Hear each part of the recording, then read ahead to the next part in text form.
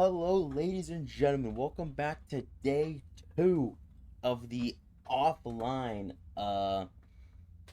community tournament. Obviously, this is the non-streamed version, but off rip, we got a great match day one, which will be uploaded hopefully today. My internet's not great, which is of course why it's recorded. But we are going straight into this game. We have kind of the 3 seed versus the 6 seed here. We obviously have UIMO versus the Baja Blasters. We're going to take a quick look at the tournament schedule, as we're obviously in the day two. We're in the bracket stage, so we see off where we're gonna have the UIMO versus the Baja Blasters, the 3 versus the 6 seed. And then obviously later on, I believe we may be able to catch the Oni Team No Need No Tank game as well. Then we will obviously watch one of the winners semifinals game, and then we'll go around there. So I think we'll have a good set of games, and looks like off rip we're going back to Lijiang Tower. I do not believe there's been another control point apart from Lijiang Tower. I believe we've only seen Lijiang Tower on stream, so I'm excited to see how it's developed. Obviously, Yowaimo yesterday was known for their Doom look, their Diva look all day long. Well, and at Baja Blasters, they had kind of a rush look, but it wasn't really super great. But obviously, we're getting the production R. We're just going to jump straight into it, I suppose. I'm excited. I hope y'all are excited. Day two of the tournament. I know it's a little bit scuffed because it's a recording, First time uploading the recording didn't go to plan. I got an encoding error. But, hopefully everything goes according to plan today as we get into game. Obviously, off rip, we're gonna be in control center, obviously known for its White Room. We saw so many battles in the previous day take place in White Room, fighting for this space and control. But we also saw many fights in kind of these open lobby areas, kind of near this little Mars rover we got over here. So I'm really excited to see what team comps we're gonna see. This is normally a rush-oriented map, so we're gonna count it down right here. We're gonna see Baja Blasters have a Ramatra look. I feel like this is kind of expected. But on the other hand side, we're going to still see Zero on the Doom. Probably the best Doom look we've had on stream so far. I know there's a certain Doom OTP that we may get to see later on. But I like the addition of a Venture. I feel like the Venture was really effective for teams like Norse Code. So I'm really interested to see how well this pick plays out for Team Yowaimo as we're going to kick it off. The first round of day two, the first map of day two starts right now. The play-in. If you win, you're in. If you lose, you're out. As we're going to see a little bit of fights go towards the White Room. Zero starting off with a nice little seismic slam there. Swag Messiah is looking to get active very early on, but can't really find too much. What a great nade there. Zero putting in the work. Him and his Venture going crazy. I imagine he's getting a nice little punch there. I imagine the Venture is going to dive in here right here. Onto the kid. The Brig overextended, caught out, and utterly demolished the Doom and Venture combo. A very deadly one. We saw it, I feel like, many times yesterday be very effective. Obviously, we have some interesting swaps there by Baja Blasters. Obviously, we have a Reaper and Kaz. I think that's pretty good. As we're going to see the Venture get a little bit interesting, a little bit of a cheeky spot. Zero went for a little aggressive of a play. Went for the sleeping body. He barely lives. What a thing, we're gonna have to go look at this joint to hopefully tear that man up, but it does not seem like Swag Messiah is going to give him a second to break. He's looking to push the advantage, but immediately the Doom Venture combo runs their way in, but a great lamp is going to keep him alive. NDK is on the run. NDK will barely survive. No, he will not. He will barely fall. Swag Messiah is looking to walk his way in, but a great punch once again by Zero. He's gonna ult his way into the back line by himself. 1v4, a great anti from Zadoink. Finds two. Another punch onto Eric. He gets dropped so weak. Eric will find one. Just cleans him up though. Weak numbers though. Weak HP bars. Swag and Eric, can they get it done? But I see a Venture digging through the floor. It will pick up the final 2 kills. What a chaotic kind of, I would say, proper first fight of this game. Zero's been so impactful on this Doom Fist. Clearly hit the Doom Part 4, maybe potentially the Doom Sumo. As we're going to see Swag Messiah lock the Roadhog. You love to see it. You love to see it. It's going to be an interesting adjustment. Obviously, the Doom has to play a little bit more careful. But with this Nano, maybe not. He's looking to get in there. Put in the work. A nice Nano. Misses the punch there. But a nice, really opening engagement, I would say, by Zero, but will get caught off by the Roadhog. Nice little hook there by Swag Messiah. Swag Messiah's going to work his way in, kind of hoping they're going to find some ground, find a way back into this game. But MVK with this tectonic shock, I wonder, he's going to pop it, but he's so weak, he will go down super early. Potato Man and Glass are looking to use their support. It's a nice little window there, but once again, the Doom. Zero goes crazy, but a really great rally there by the kid, able to, you know, kind of secure that little point there, but it's so close. Obviously, we have the roly-poly in the floor, getting a little creative there, and Swag once again will get slapped, will get antied up. Will he live? Obviously, no Kiriko on his team to Suzu that. MVK will go down, but Zero will immediately trade it. Zero onto the backline with a beat and engage. Potato Man's with the ultimate there, not really able to get too much done. Zero just utterly on a killing spree. Zero's, I mean, honestly showing what, you know, what this Doomfist can do in a tournament like this. I mean, the Roadhog wasn't able to really shut him down. Zero, when he gets a nano, when he gets a beat, he's just kind of allowed to just run wild, run it pretty much anywhere he wanted to. Honestly, really impressive from Team Yowaimo in that first round there. I believe I took a nice little replay for us to look at. I lied. No, I just straight up lied. I don't have a replay. Hey, you know what? Sometimes you have a replay, sometimes you don't. Sometimes you don't. Hey, but it is what it is. We're going into the next little thing here. We're going to see Swag potentially see a little hamster gaming. Obviously, our 2 seed of this tournament in the... Oh, never mind. Say, obviously, the 2 seed of this tournament is a ball team. So we'll see what happens. But we're going to see a little Winston Genjiana look. I like the looks of that. But once again, Team Yowaimo will just keep to their guns, keep to their team comp, and keep it the same. I like that strategy as we're going to kick off the second round of Lijiang Tower. Both teams with well, I mean, at least one team with different team comps, and NVK has decided to be a little cringe, some would say, and some to the Far. But Far's been very effective in this tournament so far. Kind of a really important character. Maybe the Doom kind of go for some punches in here. I wonder how Swag will respond to this. As NVK will get an early kill onto the Baja Blasters on as we're going to see Swag get really deep here, trying to equalize, but just into a little bit, just goes a little bit too far, kind of ins. But it is what it is. I mean, once you lose your Ana, the Alari heal solo isn't really it. So kind of tragic there. But Eric and Potato Man kind of equalizes a good amount. It was up to kind of a 2v2 right here. Can Eric and his Tracer get enough done? It's a 1v1 for the point. Now it's a 3v1. When it was looking all Yowaimo, the DPS of Baja Blasters has really come up huge here. Potato Man and Eric really came up huge there. MVK with the touch, though, will drop super weak. The trader of Potato Man's looking to put some pressure on, has a pulse bomb, will place it onto the sleeping Doomfist, but immediately gets a rude awakening with that fist right there. But it seems like Baja Blasters have finally won this first fight by the hands of Potato Man and Eric with some huge heroic plays. I wonder what Swag Messiah is thinking of right now. Obviously, the captain of this team. I imagine we're going to see the kid try to build up his ult charge, try to get him a nano, but Zero's doing the exact same thing, trying to break this pylon now. Maybe go for a little flank route, finds the Ana. Nice little punch in there, but he's in deep in enemy territory without any cooldowns, but NPK will finish the kill. But obviously there's a Winston on his back line.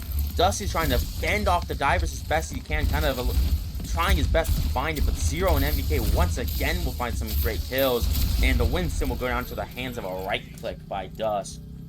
You love to see it. Great plays there by Dusk and Head of Family and Zedoink to stay alive in the dive of Eric, Swag, and Potato Man. And shout out to NVK and Zero, the longtime red team duo, who's been able to, you know, kind of lock it down and get all those, I would say, really impactful kills in that front line. And I wonder what we'll see in this fight. We have a Barrage, we have a Blade, a Primal, a Nano. Who knows? We're going to see an early Doom ult engage. Here he goes into the backline with his Zoom ultimate. Finds two off for it. Finds the Winston. No need for anything else. Zero will pick up potentially the 5-piece. Yes, he will. Fantastic play out of the once-off tank. Now turned main support player. What a great play there by Zero. But luckily for the side of Baja Blasters, they didn't commit any ultimates, so they still have a full ult bank. My eyes go to this Blade. Obviously, almost up to a Nano Blade. I feel like this is going to be the most impactful ult in the lobby. But with the kid going down again, there's going to be no ult charge there. As we're going to see NVK fly over top and respectfully solo ult the Winston bubble. A little bit tragic there.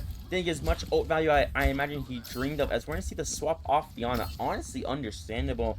Kind of just getting picked apart by NVK. I mean, NVK is a really, well-known player for his abilities. I mean, if you're in the open, he's not going to miss his shots. We're going to turn our attention to Eric here. I wonder how he'll be able to use this blade. Swag will jump in. Eric will follow. Eric with a nice little right click. We're going to see the Alari ult from over top. Fires it onto the Sports of Head of Family. One thing will burst, but he can't quite finish it. We're going to see the Primal Rage activated by Swag Messiah, trying to turn this thing. Gets onto the enemy Ana, loses himself a little bit. Tries to find the far, can't quite do it. The blade by Eric, we missed. It's only one. Swag Messiah trying to finish off the Ana. Zadoink trying to live, but can't quite. It's up to Dusk, Zero, and NVK. Dusk with this high noon. What a great post there by Potato Man. Dusk with this high noon, lying in wait. Hits a couple shots. Zero trying his best to live. Swag Messiah goes really in here. Maybe punished by Baja Blasters. Seems like they'll chill out a little bit, get the point gap, and kind of have a little bit of a calm down moment. But honestly, we're right back into it. Zero looking for an engage. A great punch once again by Zero. Looking to go in with the Doomfist ultimate. Tries to spot the Genji. Can't quite find it. And another great punch onto it. Zadoink finds himself a two-piece. Zadoink so far in this game. Great nades. Great nanos. It's all up to the kid by himself. Can he stall? He cannot. The Moya could not live. It is up to the hamster to potentially get the touch. Not many ultimates on the side of Baja Blasters, and Dust still has this high noon. A great kind of space zoning ultimate. Swag will go for the touch. Dust will hold it down. Shooting up Swag. Not really much he can do. Flash. Weak. The kid goes down. Not much we can do. Zero gets himself another nano, another barrage, and that will be it. Map 1. We'll go to the side of Yowaimo as Zero will jump off the map. What a thrilling first map. Thrilling first map, really highlighted by the abilities of this man who got to play the game. Zero, an all-time talent. Look at this. Honestly, annihilation he pulls off. This also may be the same play we have in the replays, so there's no point in showing it.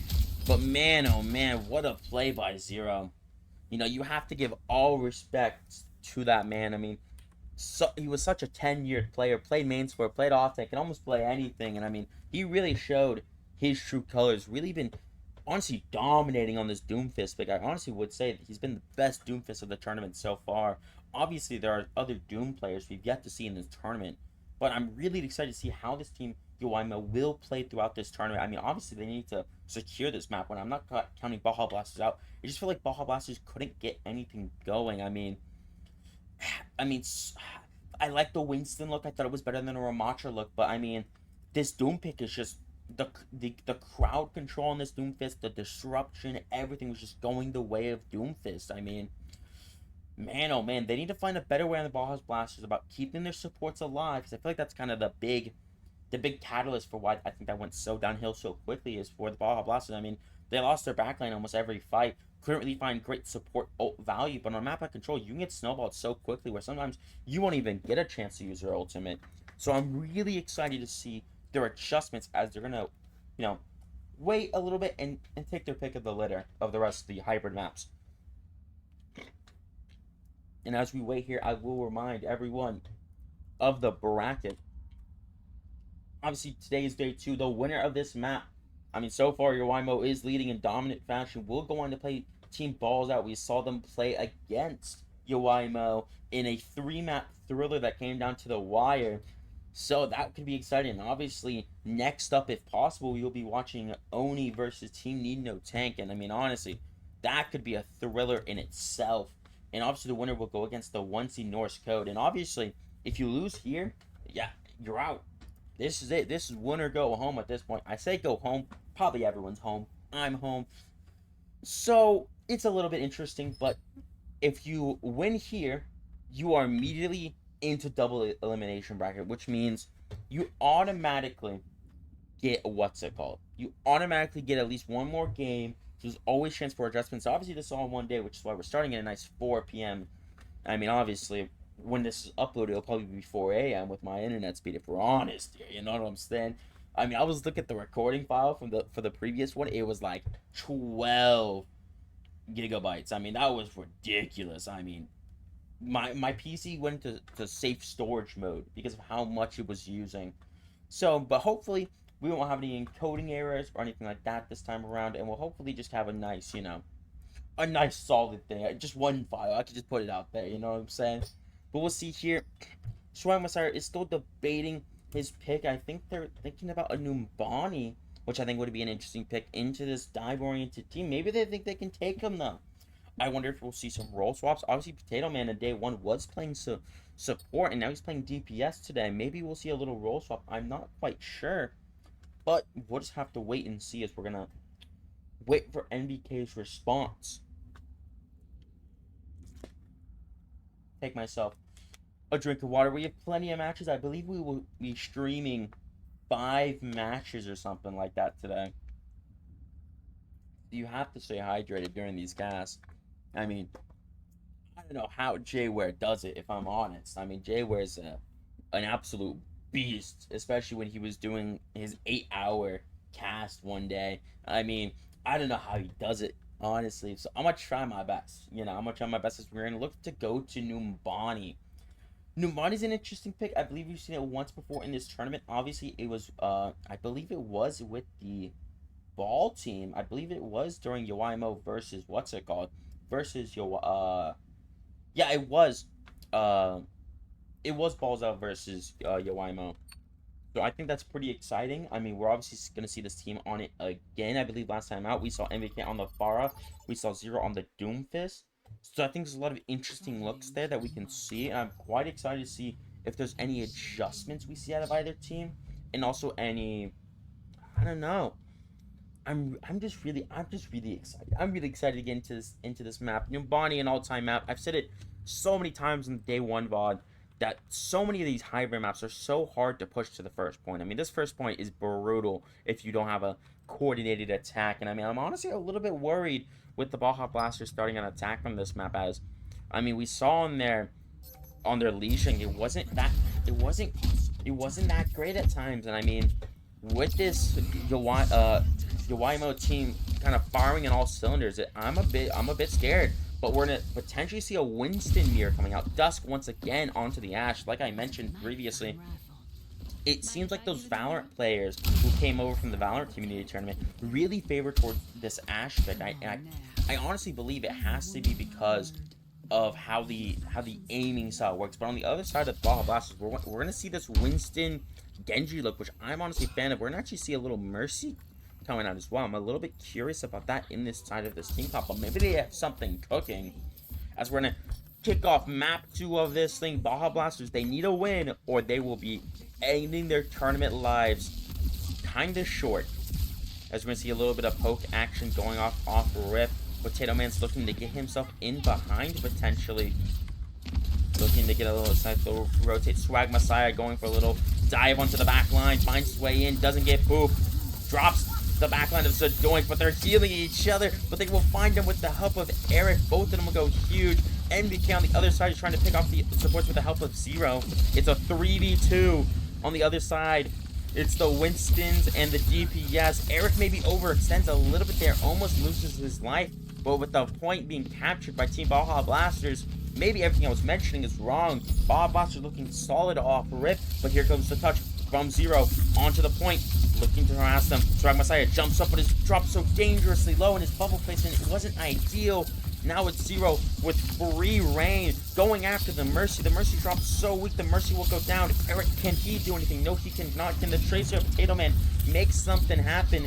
He cannot. He will run for the hills.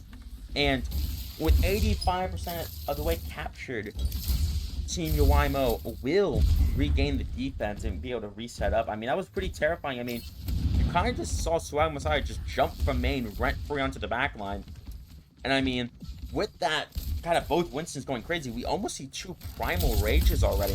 As we're going to see Zero get a little aggressive here with an early jump. May get really punished for this, and he will. Maybe it's a misclick there out of the Yoimo tank, but Swag Messiah almost to his own primal, almost dies himself. NVK tries to finish his kill, but can't quite do it. Dusk on point tries to anchor it himself, but it cannot quite do it. And with 5 members alive, the Baja Blasters in just the back line of Team Yoimo, not much will happen, and he shoots the deflect. You hate to see it. Zoink will go down. Head of Family will run for the hills. Zero, on the other hand, will find one with his primal, looking for the Mercy with the other.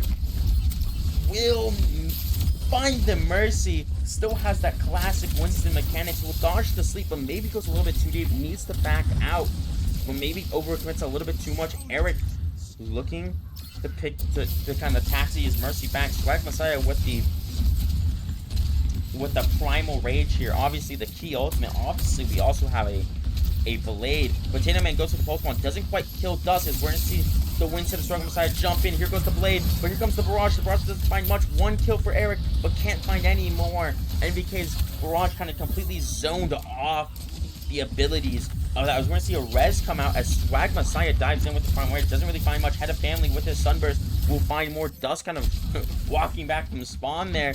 A very chaotic fight. I mean, it's so hard to follow what's happening. So many bodies are getting traded back and forth. I mean, at the end of these fights, it just becomes a 2v2 kind of chaotic fest, if I'm fully honest with you. So, I mean, that fight was just, it broke down so fast. All strategy went out the water. It just kind of came, you know what, I'm going to press Q. But I'm excited to see what's the joint who he will give this nano to. It seems like he's going to favor his Winston, and that's exactly what's going to happen. The Winston dives in, will find the enemy Ana, looks for the enemy Mercy, will jump on in for the enemy Mercy, will also find the enemy Mercy. Can he find anything more? Can he find the Trish? Can he find the enemy Winston? Potato Man with a nice trade there, but I mean, Zero once again looking like one of the best tanks in this tournament. I mean, if I'm honest, if I had to place bets on who'd be the best tank of this tournament, I would. I mean, if I knew Zero was going to be the full-time starter, I would have said Zero. But I cannot, you know, praise him too much. We're going to see a little bit of a nano potentially coming out of the kid. Maybe onto his Winston potentially. As we're going to see Swag jump in here, getting a little bit of damage, getting a little bit of space, waiting for this nano. Has the nano. A nice little jump in there by Swag onto the Alari. We're going to see what Zero can do with this Primal Rage, though. Will isolate Yana, try to get them off the map, but can't quite do it, but we'll find them in the end. Zero goes absolutely crazy there, while Eric's trying to make a hero play happen. NVK kind of getting, you know, kind of dealing with like a moth to his flame of Pharah. Zero will get that kill, and what great shots there by NVK. Always have to appreciate the Pharah aim. I mean, Pharah's aim, as someone who's played the character for over a year, it's such a difficult learning curve, if I'm honest. It's just one of those things where you just have to eventually learn how it shoots, if I'm honest. But we have a little bit of a breather here. Eric and the kid and potential Nano Blade combination. Well, obviously Dust will have this high noon. Potentially a nice zoning out for this Blade. But here we go. The Nano Winston engaged, but he gets slept. A great sleep there. But here goes the Blade. The Blade by Eric will find one. Can he find two? He will find two. Need no nano. He does it himself. Dusk will go down. NVK and Zero once again are the people left. And just Zero remains. Zero with a lot to do. And he's zoned away from point. Will be body blocked. And he will get the touch. But he doesn't quite get enough. Baja Blasters will cap Streets phase on this map.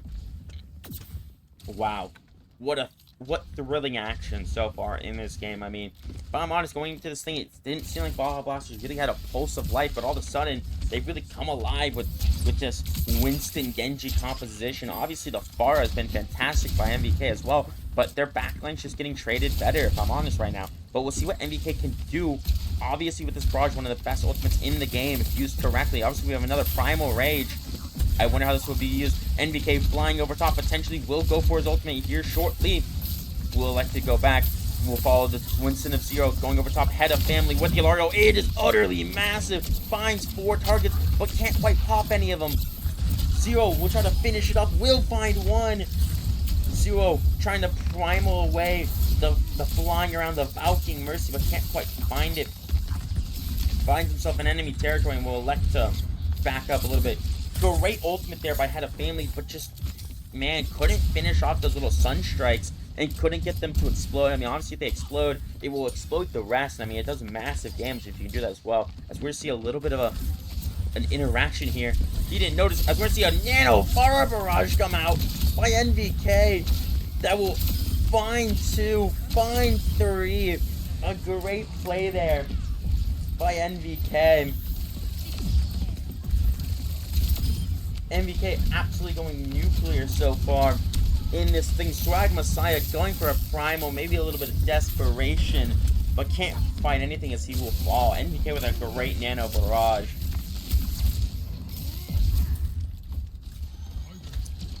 So many great plays so far. I mean, this third point chokehold is one of the worst in the game. I would love for them to put their tracer back up top and maybe rely on that a little bit more, but so far they haven't really been doing that apart from one fight, I feel. So it's on Team Baja Blasters to kind of make their way through around this corner. They're going to slowly start to get some point going as well. The Tracer will go for a flank on the right-hand side. Swag Messiah will elect to jump in deep with the help of Eric. Eric getting a damage boost almost at his blade. He does have the blade. Will he elect to pop it? He will. Dives into the backline. Finds 1. Finds 2. Can he find the 3rd? Goes after Diana. And barely can't finish the job. Zero at this exact same time elected to dive the backline. Finds 1. And honestly, Zero. I think Zero and MVK in the backside just single-handedly made sure the enemy backline just fell over. What great plays from all parties.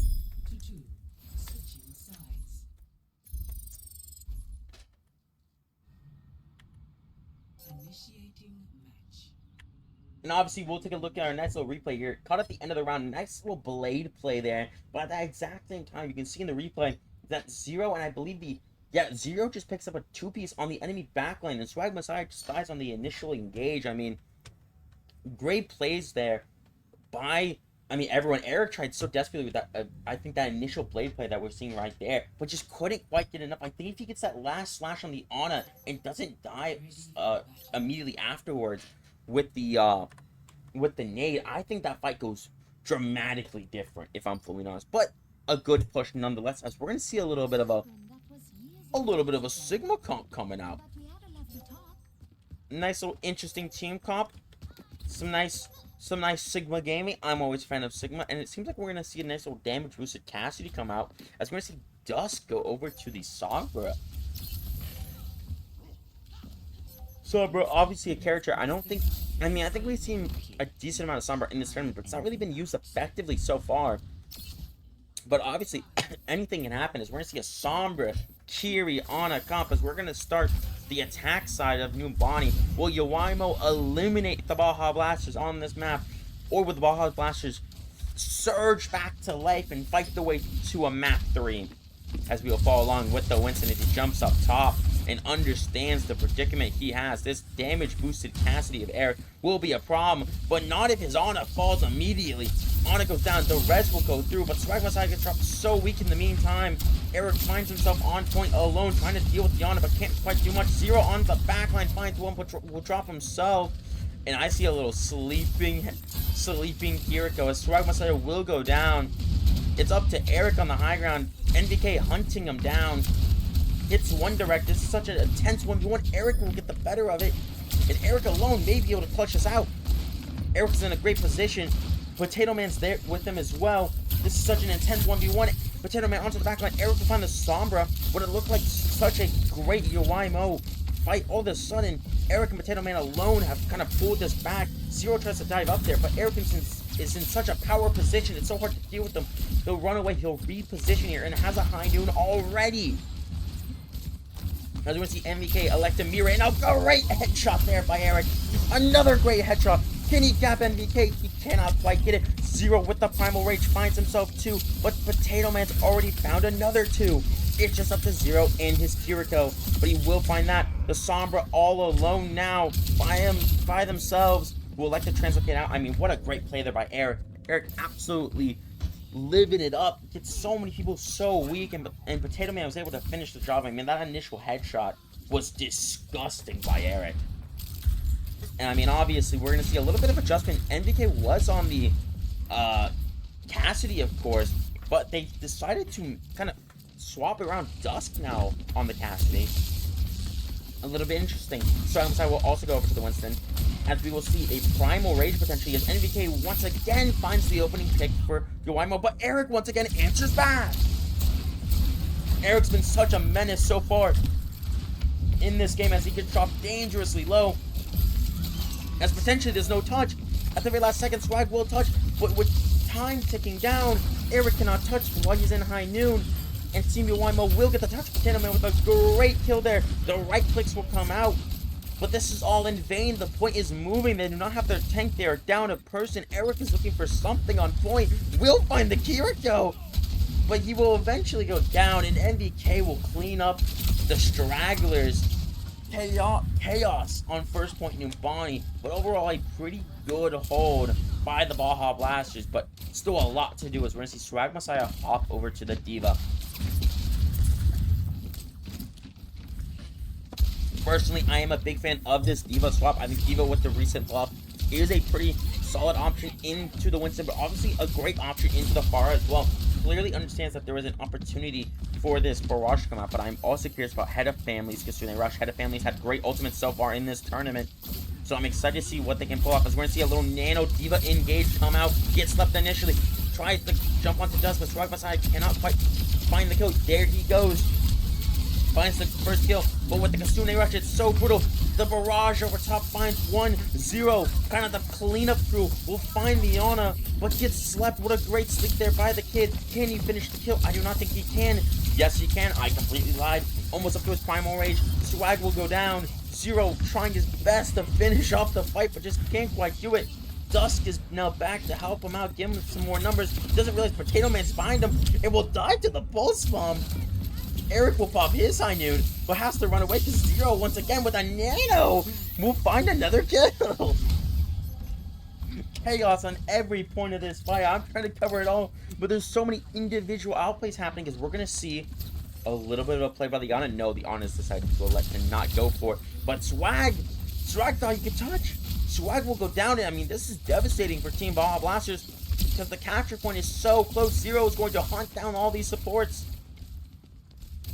I mean, Zero, ruthless to the enemy team, allowing them no space. I mean, without their D.Va, it's so hard to push. Zero and NVK will let the dive into the backline. Zero will find the first, find the second, potentially find the Tracer too. Zero on this Winston has been such a problem for the side of the Baja Blasters. Zero, single-handedly, along with NVK, is trying to end this series right here, right now, with the payload pushing. Can Eric get there? I do not think he can. And that will be it. GG. Team Yoimo will advance to the double elimination phase of the bracket with a 2-0 over the Baja Blasters. The play of the game will go to NVK on this far. I think the far pick has been really good for him throughout this tournament. Obviously, will be the Nano Barrage we saw earlier. He gets himself one with the Barrage, almost accidentally kills himself with the rocket, but at the end of the day was able to clutch up there. And I believe we also have a replay from that round. Yes, we do. We have it. I believe it is Eric's fantastic shots that he was hitting. I have to give appreciate two hit scan players. I mean, I believe he hits the first shot up top, and it was just disgusting shot by Eric. Eric really putting it all on the line there. Really tried his best in this game, but just wasn't quite enough. I mean, all credit to the players of this team of Baja Blasters, but that would be sadly where they would be bowing out of this tournament. So, hey, I think they had a great run. I think they had fun. And, I mean, honestly, Yoimo looking like a little bit of a dark horse. Obviously, it's a 3 seed. They will go up to play Team Balls Out next up, and I'm excited to see what they can do. But obviously, we have another match to go get to. We will see Team Need No Tank versus Team Oni. That's the team now. I'm excited to see. We'll quickly look over to the bracket really quickly. And we see that with that advancement of Yoimo, Yoimo will go out to play Balls Out in the next thing. But first off, we have to go see Oni versus Team Need No Tank. I'm excited to see how those two teams play. I mean, honestly, I'm excited as we're going to wait for this lobby to fill up.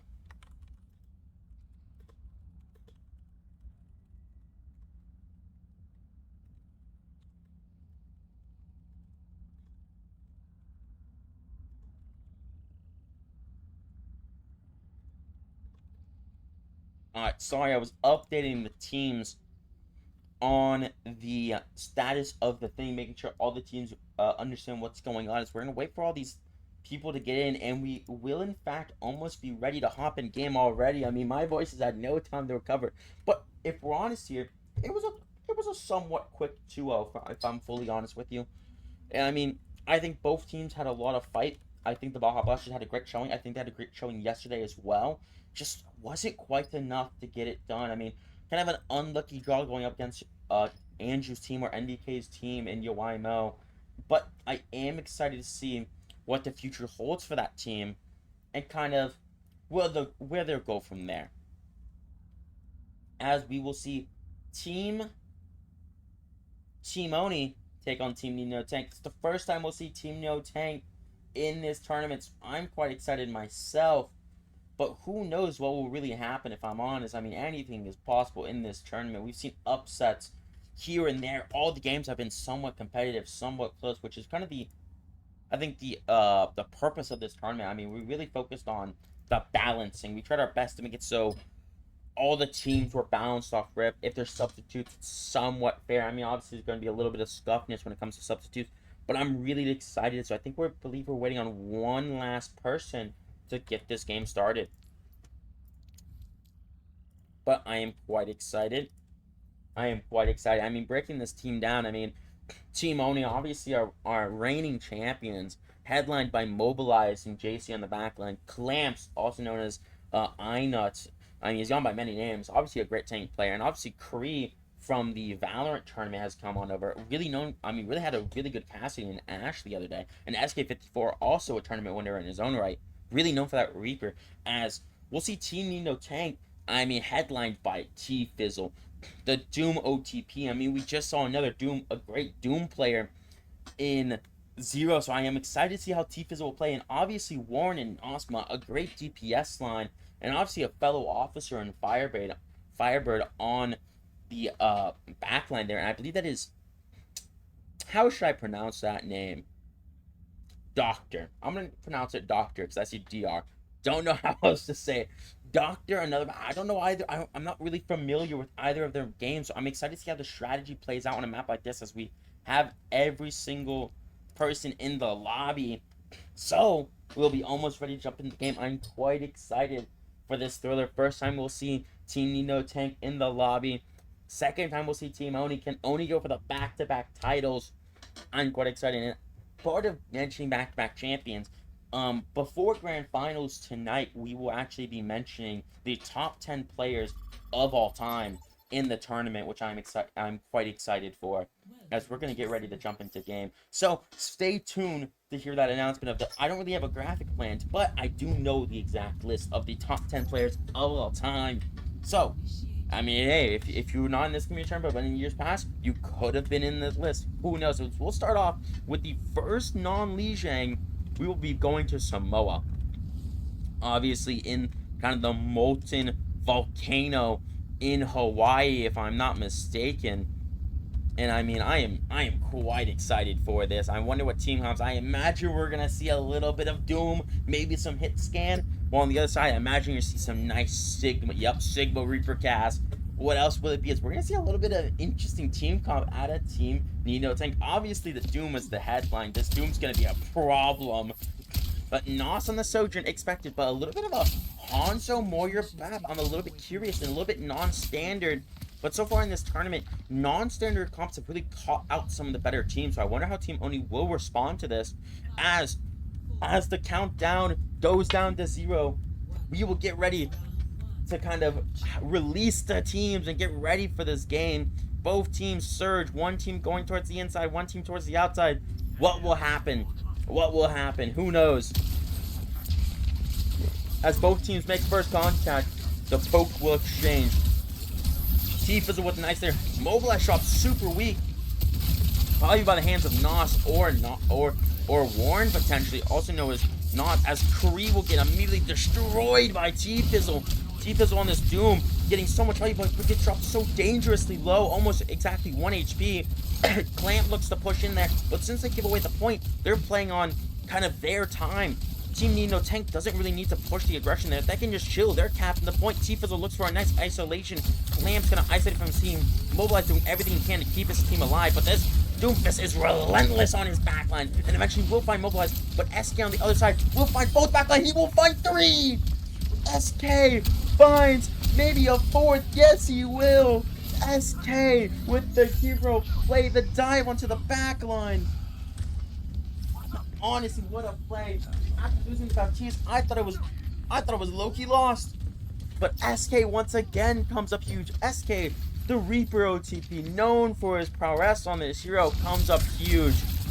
As we go to the next fight here, T-Fizzle looks to go for a nice little punch, finds Kree once again. This Doomfist is honestly mesmerizing to watch as he will isolate Clamps with relative ease. Has another punch, probably punches JC, finds him as well. What a play by T-Fizzle. So many highlight plays off rip. T-Fizzle, honestly, a living highlight reel. As we're going to see a couple ultimates come up. I mean, honestly, Team Oni almost has all their ultimates, while Team Nino Tank has 2 of theirs. I'm excited to see what they can do with this overclock and potentially this Dragon Strike, as Nos off rip will find the forehead of Eskad. Nos potentially looking to use his ultimate as T-Fizzle goes in here. Team Oni looking to play this high ground, making it a little bit awkward, but a great dragon there will force him into this corner. A great lamp will keep him alive for now, but the Gravitic Flux will find 2 as well. T-Fizzle gets caught in it, will find 2. The Blossom by SK will find another, but it's up to the last 2 remaining members of Team Oni. They'll find another one. It's all onto Nos and T-Fizzle to make this happen. T-Fizzle will jump over, but just has to escape. What a great clutch up there by Clamps and SK. Clamps and SK, especially SK so far, has kind of been the hero of Team Oni, as it seems like T-Fizzle is relentless. He's looking to go in. His team's still regrouping. But they will find him. A great window off rip by Mobilize. But a great punch there. Once again, isolates him. Kind of has the Doom and Moira caught up there. They're going to engage in on the Doomfist. It's a very scary sight to fight a Doomfist in a small room. And the Doomfist will just tear them to shreds. But finally, Kree will finish it off. Nos looking to surge forward with his overclock potential. He was warned when getting that kill. It's up to the, the Baptiste and the Sigma of Team Oni to hold down court, but without their tank, it's so hard for Team Nino Tank to push forward. But Clamps get dropped so weak. Mobilize is having to play so careful, avoiding the headshots. But the Doomfist will punch him off the map. That's always the threat with playing the ledges, is the Doomfist can just go crazy. The beat's committed by JC a little bit late. And I mean, T-Fizzle feeling himself today. This team coming in as the 5 seed did not have a good showing day 1, but today they have came to play. They have came here to make a statement potentially, as we're going to see a little bit of a Sojourn ultimate and maybe another Flux. I'm excited to see how this Flux plays out. Kind of the premier, we'll kind of go through. Warren gets dropped super weak off rip, but once again a Sojourn will come out here. The overclock goes kind of crazy. We'll find the first. T-Fizzle will find another. The high noon finds one. T-Fizzle finds another, but Kree's going absolutely crazy. T-Fizzle onto the Sigma, gets rocked, but will live. It's up to Kree. Kree has so much to do, and it's not going to be enough. He gets a touch, but that's all he can do. 99-75, and a thriller of a first round will go the way of Team Nino Tank. Back and forth action the entire time. Man, oh man, if I'm thinking back, that first fight where Team Oni just allowed them to cap the point for practically free was really, if I'm honest, the problem. I mean, I think, if I'm not mistaken, Team Nino Tank almost needed, I think they got almost like 15% just in that neutral fight alone before eventually winning the fight. That percentage alone, I think, completely lost Oni that round. Oni obviously going to play from a little bit behind here, so I'm quite excited to see what they can get done. Obviously onto an Ana Winston comp now. Mobilize known as a sleepy devout, so we'll see what happens here as both teams will roll out on the second round of Samoa. Obviously the attention must go back to T-Fizzle. T-Fizzle had such a great first round, immediately hounds down the Winston of Clamps and literally trying to isolate this man, but gets dropped weak. A great nade drops down to 20 HP, but will barely live. Nos and Oka will try to deal the damage, but they can't quite live. So weak. Clamps is looking to isolate his team, but gets dropped to 53 HP. Both these tanks are getting so weak. T-Fizzle jumps on in, can't find much there. Kree with the first kill.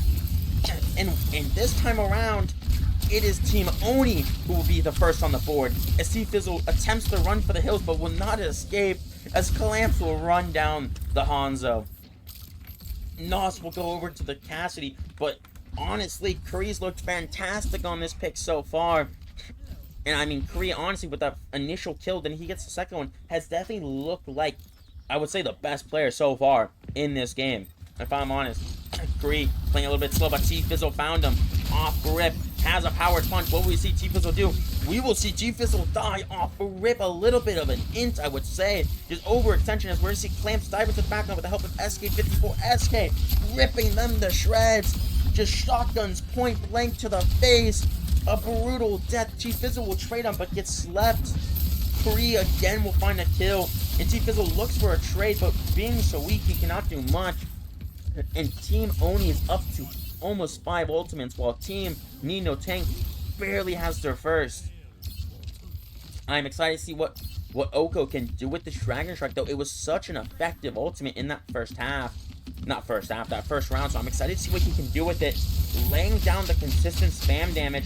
T-Fizzle maybe looking for an isolation to set up this Dragon Strike. I expect to see it soon. Yep, there it is, the Dragon Strike. But it's a little bit wide, as the Winston will dive in there. And SK with a massive Blossom. And SK goes absolutely nuclear on the other side with the help of Clamps with the Nano. It's all up to T-Fizzle. By him lonesome. Cannot quite do enough there. Will run for the hills. Oko will go over to the Tracer for the touch, but they are chasing this Doom to the death. T-Fizzle will barely survive. The Tracer tries to finish off the Lucio, but cannot quite find it. Clamps trying to zone, potentially with Primal. T-Fizzle will go into his Doom ulti. Can he find anything? Dodges the sleep at first, but cannot quite find much. The Tracer will go in for the Ana. Mobile trying his best to kind of dodge and weave, but we'll turn the Clamps here, who found the backline with his Primal. Will he pop it? I'm sure he will. Kree finds the first. The High Noon will get popped. Finds another one. And Team Oni will bounce back with 100-0. What a round there. What a round. I mean, it's a disservice to not quickly take a look at this replay, where we're going to see just like start off with a Dragon Strike after a little bit of Hanzo spam, but then all of a sudden the Dragon Strike just goes a little bit wide. But then all of a sudden, the Nano Winston Reaper engage. Look at the Blossom by SK. It just goes absolutely massive. It's what you love to see, if I'm fully honest. And I mean, I wonder if we'll see that happen again, as Warren will go over to the Bastion. I'm all for it. Him in his Robin Noodle form. No Bumblebee, sadly, yet in this tournament. But I'm excited to see Team Need No Tank is obviously making adjustments, as we're going to go to the decisive final map of Samoa. Winner of this will take a 1-map advantage and go to series point. I'm excited to see. Team Oni will start off on Bridge side. Both teams kind of looking at each other. Clamps with an early dive in will meet the kind of the fist of the Doom Fist, of course. While Clamps drop super low, this Bastion is going to be such a problem for us. We're going to see a nice little deep nade play there, but not quite find too much. But Clamps himself will get that back. He's so weak, but can't quite finish it off. They'll let it back up, and I think we're going to see the Bastion potentially. Yes, we will. We will see him roll into action, as Nos will find the first. Not really find much. Will follow Nos as he finds himself onto the Lucio. Clamps will find a trade kill. But with T-Fizzle looking at, they're up by 1. T-Fizzle will go down. It's even now. Will follow Nos. Hits one shot onto the Ana. Gets the Ana practically dead by himself. Finds the Reaper next. Reaper has to use form. It's up to Nos really and the Moira, but they're so weak on the other side. He finds the first. Nos going crazy, but Kree with a great shot out of nowhere and hits another headshot. The point will go the way of Team No Tank, but Kree has come up huge for his team. What a comeback. Kree out of spawn just goes absolutely crazy. SK will dive into the spawn to get a little bit more time, as we will have a little bit of a break, a little bit of a calm down, a little bit of a regroup. T-Fizzle diving in on the far side, looking for a little punching, can't find much. While at the exact same time, Clamps and SK going crazy in the backline. Maybe we'll see a Blossom here out of SK soon. Been so effective so far with these Blossoms. We're going to see T-Fizzle dive onto the backline, but can't find too much there. as SK will go for a TP into the backline, but he gets canceled. What a great play there by T-Fizzle, but the Nano Winston on the other side of this wall, going crazy onto the backline. Can he find anyone? He can find the back, can he find the Bastion? With the Primal Rage, I think he can. Warren dropped so weak, Warren will go down. It's a tank off, and Clamps with a 3-piece combo will get himself a team fight win. A great Nano Engage, a great Primal, able to do a great bubble dance to keep himself alive. Clamps playing in top form, it seems, today. Up to 50% Oni is. I'm excited to see what they can pull off here. Clamps setting up, zoning a little bit Kree with his ultimate. T-Fizzle goes in with his Doomfist ultimate, looks for the enemy Ana, finds him, the sleep misses, and Warren with a 3-piece! The Bastion goes crazy! The Bastion on the far side, while the Doomfist was disrupting the side of Oni, just is run-free, absolutely obliterating the side of Oni.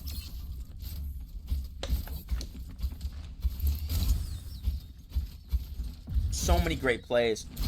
The scenes are insane. So much to follow. It's so hard to track everything at once.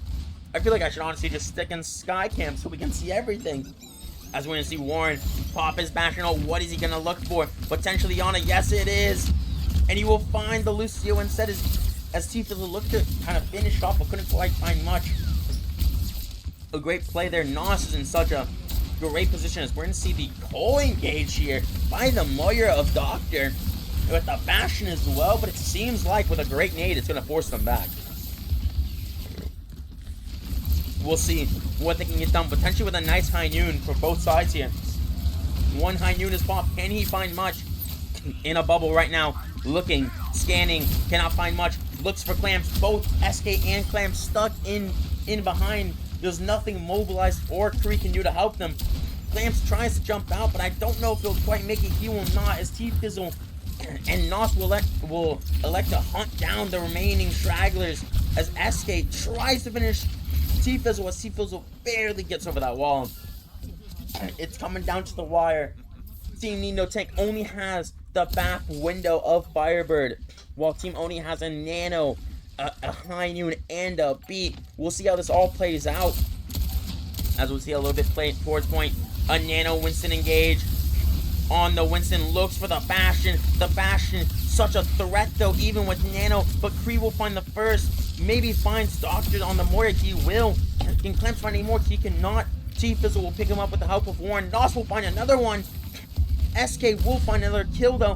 What's up to SK and immobilized? It's T-Fizzle. It's T-Fizzle in a 1v2. Can he win the 1v2 with a sleep? A teabag! Insane scenes. T-Fizzle stuck behind enemy lines. Doesn't get the ultimate. Great scenes there, and going into what will easily be the final fight of the game. We see ultimates on both sides.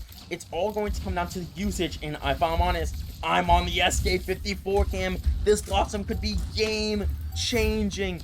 Looking for a flank, finds the Bastion. They do not know the flank. They do not know.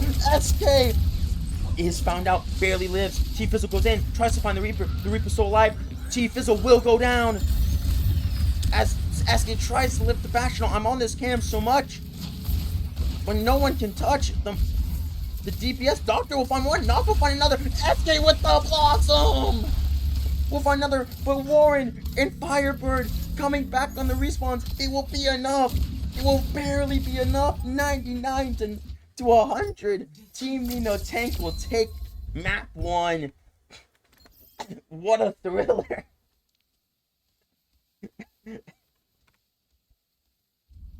As Mobilized a little bit upset, Nosmok goes a little bit crazy. Great scenes. Colossa fair. I just feel like you needed to see that Blossom sooner by SK. I would have loved for him to just rip it, maybe with the help of his Winston. But just a little too late, I feel. I mean, I believe we have a little bit of a replay we can quickly look at in that final round. It starts off with the Doomfist play. Looking for it, but this is going to all go to Clamps with the Nano Engage. Finds the Baptiste and will primal the Bastion away. We'll find the Bastion kill, and then eventually we'll find T-Fizzle. I thought right there that was going to be the turning point for this team, but they just couldn't quite secure it. They had so many ults at the end of it and just couldn't quite finish the job. I feel like Team Oni was in So much control, but just couldn't get it done. If I'm honest, Team Need No Tank played a fantastic game, though. I mean, I think T Fizzle and Warren really popped off there, but it was really the T Fizzle show. Nos had some good showings, but man, it was back and forth, back and forth. I mean, I'm excited to see what the rest of the series has for us. We're going to go to hybrid, and I'm excited to see what Mobilize, the team captain of Oni, will go towards. As I will start on the second water bottle of many of this very long day.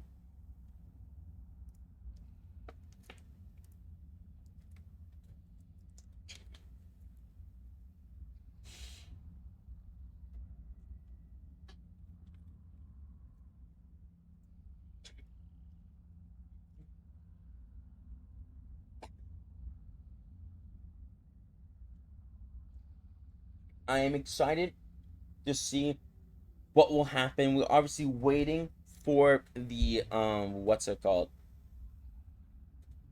We will be waiting and seeing the what's it called? The map selection here, as we will see the banning of King's Row.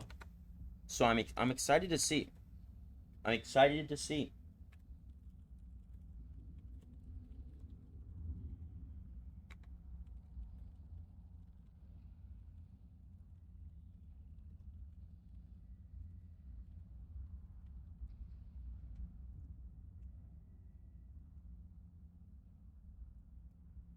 I'm excited to see what Mobilize will go towards. I mean, if you're Team Oni, I don't know what you go for. You have to find a non-Doom map. Maybe go something like.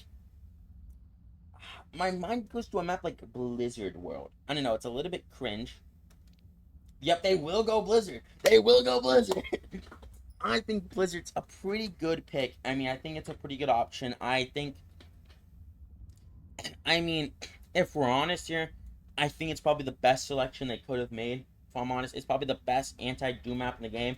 I I generally think they didn't play bad around the Doomfist. It was just they kept losing those ultimate dumb fights. They kept over-ulting in fights that weren't winnable and led to their ult economy going down the drain on so many different maps. I mean, hey, we'll see what their adjustments are. They said they are not ready just yet, as we're going to see the R's in chat. It seems like we'll be able to hop into map 2. Obviously, everything is on the line. Team, oh, this is Samoa. Samoa round 2.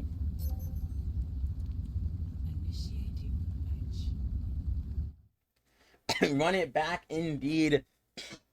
The new Blizzard World rework goes crazy.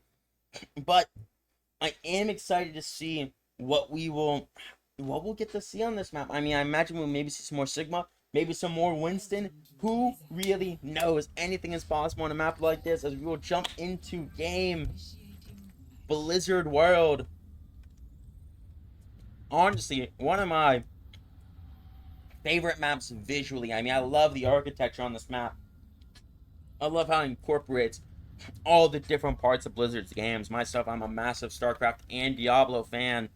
So, I'm excited to see what team comps we're going to see. I imagine we're going to see a little bit of the same out of Team Need No Tank, but I'm excited to see what Team Oni comes out with.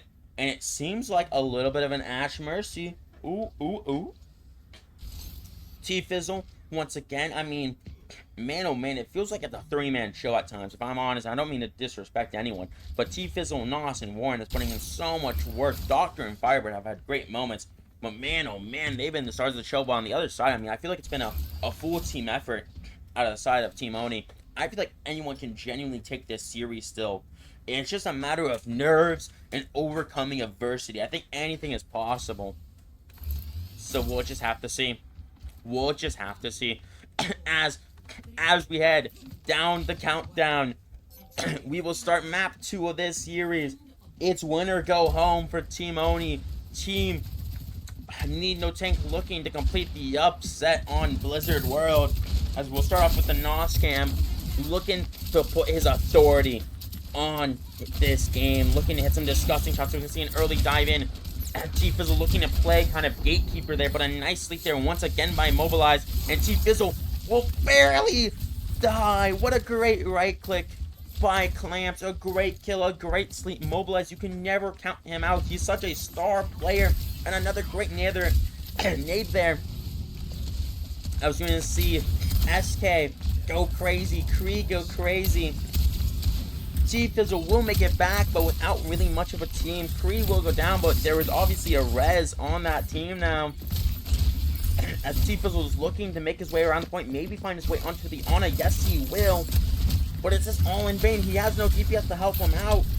And he will be bubbled off. He is stuck.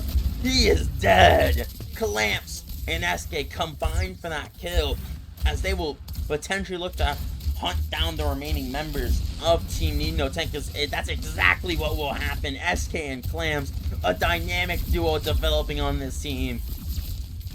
Man, oh man.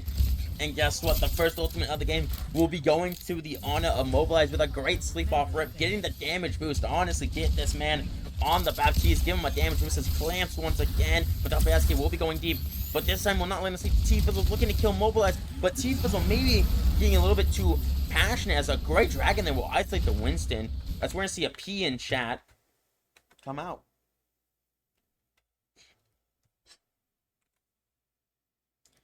As we are going to see a nice little, we're going to see an unfortunate game crash there at SK54, but so far, a great series. That is quite unfortunate, because that means the ult charge will reset, but so far in this map, I mean, T-Fizzle has just been going way too crazy for Mobilize. He kind of needs to a little bit chill out a little bit, I feel. I mean, he's been going so hard for T-Fizzle, but Mobilize every single time has been able to live. I mean, Honest is best hero for a reason. Nos and Warren so far has not been able to really match this Kree's Ash and SK's Reaper. So I'm really excited to see how they kind of come back to life here and kind of see what happens here, especially with SK now. Essentially, this fight becomes a 3v4. So I'm excited to see. I'm excited to see how this Nano gets used. If I'm honest, I may be a crazy opinion here. I am a little bit of the opinion where this Nano, instead of going towards your Winston because he already almost has Primal, why not shoot it towards the Reaper? You know, the Reaper just came off, no ult charge, helps him build ult charge, and he can just rip people like a Sojourn, a Hanzo, a Bap, a Kiri to shreds. And with Fade, I don't know, maybe it's a little controversial because it's always a Nano Winston type gameplay, but we'll just have to see. We'll just have to see. Obviously, I hope it's a quick tech pause. Always what you have to hope for. And hopefully he'll get in game quite soon.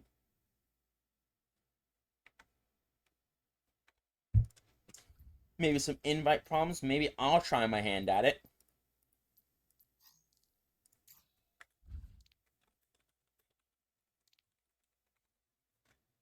I hit him up with the invite.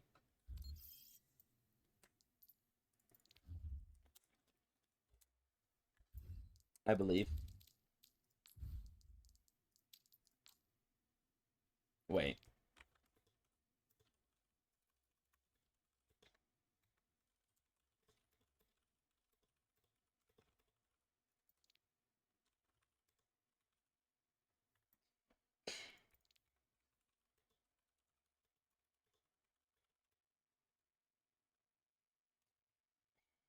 Yeah, it's because I believe Warren has the lobby on friends only. So we'll wait. Hopefully the tech pause gets resumed shortly. I believe SK is going for another little restart. Yeah.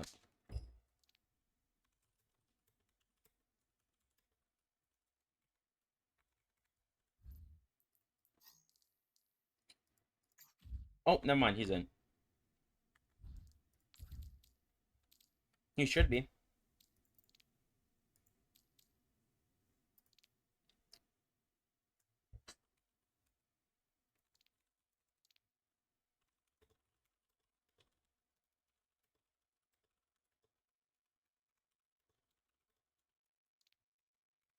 Yeah, it's a classic Overwatch moment where you invite him a little bit too quickly, so it doesn't work.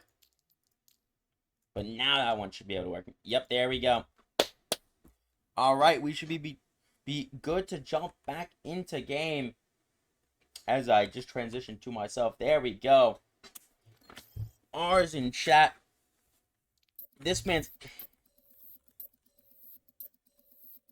As we're hopping in, as I need to do a little bit of this action as we're back into it. A little bit of an awkward situation, but I think it is resolved. Warren going for a little over top little shots there, but not able to quite find too much. As we're going to see Kree getting really aggressive on this Ashe pick. I mean, I love to see it, if I'm honest. The Doomfist jumps in, almost finds the Mercy by himself. But we'll see. I am so excited to see where this Nano will go towards. I imagine it's going to be on the Winston. Slightly misses sleep. Yep, there it is. The Nano Winston gets one, goes after the Sojourn. Next, the Sojourn will elect to slide in, I believe. Diving onto the backline with the help of T Fizzle, and they will pick up 3. SK, on the other hand, gets another one. It's up to SK and Clamps in a 2v2. It's up to Clamps by himself. Will he commit the Primal Rage? He will. I like the decision here. We'll go after the DPS first. Should be easy pickings for the Winston, as he'll go after the Doomfist next. Doomfist will elect to ult, and he will ult in. What a madman. Tries to isolate the Ana, but like I mentioned during the Protect pause, he's just way too aggressive for the Ana and almost loses his life again. As Warren, not Warren, Clamps almost finds that kill right there. I mean, this is pure chaos. SK with the TP up top, looking to get some damage now. Nos with his ultimate. Maybe we'll see him popping on the next opportunity. We'll see what has to happen. Plant, both tanks kind of brawling it out up top. Oh, great headshot there. As the ultimate will be popped for Nos. Can't quite find much. Finds the first. Almost finds the second. JC will go for the res. I wouldn't recommend that one. Unfortunate. Brutal scenes. Nos at first wasn't hitting his shots, but then when Mobilize went down, it just fell into chaos. With 2 minutes and 50 seconds left, I think Oni has enough time to get a lot of things done, maybe any adjustments, but with a Bob in play, I mean, Bob in this tournament so far has been pivotal to certain team success. But both tanks, once again, a little bit of a brawling it out, as Warren picks up a 3-piece with a pulse bomb. Insane pulse bomb. We'll hopefully have that be play of the game so we can see that, because I obviously missed it. But what a pulse bomb by Warren. Holy. Wow. Warren, insane plays. Single-handedly burns almost 30 seconds off the clock as he goes for a one-clip on Mobilize, but just can't quite make it. Clamps, on the other hand, will dive in with maybe the help of SK. SK will go for the TP into the backline. I've seen this one before. Has the ultimate and will elect to not let it rip. Finds the first one. Turns his attention to T Fizzle. T Fizzle will elect to block and try to make his way out of there. Being down both supports as the DP that chased the Doomfist. As the Doomfist will go down. Team Need No Tank loses both their supports off rip, and that just became a brutal situation as we're going to see Clamps are on the enemy backline. Looking to get a ton of value as there will be a touch. Firebird gets utterly one-tapped them. Kree uncontested. If I've learned one thing in these tournaments, you do not want to leave a Valorant player uncontested on a high ground. My oh my. My oh my. Great scenes so far in this map. I mean, so much has happened. They're gonna find Firebird on the late spawn. A great stagger kill.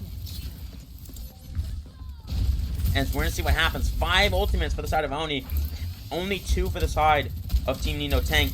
SK up top fighting the Doomfist. Warren goes for a one-clip. Dies. Doctor TP's in and accepts his fate. As we can see Team Need No Tank a little bit of a struggle to kind of regroup here and kind of get back to their prime form. T Fizzle hiding in the shadows, looking for a great punch engage, but will not find much. The Bob goes crazy. The Blossom by SK in the back line goes even larger. SK with a great play.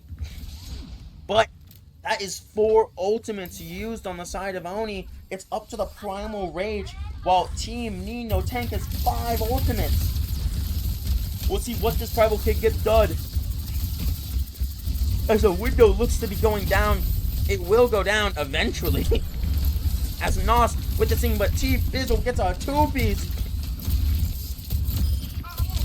And with the help of the Kitsune Rush, Team Need No Tank is able to surge back into it.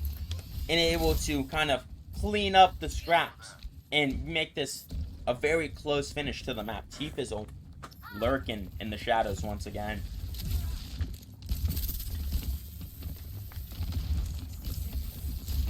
T-Fizzle lying in wait with powered punch, finds his target, immobilized. Immobilized tries to live. He will live. T-Fizzle, no punch, no cooldown, tries to live. Maybe gets out, but Dr. Nos will fall. T-Fizzle on his way to the grave. Clamps looks to finish off Firebird, and with 30 seconds left, Nos on the touch by himself with an ulti, misses the slide, but Warren gets utterly dominated. And with 29 seconds, Team Oni will complete the cap. They will guarantee themselves, no matter what, an overtime if Team No Tank caps. Great scenes. Great scenes. And I mean, I think... Hello, ladies and gentlemen. We are back at it. Sorry, a little bit of a technical issue on my end, but we've only missed 1 minute of content. And if I'm honest, T-Fizzle just died on a cooldown. If I'm honest, T-Fizzle went in, died. That's all you missed. But we're straight back into it. A little bit of a glitch on my end, but that's no big deal. T-Fizzle looking for a punch, but Kree and Clamps. Kree with a 3-piece. Clamps with 2. Insane scenes by Kree. Kree's playing out of his mind, I feel, so far in this tournament. Kree been a stand-up player. This is probably one of the best Valorant players in this tournament. And I mean, I feel like he's given some good reps for a game like Valorant, showing that, you know, even in a game like this, he can make it work. Nos over to the Cassidy, maybe to try to match it. But man, oh man, we're seeing a nice little coach gun, knocks them off the high grounds. But the Nano Winston onto the back line, tries to find the Moira, and he will find the Moira. Cannot find anything else, sadly, but not a bad engage there by Clamps. T-Fizzle goes in, looking for something, but T-Fizzle drops so low. The Mercy's keeping him up of Firebird. And a great punch there by T-Fizzle once again. You can never count this man out. Cancels the res.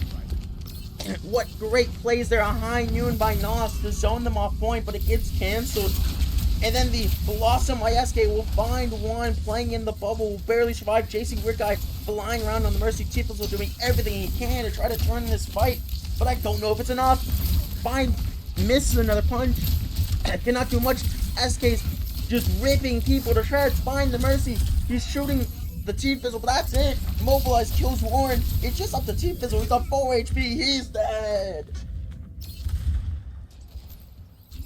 Man, oh man. So much. Nos making adjustments. Like, the entirety of Team No Tank, it feels like it's reeling after that loss, making adjustments all across the board. No ultimates really available.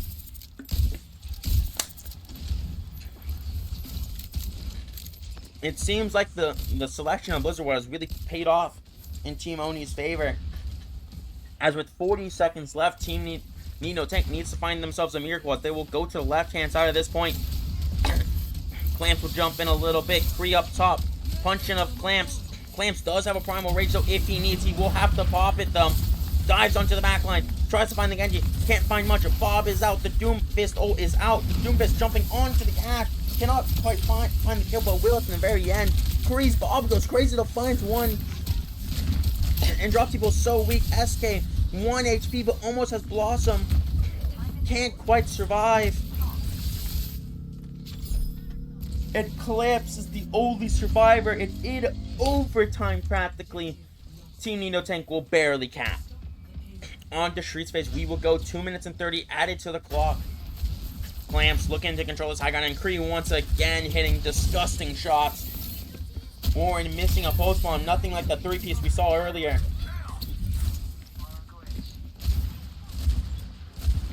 Man, oh man, is this getting exciting. Mobilize picks himself up a kill.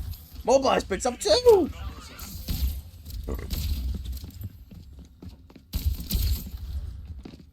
Mobilize almost feeling himself at this point. Feeling really good, kind of living up to that. Maybe signs of Shu. I mentioned Shu the other day when it comes to Big Bear More, but maybe it's really mobilized who has the shines of shoes. We're gonna see Clamps go in, but he does not have the angle to nano him, but jumps up for the nano. What a play! And T-Fizzle will run for the hills and will not survive. Team Oni's looking impeccable right now on this map.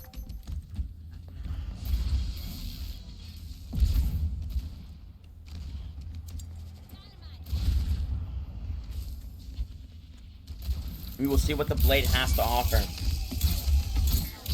Okay, this Winston's going crazy. This Winston has Primal. But what will this Genji do? We know obviously there is a Blade. There it is. The Blade engaged with the Doomfist engaged. We'll find one. We'll find two. We'll find three. We'll find four. Nos and T-Fizzle together find four, potentially a fifth. But here is the bad news. With 39 seconds left, that's their only ult.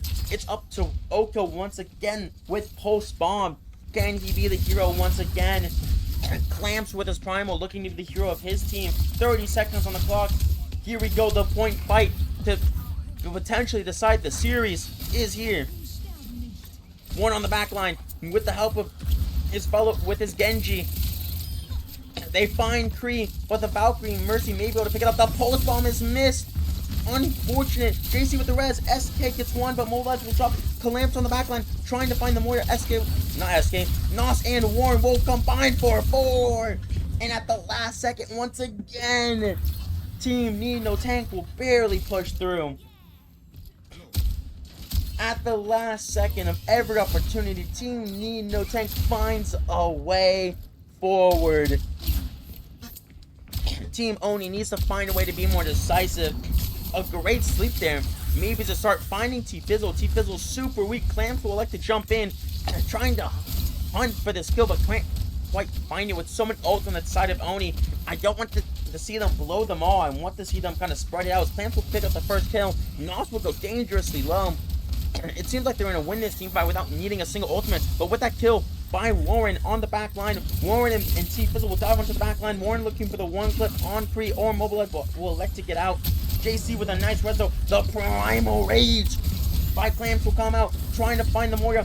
A nice Primal there. Will find the first one. T-Fizzle on the other side of the map though. Goes in with his ultimate. Finds one. A great punch by T-Fizzle. Will find two. T-Fizzle with a third. T-Fizzle going nuclear in this game. You can never count out his mechanical ability. T-Fizzle's such a great talent. But without Dumo, he has to play a little bit safe. It's up to SK's Blossom. Maybe a Nano Blossom. Another great Pulse Bomb though. With 73 meters left, the Nano engage, but potentially the game-sealing Blossom. The Blossom's out. OT has started. Nos with the Blade. What can he find? He finds no one, and it's in vain. They see 9. Oni wins. It's 1-1. Insane scenes.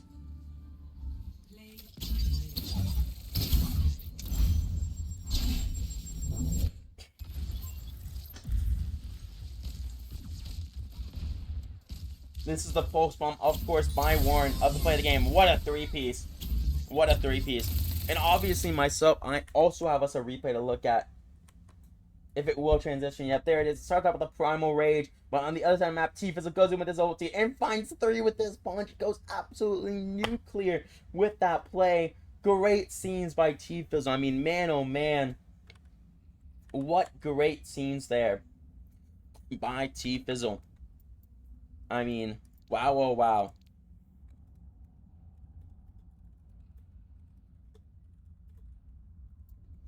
Man, oh man. What a great series so far. Is I myself need a bio break, so I will be right back. But when I get back, we will jump into map 3 of this series. So don't go anywhere. Well, I mean, technically speaking, you skip ahead, but we'll see.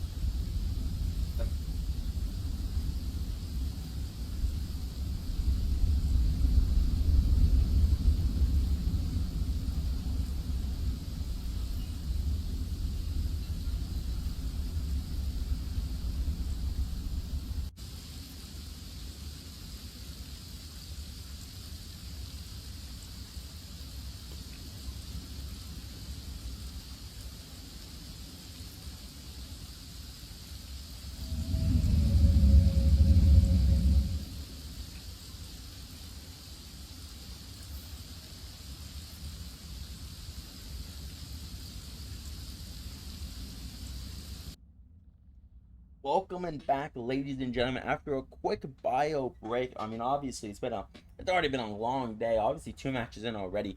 My voice fried, but we keep the show going on to map 3. It will be Colosseo. What a thriller so far, I will have to say. I mean, honestly, back and forth action constantly. And I mean, I personally am quite excited to see the outcome of this game. I mean, I feel like Blizzard World ended up being a bit closer than I think the story really says, because of how close Nino Tank was to losing so many different moments in that map. But I mean, they looked fantastic on a map like Samoa, while Team Oni didn't really come off to the best start. But then on Blizzard World, they looked really excellent around their Winston, Ashe, Mercy, Ana composition. So I'm excited to see what adjustments they will have as we will be jumping into game 3, map 3, game 2. Win or go home are the stakes. Man, oh man. What will we see? What will we see? Who knows? Who knows? Anything is possible in a map 3.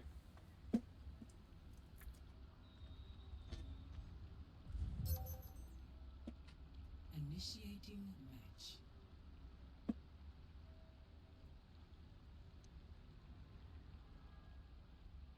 Always excited. The Colosseo adjustments are here. The opening up of this area, if you do not know, they also open up this backside. We'll see if that comes into play. I feel like, honestly, this part of the map hurts Doom. Well, helps Doom. This part hurts Doom. So we'll see what happens. We will see what happens as the bot is chilling here, ready to go, as the cops will lock in, mobilize, and his team will run out on the exact same team comp. Well, once again, we will see Warren on the Bastion. And we will see as we slowly go down to 12 seconds. I am excited to see what team wins it. I think everything's off the table. I have no clue who I favor on a map like this. I feel like it's a very neutral map. We'll just have to see what happens as the final map of this series starts right now. T-Fizzle obviously going to be the first one to point on his character of choice, but Clamps will be right there behind him. An early exchange by both tanks expected almost every single time. A little dance of sorts between the tanks as we will take on the Sky Cam for this opening sequence.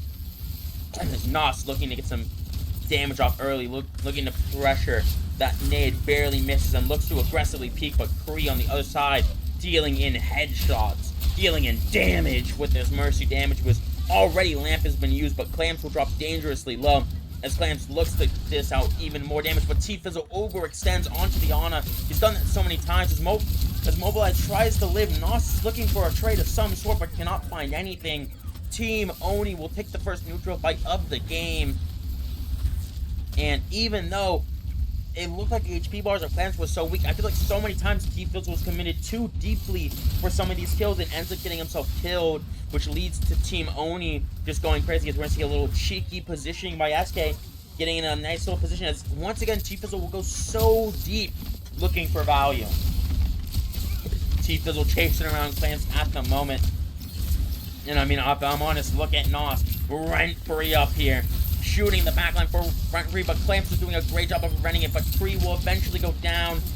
It seems like Team Oni will get a nice sleep onto T-Fizzle and a nice res, but Doctor will find SK. Doctor will find 2. Doctor, a little bit maybe quiet so far in the series, comes up with some huge headshots to save his team. You love to see it. As Team Nino Tank will slowly advance the bot for themselves. T-Fizzle will take an advanced position.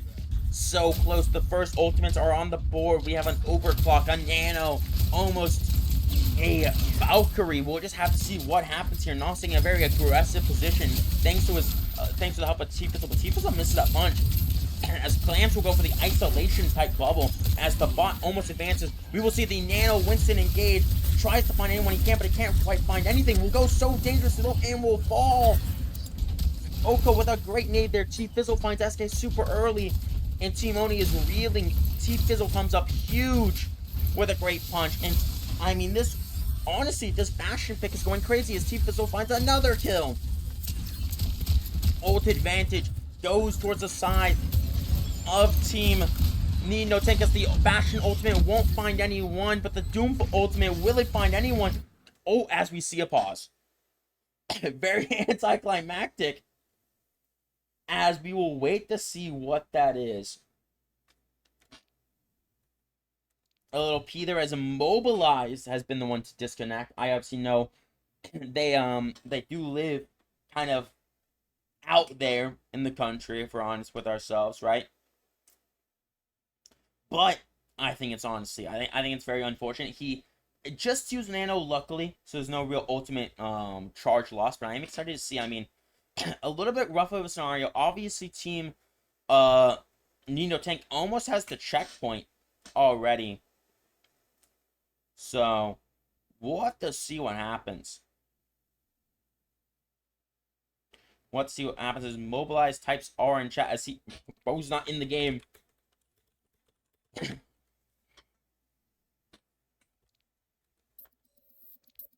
Warren. It.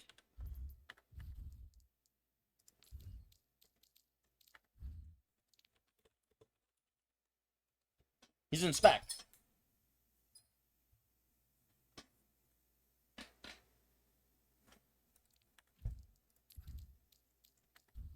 Yeah, there we go. Hey, man. I was making sure he was in the lobby. I didn't want to unpause, but now Tifa's ultimate has kind of been... This is a little bit awkward, because he's ulting down, and there's no one there anymore. SK is there, but we'll have to see what will happen with his ultimate as he will come rocketing down from the sky as we unpause. SK sets aside, but the first butt scratch of the game will be acquired. But Team Nino Tank, obviously in the first series of push, we actually saw the team that did cap the first point did end up winning it, so very important thing there. But we'll have to see what happens as not T-Fizz, it was SK and Clamps will go in. SK looking for his ultimate will go in and will commit his ultimate, but it gets canceled, but it gets so much value anyway. It dealt so much damage before it could get canceled. Nos finds one, but it's not enough. I feel like Nos gets dropped so weak. Clamps hunting down the backline. Doctor and T-Fizzle are weak. Doctor down to 1 HP will go down. T-Fizzle needs to find an equalizer, but with Nos going down, he just has to run for the hills, but he will not escape. Great play though, great primal and a great blossom by SK and Clamps. I mean, if you're a fan of Team Nino Tank and T-Fizzle, the good news is they only committed Kasune, and they still have this Sojourn ulti, as we see another pause come out. I imagine it is another DC, potentially. Some internet problems here in map 3. You hate to see it in such a decisive map. Unfortunate here, as we will see what is happening. As we see a question mark. Huh? What is happening?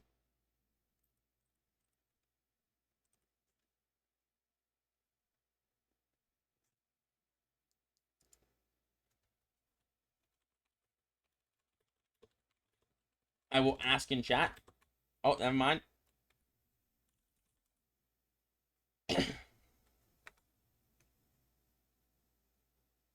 Alright. We will see what happens as the unpause will come through. Maybe a little bit of PC problems on one of the sides, but we are unpaused once again. I hope we don't have too many more of those in this series, kind of taken away from the action. But Team Oni looking to push it back through, and Kree with another great shot, but Nos will pop his ultimate. Can't find any off rip. Doesn't have anything. Kree over peaks a little bit and will die for it. Nosbot only finding one though. Not as much value to I feel like you would hope for at times with this ultimate, but Nos uncontested on this high ground. It looks like Oni is running for the hills. Mobilize is trying to get out of there. SK with a great little backdoor thing, but he gets absolutely dominated by Nos. What a great play there. T-Fizzle hunting down the supports. They're trapped in the corner. Nowhere to run. Nowhere to go. A Valkyrie and a Nano will be popped. They think they can turn this. Can they? Clamps gets one. Can't he find any more? A great res will come out potentially, but it will get canceled at the last second. Almost a hero play out of the backline and tank. And they will force T-Fizzle's Doom ultimate. What a great prediction ultimate. But SK will find another one on the backline. This is so chaotic. As the Warren, as the Bastion Grenade will finally get the final blow there. It's a 3v3 right now. This is chaos. A nade onto the back line. The Kiri's so weak. The Kiri's down to 1 HP. The Kiri's gonna go down. Warren in his Bastion form will attempt to kill the Winston. The Winston's hiding in the corner trying to survive. And the Winston will get out. This is utter chaos in Colosseo. T-Fizzle maybe overextends just a little bit. Almost loses life to drop down to 33 HP. But will survive. The bot begins to push for Oni. Clamps looks to get aggressive with a Primal Rage potentially. Pops his Primal Rage onto the back line. Finds the ulting Bastion. Elects to run away a little bit. Gets dropped so weak. But T-Fizzle's on the hunt. Do they know about the T-Fizzle flank? They should know now. But Kree uses his coach on already. But Kree excellently dodges the thing. He has his Bob. There goes Bob into the back line. There's no sleep for this Bob. Look at Bob go. But Bob's dead. T-Fizzle finds Stu. Can he find a third? Yes, he can. Team Oni can just not get the bot going. They cannot break the defensive hold of Team Need No Tank.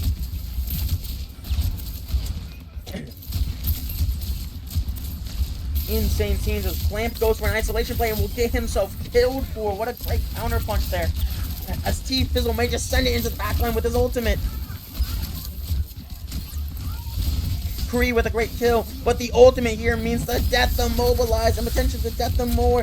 A great rest will come out and T-Fizzle will be punished for his over-aggression. The window Bastion will go crazy though, completely zoning the entire team, but Clamp will jump forward, the TP in, the nano engage. It should be enough, no more is needed, but Team Need No Tank gets up to 96% with 3 minutes to go. Team Oni, they need to find a miracle. They need to find a way to break down this defensive game plan of Team Need No Tank. I mean, so far they've consistently gotten to the archway, but no further. T-Fizzle on the back line is such a threat, but T-Fizzle gets slept early. The anti comes out, he gets dropped so dangerously low. Warren's trying to hold off the enemy tank, and will do so. Clamps get dropped so weak. Clamps will go down. The Valk will get popped to get a res off, but it gets cancelled by T-Fizzle once again. T-Fizzle being such a problem, but SK goes massive in the backline, but cannot find his way out. A 2v3 in the backline. The backline of Team Oni, they're trying their best to make this a clutch, but they cannot do much. Nos goes crazy, but once again, just an overextension by Clamps. The T-Fizzle punishes. With 2 minutes left to go, Team Oni, they need to regroup, they need to recalibrate, they need to find a way forward. SK looking to get out T-Fizzle. T-Fizzle's had one of his best games of the series so far. Looking excellent in this tournament. Goes over top, looking for a huge punch. Clamps will go onto the back line. He couldn't find too much off rip. Looks to kind of aim his gaze as the jump is missed. Warren with the Bastion tries to get one. Nos will finish off the kill. Clamps gets dropped weak, but Clamps with the Primal Rage should be fine over here. Primal Rage is out, finds Nos. Can he find any more? T-Fizzle gets dropped weak, but the Primal just isn't really hitting as good as it could, if I'm honest. Mobilize will find the Kiri, and it seems like Team Oni will once again get another fight win, but this time around, Team Need No Tank has 4 ultimates on the board. Team Oni needs to find a way forward. They need a miracle, if I'm fully honest with you. Clamps is just getting ran around by this at the Doom. Oh my, the Bastion Dumo goes crazy, but SK on the back line finds one, but will lose his life. Here goes the bomb into the back line. The Nano's used. Nos with his ultimate finds 2. Nos maybe at the last second will go down. It's a 2v2. It's Kree and JC versus T-Fizzle. T-Fizzle will commit his ultimate to try to confirm his team fight win, but is it enough? JC goes down to the Bastion shift. It looks like it's almost it. It looks like Oni's in their final hour of this tournament.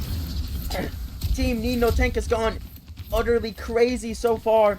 Team Need No Tank is in the lead. They need to hold it up for 30 more seconds. The Kiri swap by Mobilize.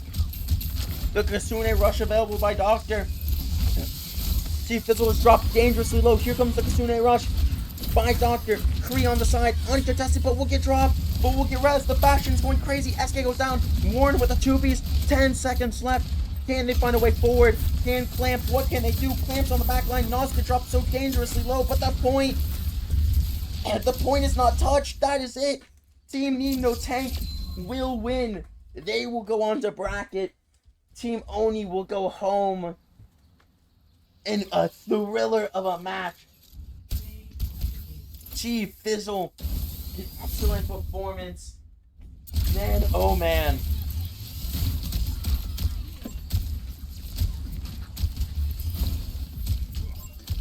You hate to see Team Oni go down this early, but man, oh man, was it a great game.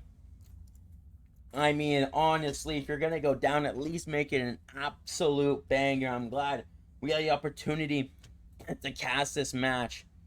And I mean, man, oh man, it was great. It was a great series. And honestly, we have even more games like that to go. I will quickly talk with the captains and get the next matches organized. So we will take a quick break and be right back.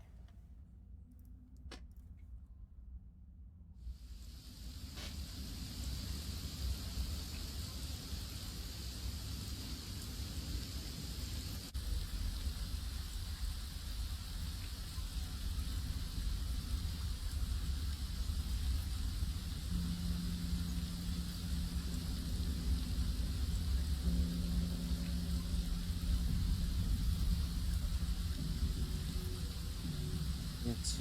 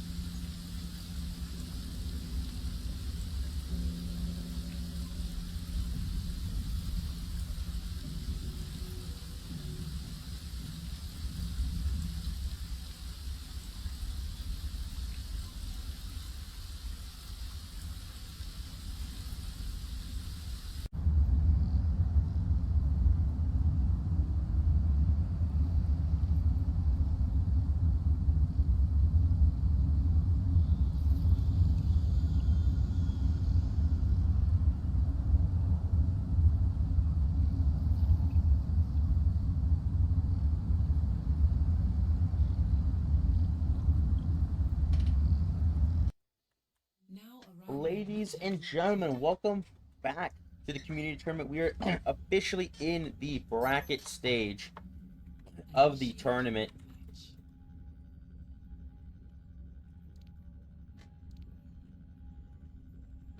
But I am excited. We're in the bracket stage. We are in Lijiang. A little bit of I kind of just went in, you know what I'm saying? I joined the lobby. I said I was R, and like, I had a little bit of time, but nope. Hey, but we're in Lijiang. It's team Yoimo and its team balls out. The revenge game. Went the 3 maps last time out. Was an absolute banger then. It's going to be a banger now, and I cannot wait. Once again, team balls out, headlined by Nemris, Ripchu, Jinx, Mac, and Please, and Naft. Known for their hamster gaming, while team Yoimo known for their Zero Doom. We saw them earlier today. NVK, one of the best DPS in the tournament. Dusk, Head of Family, and Zadoing, 2 of the top teams in the tournament. We'll just have to see what happens on Control Center on Lijiang as this series starts off. Off rip, we'll see both teams kind of go towards White Room. Zero on the hunt early on, looking for an early engage onto the enemy back line. Walled off, looks to punch out, cannot quite make it. Nemris making such a distraction in the back line, can't quite find many kills though. So many weak members. Zero falls off the map. Dusk will go down. Nemris will chase the Lucio and Kiri. It is a disaster start for Team Yoimo. As their Doomfist meets their end, their Tracer's found. Their Tracer has to escape. It is just tragic for Team Yoimo. Nemris looking, kind of finding a way forward. MVK on the Tracer as well, looking to find a flank angle, trying to create some distraction onto Jinx. Finds the kill with the off of his tank and Zero onto the backline, gets flashed up top. But MVK finds another kill. Zero onto the backline, will find Mac and Please with a nice punch. Mac and Please drop dangerously weak, drops under 1 and will fall. It's up to the hamster stall, and with MVK getting another kill, Nemris has to run for the hills, but with a minefield in tow. Nemris looking for this minefield. He's had such great mines in this tournament so far, but I have to give credit to, I think, the last remaining Valorant player, Dusk, one of the few Valorant players here, kind of waiting, kind of staging, looking what he can do. That flashbang is all in corner. Roll forward. They're just gonna int in. They're going to ignore Nemris, but Nemris on the back line with a great minefield. Head of Family finds one. Jinx finds another. Head of Family will meet his end by the hand of Jinx. Jinx goes absolutely crazy on this May pick. Jinx landing some disgusting shots early on to this game. Jinx, kind of an underappreciated player. I feel like in the first series we casted with him today, but in this series she's shown up big time already. But the side of Yoimo, not known for slowing down, so going for the Kitsune rush. Will Kitsune rush forward? Zero on the other end will surge forward. Dust looking for anything they can get, but Nemris on the back line doing such good distraction work. But on the other end of the map, Zero with a great punch, I believe that was an Ajax potentially coming out. We'll have to get a replay of that one. But a great play by Zero. One of the best Dooms in the tournament. I'm going to say he is the best Doom in the tournament. Zero absolutely farming this lobby. What a talent to watch. T Fizzle, and I hope we see those two tanks play together. It would be much watch television. Man, oh man, the scenes. But he gets walled up early, but he is big chillin', I would say. A great punch once again out of Zero. A one-man wrecking crew. Just absolutely laying down the law. Great scenes. Him and his trusty partner, NVK, going absolutely nuclear so far in this tournament. Nemris looking for an angle to get in. Finds MVK. Gets him weak. Both teams are having to draw back. Jinx finds another headshot on this May pick. Nemris finds the pile drive. The May with a kind of a creative wall. May potentially going to use Blizzard. Elects not to. Mac and Please finds a great kill. I believe we see a Lucio, but on the other side of the map, with Head of Family being the last member remaining. Head of Family will go down. Man, oh man, team falls out. Will kind of surge back into this game. A thriller already. 80% to 80%. What will this minefields get? What will both these DPS ults get? Zero will find a hamster early, ruining his surprise ban, but Zero dropped so weak. The flashbang, Nemris, can he survive? They're using so many resources towards them. There goes the High Noon of Dusk. She will go in. Dusk holding, waiting. They find the May. They find the Lucio. And another High Noon on the other side. Napped with the High Noon. Can't get anything with it. He can't find anything so far. He finds two! Nap finds two, finds a great headshot, but it's not enough. Nemers finds another one. Nap's High Noon goes absolutely massive, makes this winnable for Team Balls Out. Can Nemers find it? It's a 2v2, Tank and Lucio versus Tank and Lucio. Mackin, please, here for revenge for the Ajax against Zero. Zero with everything to do, the blizzard on top of him. Zero is frozen. NPK will touch, but that's it, just a touch. Team Balls Out with a massive comeback. What a first round of this series. Holy, this series moves so fast. We gotta immediately take a look at our instant replay of the half. There's so many highlight plays. This starts off with 2 Kitsune rushes. Such great impact the Kitsune rush has. We see a little bit of kind of a wide space battle, and I believe we're gonna see the balls go for some great disruption, but then out of nowhere, the Doomfist with a massive punch goes absolutely nuclear. Zero's in his own bag, going absolutely nuclear with an Ajax as well in that team fight, if I'm not mistaken. What great scenes by Zero. Man, oh man, you love to see it. Maybe I'm glazing, but man, oh man, Zero's having a tournament of a lifetime. As we're gonna kick off on Gardens of Lijiang Tower. Team comps say similar to the same to what we've seen on the snap, but the Pharah battle is out. The Battle of the Flyers, a classic rivalry. Rivaling that of Tech and UT, I would argue. NBK looking for some early value. What will the Ball be getting? Ball went for an early loop and almost loses his life because of it. The other Tank Zero tries to find something, but Dust goes down early to a boot by Nap. What a great play. Let's give a little appreciation to the other Pharah player. 2 Pharah players, both kind of known. Nap, well known, has 2 wins to his name. One of the best players of all time in these tournaments. Like I mentioned in the build-up to Grand Finals, we will be going over the top 10 list of all time in this tournament scene. And man, oh man, I cannot wait for more chapters in this series. As we're going to see Team Balls Out take the point first. We're going to see Team Yowaimo elect to kind of go towards White Room, but they've found a hamster. They found a rodent in the sewers. The rodent has been caught up. The rodent's been dealt with. Rip Jew trying to find a headshot, maybe trying to find a little bit of an equalizer. But I can feel the Doomfist pressure from the other side. Jinx with a good nail to try to isolate the Doomfist to Zero. And a great punch by Zero. But a nice little TP Suzu. NBK with the gap of the Pharah's head of family. Rolling around inside, trying to find value. Zero finds another one. NBK finds another one. Head of family with great poop there.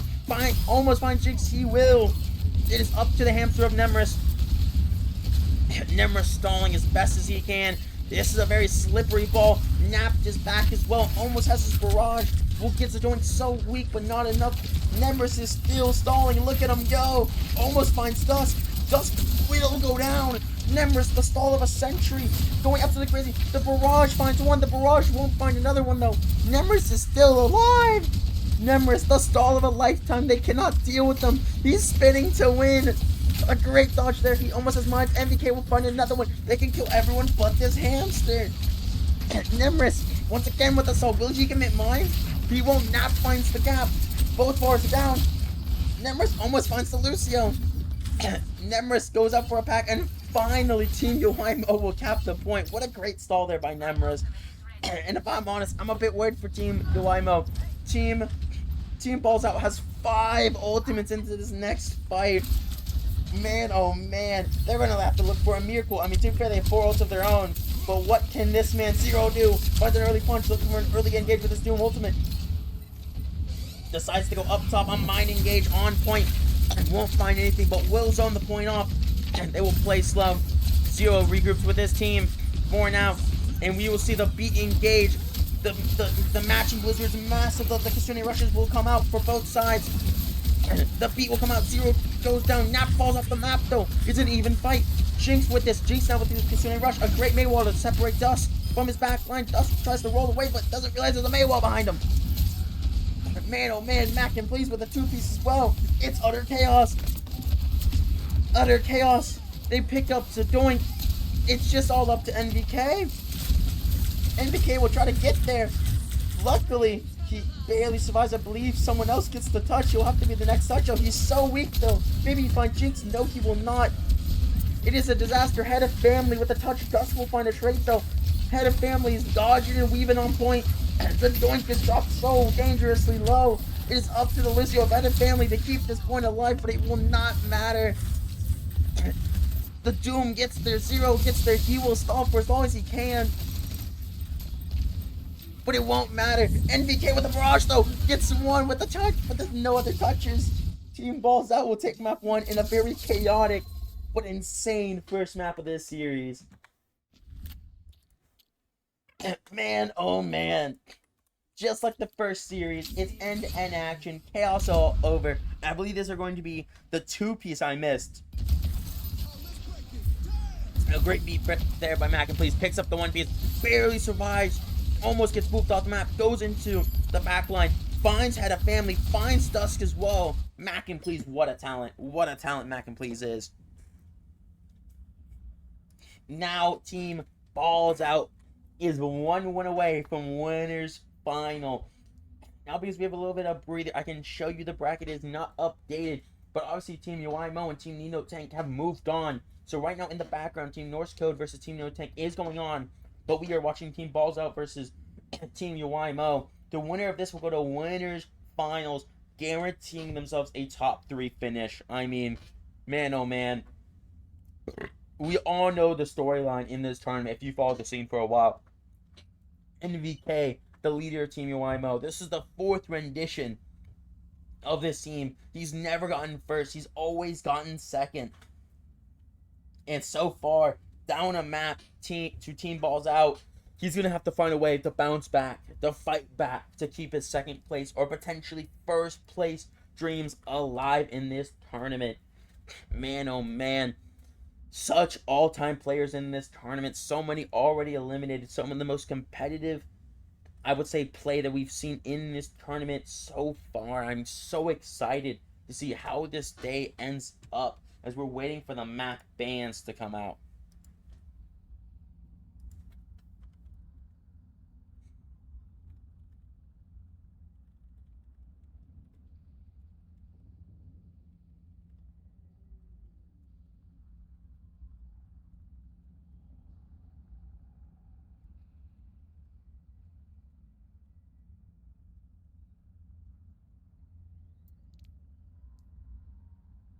I believe they will go to Eichenwald for their map selection. I'm quite excited to see it.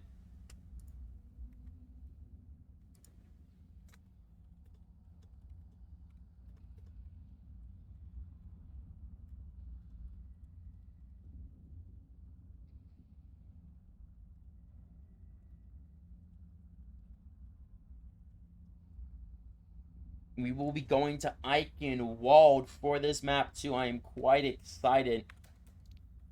As I will type R and then hide the chat. I am so excited. This series has always been a banger every single time. I cannot wait. I imagine Team Yuimo will bounce back. They always bounce back. It's what they're known for doing. They've also been historically known to make historic lower bracket runs. I'm excited, and I will say I just saw Mac and Please lock the run. Is this true? Is this a fallacy? Who really knows? Who knows on a map like Eichenwald? The first time we've seen this map in the entire series. Eichenwald is very... Man, I'm going to sound like a broken record, but Eichenwald is one of those hybrid maps where first point seems almost deceptively easy to take, but then you get to 2nd and 3rd, like all these look deceptively easy to attack and take, but they're never really that easy as... No words. No words. No words. No words. Hey, you know what? If it happens, it happens. Hey, there's no ban on him. He's allowed, so I don't care. But we're going to see a little on a break action. I like this. I like this. On the other side, I like the on a break and set up pretty defensively. Jinx once again on the May. I really like how Balls Out has played around some of their like lesser known players, and maybe they're more of like their one trick players. Wow, Team Yuimo, will they lock it? Will they lock it? They will. The first of the manga will come out. NBK says, I have to unshow chat. NBK has unleashed the demons, but Head of Family will be the first one to go down. Man, oh man. I know the community is going up in flames right now to see this character in this thing. Zero, with such great Doom gameplay, elects to go to the Maga. I mean, such an impactful hero, such a meta-defining hero on his release, and ever since he's been in the meta, the fight will go towards point. It's Chaos. Zero will find the first onto Nap. And Nemrus with a great power drive, a great anti, but it doesn't matter. Andrew finds one, Andrew will find another with the help of Dust. It's up to Jinx and the Hamster, but the Mog is too strong. Insane selections, insane controversy in the community tournament. To my knowledge, of course, there is obviously no ban on this character. From my understanding, it was a gentleman's agreement to not whip up this character. But it seems like Zero said, nah, I'd win. Just like Team Yuaimo's logo looks like. As Nemrus will find a boop kill. Under Chaos, Zero will keep his team alive. As this fight is getting very chaotic, Zero will abandon shit. Zero takes a doink with them. But man, oh man, Chaos already. Nemrus seems to not care about this Maga and will simply play his hamster in elite ability. He will, once again a trap is sprung. Do they know? In a cheeky little stall spot. Will they know? This could be a dangerous trap when they all, there goes the mines. Dusk caught in the middle. Dusk will live for now. Nemrus looking to finish them off but doesn't have the damage. The Maga E is such a good team utility to keep his team alive. Another, could have been such a great power drop, but Dusk gets dropped so weak. Dusk almost on death's door constantly. The far from above from Nap brings so much value. NVK is slept. Play Mac and please, what a great sleep. Nap is uncontested, just raining down rockets from the sky. Brutal scenes. Nap goes crazy on the Pharah. Man, oh man, I thought this was gonna get ugly. They lock the Maga, they commit a cardinal sin, they break the code, but they do not care. Team Boss Out is just playing their hamster to an elite level right now, looking like the Shanghai Dragons of old. As another great little peek, but they miss it, they look for it, and a great barrage. A nano barrage finds one, but they're immediately dead. And they countered the nano barrage with their own barrage. And then we have the Geeky whipped out with the blizzard there to cancel it. Zero is frozen, Zero is headshot. But there he goes. What insane scenes. Head of family on card alone, trying to survive the ball. Head of family trying to do something with NVK down. Zero will go over to the Winston, abandoning the Maga game plan. And in an attempt to try to taxi the Doink, they will barely survive. Nemrus with another Minds Engage, potentially going up top with a great PD onto Zero. Zero dives so deep for the Ana, it won't find the kill and potentially lose his life because of it.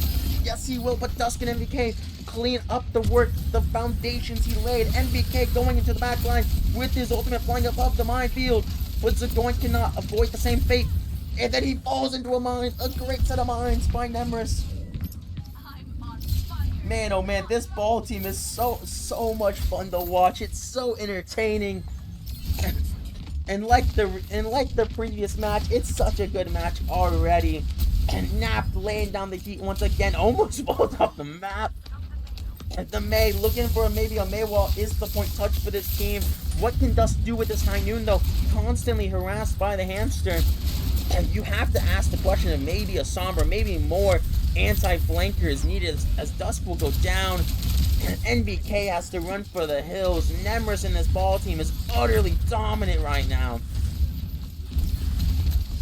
Man, oh man, the Pharah battle, the Sky battle. Zero goes up top. Zero is dropped so weak. Has Primal Rage though, but elects to not use it. I would say honestly smartly. His team wasn't around him, and Nap will just go in for the kill. He almost gets the kill, but may lose his life to Dusk. Dusk will hit the headshot. Chaos. Every single time we see this hamster team play throughout this entire tournament, it's utter chaos. Things break down so quickly. It's amazing. Zero looking to go up top. NVK potentially going for a flank route barrage. He's getting quiet, going for the flank route. Finds Nap, tries to hit the shots. He cannot hit the last midair. He gets nanoed. Nap with the nano barrage. Cannot find anything. Can NVK answer? The Doink goes down. It's a 4v5. But NVK almost finds Nap again, but cannot. finish the job. It's just too far. The mines engage onto his team. Envy giving a great sky cam for this. But man, oh man, nothing is going the way of Team Yoimo in this series so far. They can just not get a full fight. They are always dead. They were always losing the first pick. And Team Balls Out will force them back to spawn once again. This Pharah, this hamster is such a deadly combo, and once again the ball will go up. The Diva swap, the Brick swap. They're trying to make up any adjustment they can. They're trying to make this winnable. With 39 seconds up, Team Yoimo needs to find a way forward.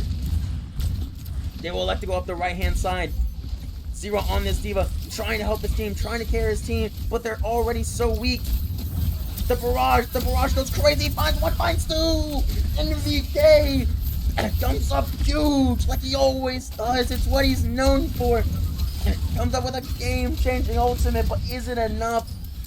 They are all still alive, but Nemris and Rip Jude will be the only survivors of this battle. But Nemris on this hamster is such a threat constantly. There's still a rally, there's so many ultimates still available, but Nemris gets dropped so weak. Dusk with his zoning ultimate, we are officially in overtime. The Kasune rush is executed upon. Can anything happen? There goes the rally engage. Rip Jude, the raid boss is here. The Hainu comes out though. The Hainu and so many people away from point. Rip Jude's going for the stun. He gets the stun. Rip Jude comes up with a massive stun. The Rip Jude though, the raid boss themselves, but NVK from the skies will go up huge, but only finds one. Nemris will trade. Nemris with the mines. He pops it. Zero has bomb though. The bomb could go crazy, but he will die. The wall's fantastic, and Yoimo will get stopped there. A great defense by Team Balls Out. Wow. Oh. Wow. A thrilling match so far. Luckily, in that time span, I was able to get a bit of a clip here when they were still on the Maga comp. It's the Pharah, it's Nap, hitting some great shots on the sleeping NVK, and just utterly sends it. Some great shots. Nap, one of them, I think one of the most underrated players throughout all these tournaments, has so much success throughout his, lifetime in these community tournaments. I mean, there's been 7 of these bad boys. 7. Hold up. 5 of the Overwatch ones. And every single time he performs to an excellent level.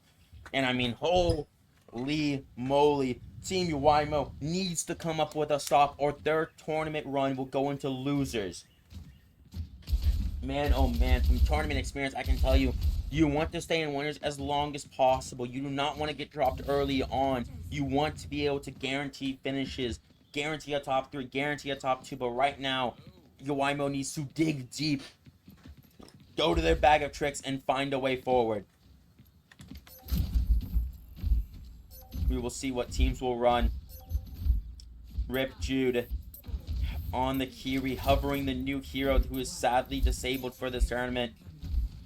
There was talks of potentially enabling the character, but it went away pretty quickly, because I believe the character isn't meant to be enabled still, if I'm honest.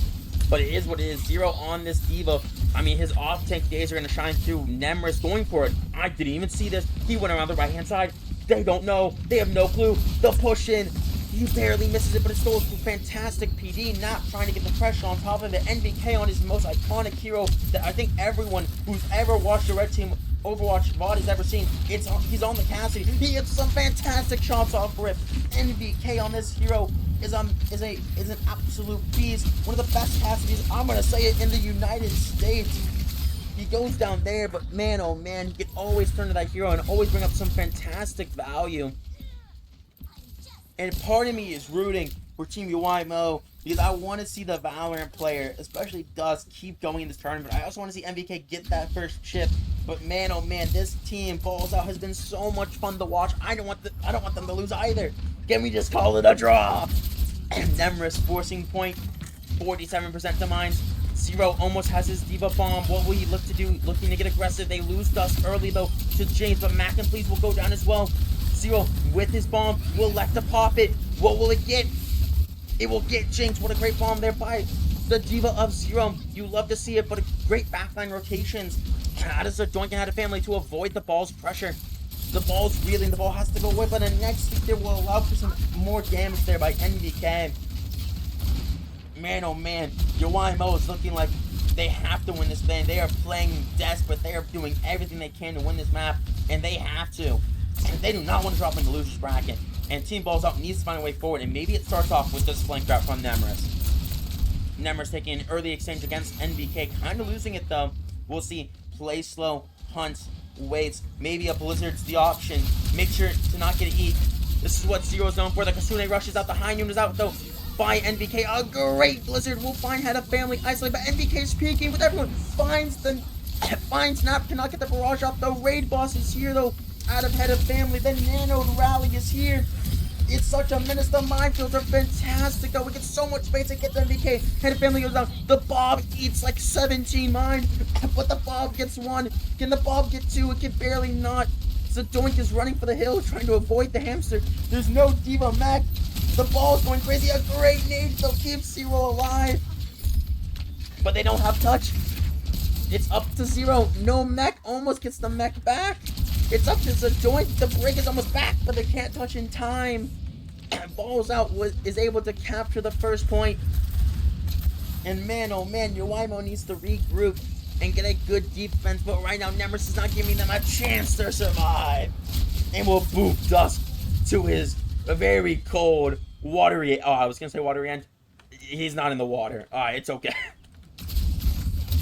Man, oh man, this ball is unrelenting. This ball gameplay, I said Zero may be one of the best teams in the tournament. Nemris may be the best tank in the tournament. Nap with this barrage, what can he do? Maybe looking to explode upwards, trying to avoid the Diva barrages all the time. I don't think they know. They do not know about this Pharah. They're looking around. They're trying to scout. The joint will ruin the surprise though. And Nemris electing to not go up there. Almost has mines. The cart is pushing though. Nap will go down early to Zero's just normal guns, I suppose. Here we go. Nemris up top going after NBK. Mac and Peace will go down. Balls Out is reeling. They need to regroup. There's only 2 minutes and 30 seconds left. This is anyone's game still. Team Yuaimo needs to have a good defense. They need to get a couple more fight wins, and potentially we'll see on map 3, just like the previous matchup between these two teams, the rematch of a lifetime. Namor is pushing the point while the rest of the teams will go up, do a great mine engage. Dusk is completely caught, but Dusk slides on the railing and will live. The backline is barely survived. The barrage goes crazy. NBK will get caught. Nap will go down. Nemros finds 2. Jinx finds another. It is up to Zero. The bomb, can it find anyone? It cannot. Suzu's an ability, and they kill him before the rematch. Team Balls Out is pushing for the win. The question mark in chat. Insane. And we will see the retake. They have to make this work, but they have a Blizzard. They have a Kasune Rush. It's going to be so brutal. But here comes Head of Family with the ultimate. NBK on the flanking High Noon. What can it get? Cannot find. It finds one. It almost finds Nap. Nap goes so weak, but NBK cannot finish the blow. Nemris will finish him up. The Nano Diva is the main tank of this team, trying to survive. Zadoink is doing everything to keep his Diva alive. Dusk goes down. Nemris goes down. Mac will survive. And Team Yuaimo will live for another day. Barely. Barely. A minute left. Mines. Maybe a bomb, but definitely a bomb. It's so much on the line. NBK will go over to the Echo. One of his, I would say, more popular heroes, especially in the competitive scene. These mines in this isolated corner could be a death sentence for Team Yuaimo. We'll see how they have to maneuver around. The ball's already going for a flank route, and do they know? Do they know? They do. Zadoink sees them barely. Such a threat, though. The rest of the team is going through Castle. And here goes the Bob. The ball's a fantastic position. Will catch out Jinx. Jinx forces ice block. Nap goes down early. Nemesis will find one. Head of Family is caught. Head of Family will go down to mines, but Zero finds Jinx on the other side. Zero's going crazy. Zero has another bomb. Mac and Please get dropped injured slow. No TP on the Kiriko. It's a 3v3. It's a 1v3 all of a sudden. And we're going to see a massive Diva bomb out of Zero to make this happen. There goes the bomb up. Can it find anyone? It can. Mac and Please goes down, but the remake is canceled. Find Nemris. It is up to Dusk and Head of Family to keep this all going. Zadoink is back on the Lucio. Yuaimo fighting for their lives in the upper bracket. Head of Family goes down. Nemris PDs. It's up to Zadoink. The Echo can't get through. The Echo's glitched with Ice Block. What a great buddy buck. Zero is back on the Doomfist. The Blizzard The zone out the Echo. It's up to 0 alone, and it is not enough. Team balls out. Will win 2-0 and advance to winners finals. Man, oh man. What a series. Back and forth. But clearly Balls Out came here to prove that they were meant to win that original series. That win wasn't as close as people thought. But man, oh man, what a series. NBK with a great barrage there. Did everything he could. But it was just not enough. Just not enough, barely. Huge plays by both teams. And we will relax while we wait for the result of the other series that is ongoing. We will take a break and wait for the result of that series, and we will jump into either winners or losers finals depending on matchups. Because we gotta see the best matchup available. So we will take a quick break, and I'll see y'all afterwards. Holy, you don't want to miss this.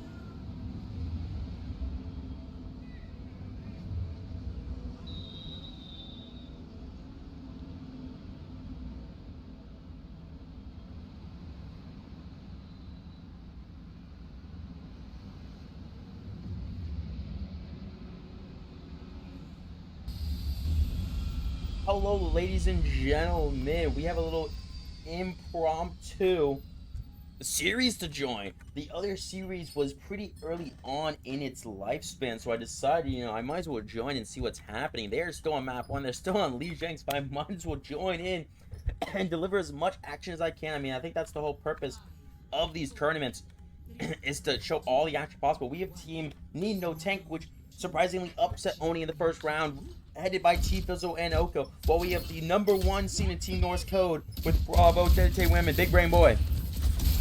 Bravo, obviously well known for his dominance on the venture. Dedicated Wham playing the Roadhog to counter out, but Nos with a really early kill onto I'm a Boss. And Nos obviously with a really good impact, but T-Fizzle once again will go down in this series. I mean, T-Fizzle so many times has a tendency to over-aggress at times, but that makes his highlights look so much better. But it also makes it so he has also like a low light reel. So Oko on this soldier is ripping people to shreds. Oko just lighting it up, uncontested. Dedicated Wham has no choice but just to just consume his breather as much as possible to try to stay alive, but just can't quite hold on. So far, even though the first round on Night Market went toward, we saw a trade on the background there, that's kind of funny, but even though round 1 went to Norse Code, I feel like Need No Tank has had some really good looks in this series so far. Nos, obviously a standout player, didn't have the best first series versus Oni, but looking to maybe having a spectacular series. He's known for his fantastic hit scan. It just didn't really come to light at times. Big Brain Boy with another fantastic window did this all series long, but a fantastic anti from Doctor, but no punish able. This window's a little short-sighted at times, but it's okay. Dedicate Wham walking in with his team, getting pumped full of heals, no pause. Dedicate Wham looking for a kill, cannot find much. The visor's out. Warren's absolutely lighting it up. Finds I'm a boss. The brig's on him. City going toe-to-toe with the visor, but City cannot live. The venture back from spawn. Chasing down the soldier. And Warren will hit the pig pen. And will go down. And Team Need No Tank will take the point. Insane scene so far. For Team Norse Code, you have a rally. You almost are up to 3 other big ultimates, while Team Need No Tank is already up to 3 of their largest ultimates in the bag. I'm excited to see this Nano Doom engage. We see the Venture on the outside, looking for some poke damage, which is slightly out of range. We're to see the dig in, the engage by the Venture onto the back line. Will dig up, finds the Sojourn. Sojourn gets so weak, cannot quite find it, but the ultimate will come out and will find Dude. The Venture goes absolutely crazy. Almost single-handedly wins them that team fight. Big Brain Boy and Dedicate Wham, I believe, on the backside got some kills, but what a play by Bravo. Baits out the slide beautifully and finishes them up with the Tectonic Shock. What a play. What a play. I'm a Boss with this barrage. City with the rally and the whole hog. We see a Meteor Strike coming out of T-Fizzle, going early in, maybe going after Big Brain Boy. Tries to predict the jump, and he does. Big Brain Boy gets dropped so weak, but cannot find much out of it. A great punch on Dedicate Wham there. Dedicate Wham will live there. City whipped out the rally, the whole hog. That's a famous cast. One said the victory dance. And the City is leading the charge on this brig. Unrelenting. Bravo will find Doctor, who got separated from their team. And it is up to T-Fizzle 84%. But an insane headshot combo by Nos and Warren leads to the death of Bravo. Nos uncontested is gonna walk main. He can pop his ultimate. They don't know. It's a great flank. He will reveal the ruse. They know now. It finds one, the Nano Soldier ult engage. Can't he find anything? Finds Big Brain Boy. What a fantastic lamp will save his life. A great window as well. Can he find more? He tries to get Big Brain Boy, but he can't hit the shots. Nos will go down. T-Fizzle and Oko will save up for his kind of lackluster ultimates, but it's okay. Oko finds another one. Bravo's trying to do what he can. I'm a Boss is on his way back with an ultimate. Venture control the point for a real long time if he can get underground. And Bravo can. Do they know about I'm a Boss? I don't think they know. They don't. Boss waiting, lurking, goes for the barrage, finds Warren off rip. The Doom out of Dedicate Wham for the touch, finds 2. I'm a Bosco comes up huge. It is up to Doctor potentially to get the touch. We will follow T-Fizzle. Can he make it there in time? And will he get the cooldowns? He will barely get the touch, but he goes almost immediately down. So weak, but he gets his ultimate barely in time. Punches into Wham. He's trying to stall, but it's not enough. Into Wham with the tectonic shock finds one. Tries to find one. It's not enough. Team Norse Code will take map 1 in this upper semis match. Holy, the 1 seed looking strong already. T-Fizzle, of course, though, known for his highlight plays.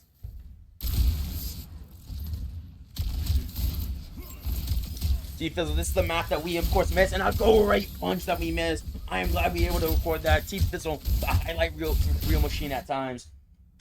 And I will quickly show appreciation to my boy Bravo, my teammate. We're going to see here the Doom starts off a little in the white room, and we're going to see, we're kind of follow Bravo's entire perspective. He digs underground, and goes underneath the Sojourn to force the slide, and then we'll chase it with the right click after the slide, and then immediately pops ultimate because he knows there's no escape and finds both supports with the ultimate. A game-changing ultimate combination. Just such great utility used by Bravo.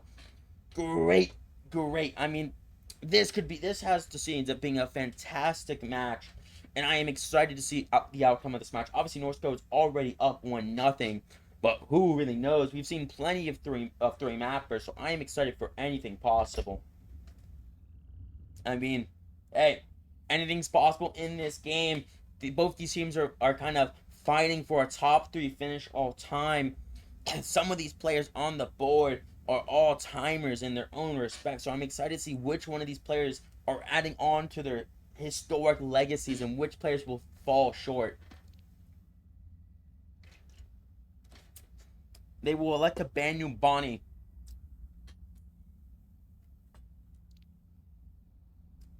And we will see where Team Nino Tank will go.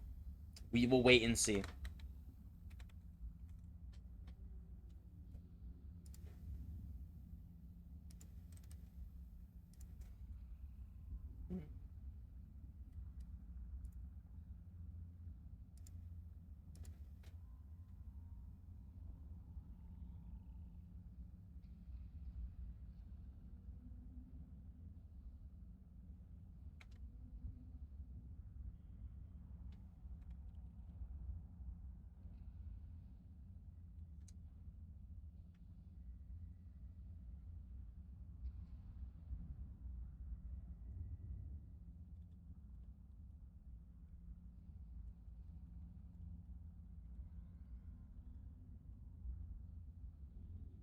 Alright, both teams are already up. I think they're both going to Kings Row. Kings Row, an all-time map. I would say one of the best of all time when it comes to this. Obviously known as Scrims Row, but one of the hardest maps in the game to really get down perfectly. I'm quite excited to see what we're going to see. We have honestly an audience in here all watching because the other game got done so quickly. So we'll just have to see what happens. And I mean, man, oh man, anything is possible. Anything is possible.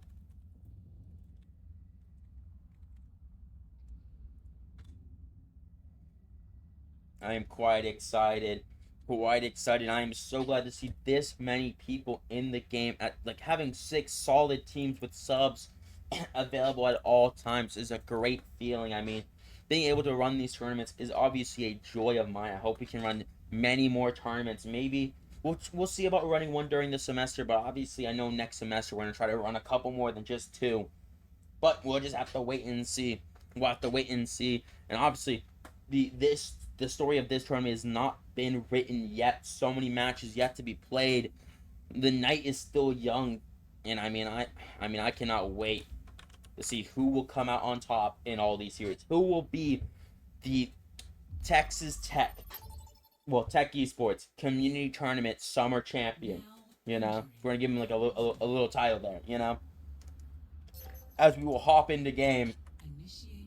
I am excited for this map.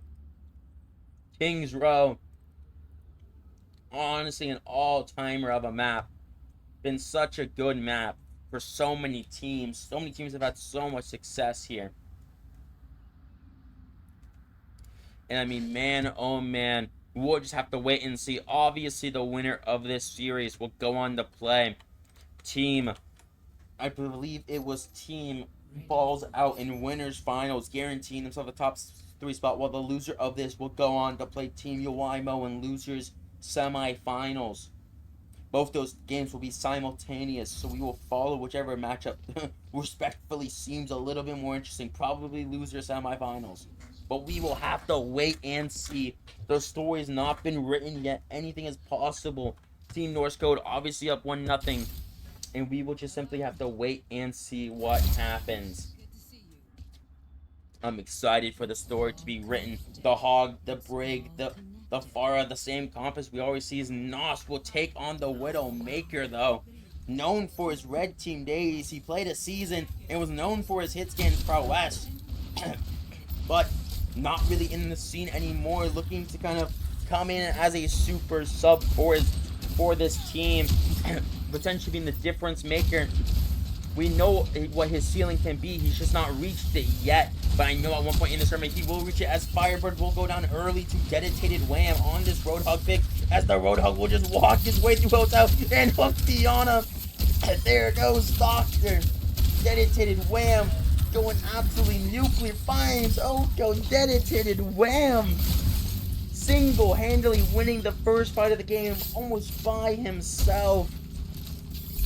You love to see it. Dedicated Wham feeling the Roadhog. There was a debate the other day where he said that Roadhog's the most impactful hero you could physically do as a tank, and man, he's trying to prove that argument right today.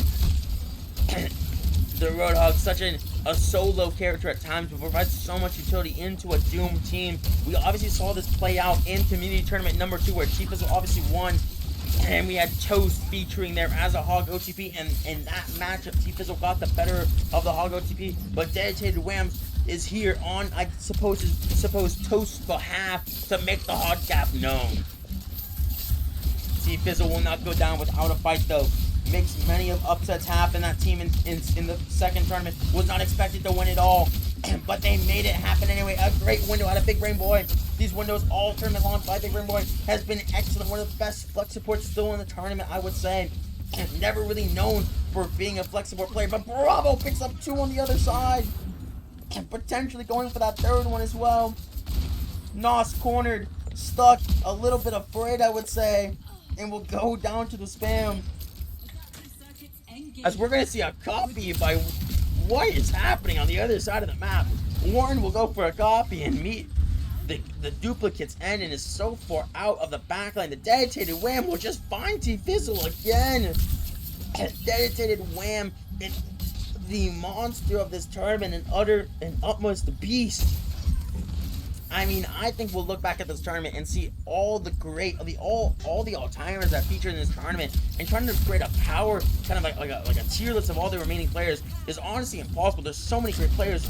Oko will find one on the backside, but the rally out of a city to try to stop this Doom. The Doom gets stunned mid-punch, gets whole hogged into the corner, and tries to fight the Nano to keep the Doomfist alive with the hook. So powerful, the hook in to keep more damage going. City will fall. Dedicated Wham still going. Gets slapped, but T-Fizzle will go down to Big Brain Boy.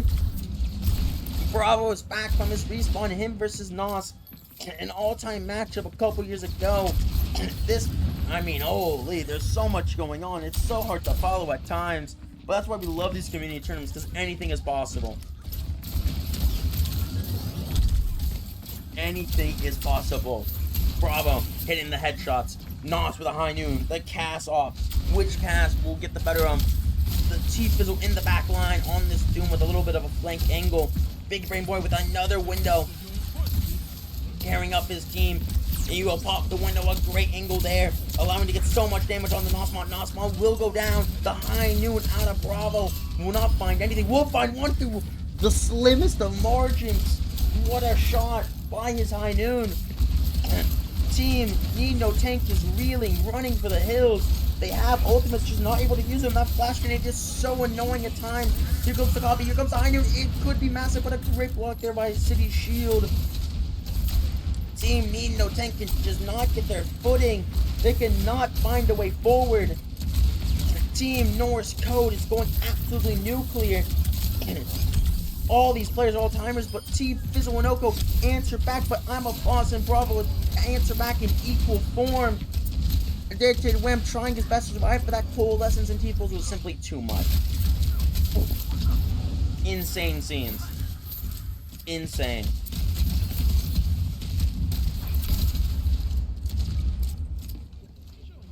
We'll follow up boss. Will he be able to use this bar ult? Well, how much value will he get out of it? Firebird healing their team. Doing what they can. A nice hook there once again, but the ult into the back line. Bravo drops so weak. A great punch by T Fizzle. The living highlight machine gets another one, but Dedicated Wham answers back with two of his own. Can he find more? Oko finds another one on the backside, but a great hook into the pit. You can never count this man out. Almost single-handedly wins his team the fight as they push with 2 minutes and 50 seconds remaining. The whole hog to push them away from the point. Is it enough? Can he cap the point? Yes, he can. Team Norse Code will cap with 2 minutes and 42 seconds left to go. Dedicated Wham with an all-time performance. Insane. And we will, of course, take a quick look at a Dedicated Wham highlight where he just walks his way through Hotel off-rip. He gets an initial kill on the Moya, and he just lands the hook onto the Ana, evaporates the Ana, finds the Sojourn as well. Just an unstoppable machine on this Roadhog, proving that the Roadhog is the answer into the Doom. Insane plays by Dedicated Wham on this Roadhog. You love to see it. You love to see it. Man, oh man. The Roadhog will come out again. We will see Nosma onto the, potentially the Genji, but starting off with the Widowmaker. Man, oh man. King's Row, such a historic map. In a time like that, may at times seem impressive. But if I'm fully honest, you can easily see a 4-minute cap at times on a map like this. Anything is possible. Anything is possible on a map like this. Will Dedicated Wham keep landing those hooks? If he does, I imagine this may be a short affair. We'll just have to see what happens. Can Team Need No Tank keep their tournament winner's side tournament live? Hold up. Their winner's side chances alive. That's the way you phrase it. Off-rip, the Widowmaker off-rip with a damage boost. Looking for an initial kill, potentially. Nos, known for his hit scan days, a nice little headshot there to start it off, but cannot land anything more than that. Trying to find an angle. T-Fizzle will try to get him some space to cook. Nos up the right-hand side looking for something.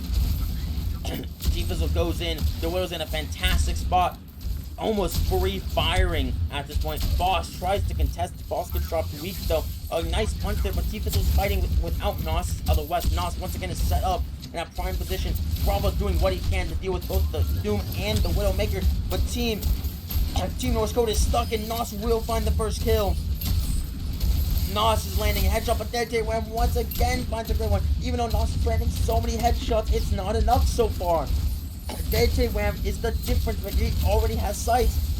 The res will come out. Big Brain Boys drops so weak, but it does not matter. Chief Fizzle goes down. Warren goes down. And Nos is doing everything he can, but with the Baptist down, is up to the Mercy and Nos.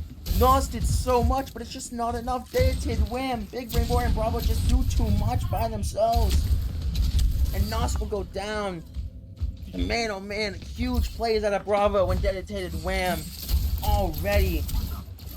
Such insane scenes. They were able to get a tick though, which is pretty massive for Team Need No Tank, only needing 66% more to capture the first point. Dedicated Wham fishing more hooks. Warren over top will copy the bar, goes over top, but a window to counter it. So much damage through that, but T-Fizzle with his ultimate will go into the back line and almost find City, but a great shield there will keep him alive. Bravo tries to right click, the punches miss, and Bravo's leaving in the damage. Dedicated Wham will find him, but the copied bar ultimate goes match. Dedicated Wham finds T-Fizzle and finds the Mercy. Dedicated Wham, the hero of this team. Dedicated Wham giving himself a some credit as one of the best tank players. I mean, at this point, I don't even know who's a top player. I don't even know. I think everyone in this tournament, there's an argument for them being a top player. But holy, there's been some outstanding performances so far in this tournament. T-Fizzle jumps in, hits the pig pen, has to run away though. A minute 33 left.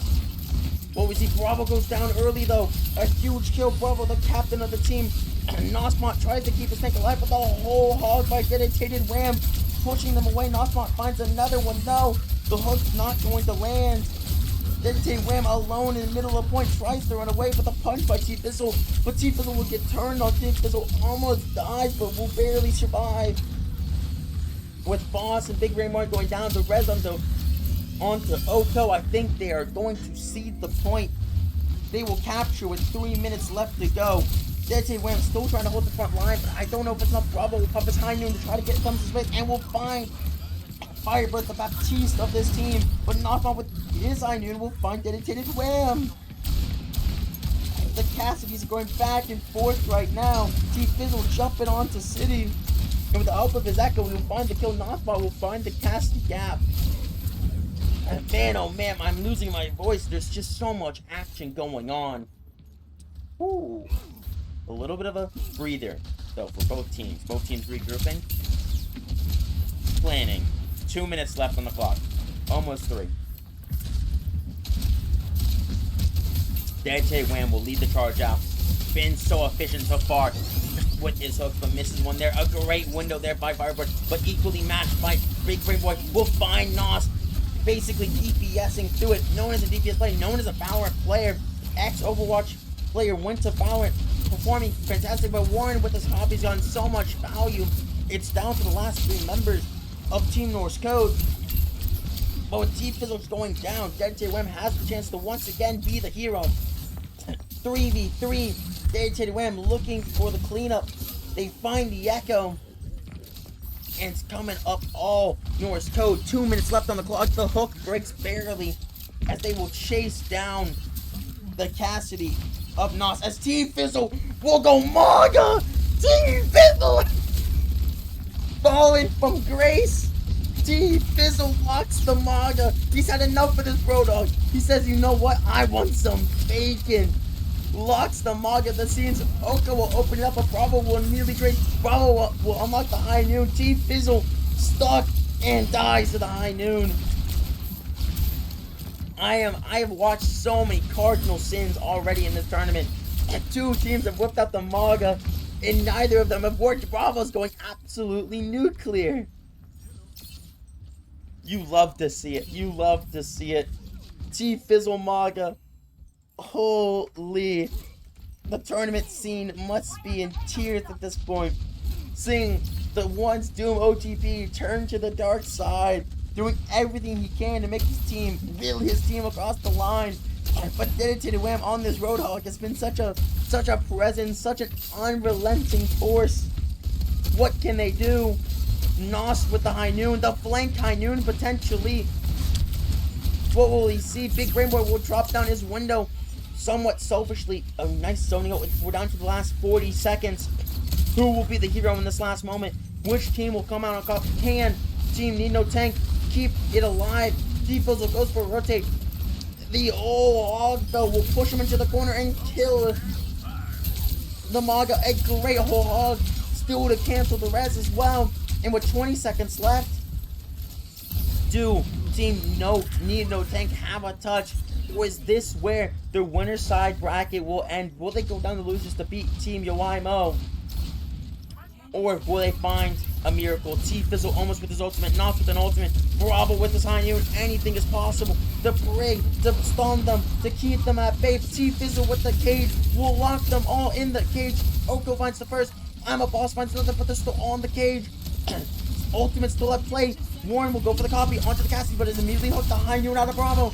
Isn't enough. He finds the copy, but the res on the T-Fizzle is massive. T-Fizzle's back in the fight. He pops his first team. I'm a boss trades. Warren gets another. T-Fizzle gets another one, and it's just enough. Team Need No Tank will capture Streets phase and get themselves a minute and 30 worth of time to capture 3rd point. Holy. Insane scenes. Boss with a barrage. Big brain boy with the window. Anything can happen. Oko gets dominated by I'm a boss. Insane scenes. I'm a boss. The Pharah players in this tournament have been so talented. You have to appreciate their level of skill. The hook by Dedicated. Wham! He's fishing for it at this point. He's feeling it on the Roadhog.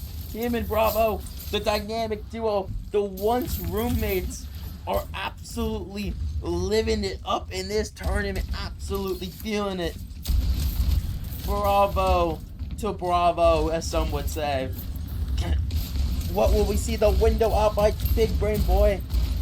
Will they find anything? T-Fizzle will jump through it and immediately be cremated on the spot by how much damage he took. Bravo will find another one. And Nos and Warren are left to reel, left to hide, left to somehow survive. But there's a barrage. There's 2 high noons. How would this last fight end? At this point, Team Nino Tank is playing for a draw. They need to cap with at least some time left. The high noon will find no one.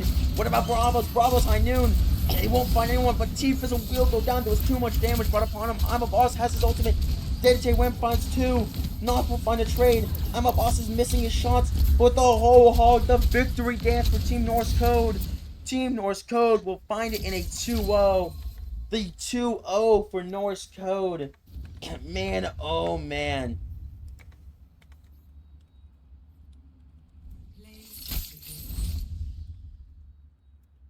Man, oh man. Dedicated Wham with the deserved play of the game. An absolute unit in this series. Such great scenes.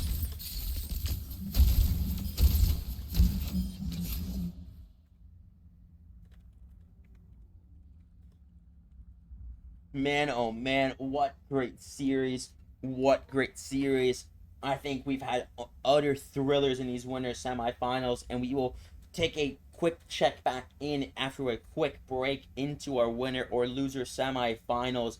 What great scenes, what great performances. It's been a show of a lifetime. Don't miss a moment. I'll catch you after this short break.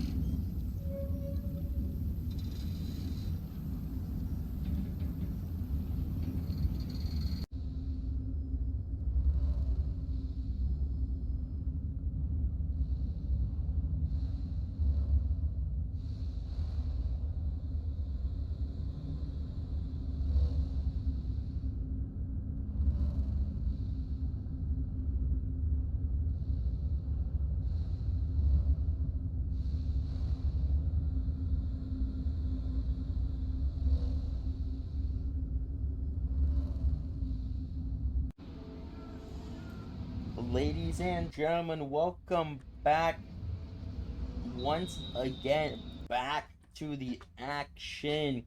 We will be following along Team Norse Code versus Team Balls Out. And man, oh man, I am expecting a thriller of a series here. The 1 seed versus the 2 seed. An all-time match. Who knows who's going to come out on top? Honestly, I have no clue.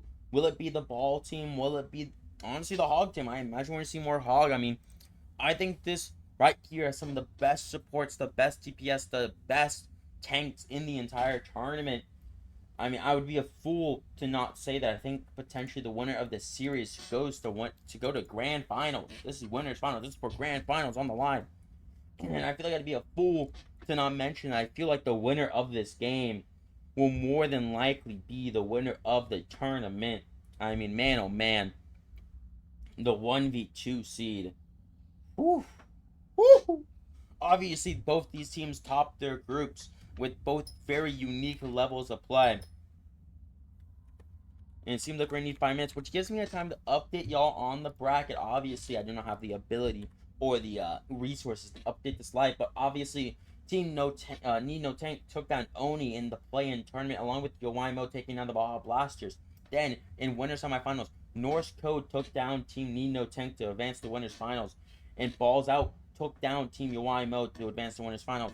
So right now, we are following Team Balls Out versus Team Norse Code in winners finals, while at the same time on NBK stream, if you happen to catch it live, Yowaimo will be taking on Team Need No Tank for a chance at losers finals. Very exciting stuff, but man, oh man, that is a rematch game, which is why we are covering this match, because this is the first time we've ever seen these two teams out of group play. Tons of rematches so far in the tournament, but I am quite excited.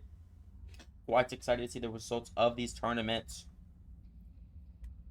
Man, oh man. The voice gone. We are waiting for Mac and Bleeds to get back. Honestly, for the best, if we're fully honest. But man, oh man. We're so close to grand finals. 3 series away. But I am excited. We'll see what teams can go on a run, what teams will face heartbreak, and of course, which team will win it all, which team will have their names kind of planted in legacy. I mean, I feel like so many times we've had some all-time teams in the storybooks, ranging from the first tournament where Team Braille, led by Bravo and Dedicated Ram, the first ever tournament winners of the community scene, and then obviously going to the second tournament where Cha Cha Cha made a surprise upset, led by Ryan, who's not in this tournament, and T Fizzle made I would say a historic run through that tournament. Then I believe in the third community tournament, it was my team, Strawberry Productions, along with Mobilized and JC, who took the crown along with SK54.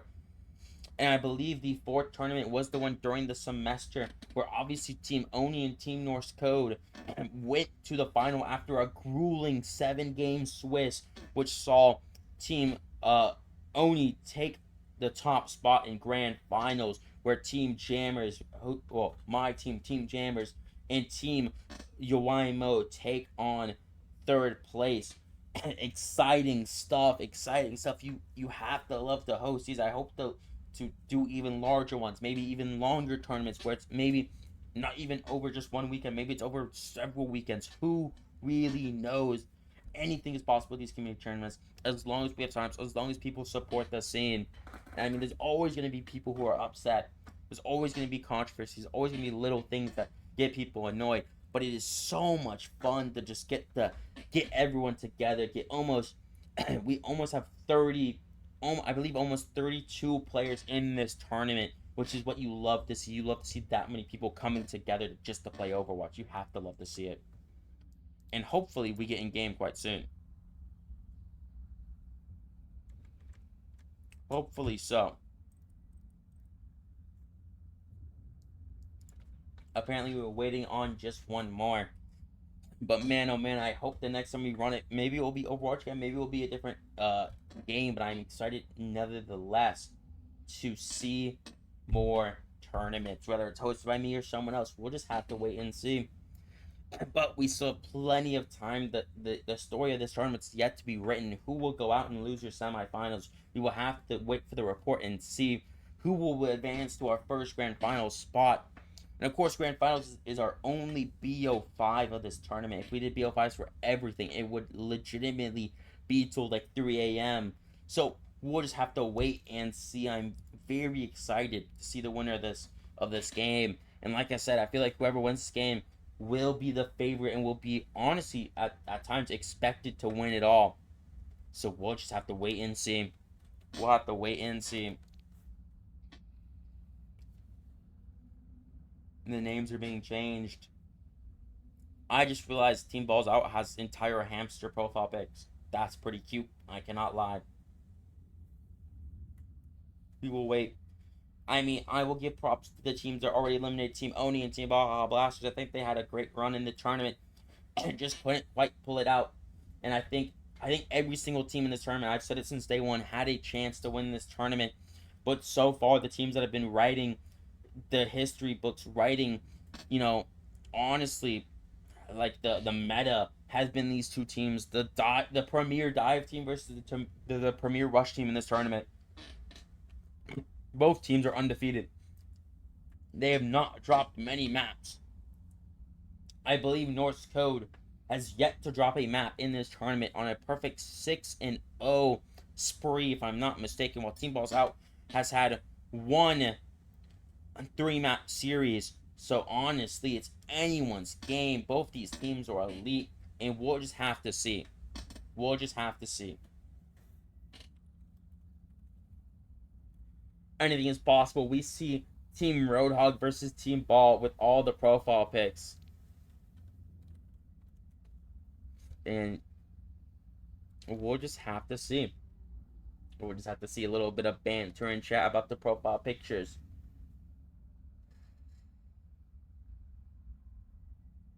As I take a yawn because I am quite tired. But their show must go on. 3 more series to go. And hopefully we will get this series started ASAP. But until then, I suppose I will throw it to a quick break and I'll immediately hop us in game once we're in game. So, but don't go anywhere as we will wait for these teams to be readied up.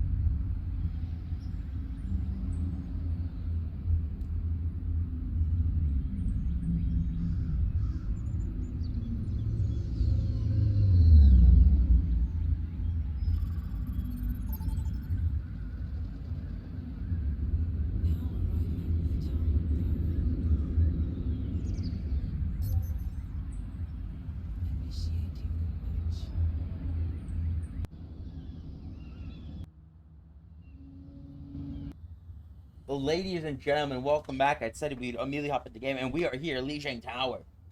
No doubt about it, the premier pick.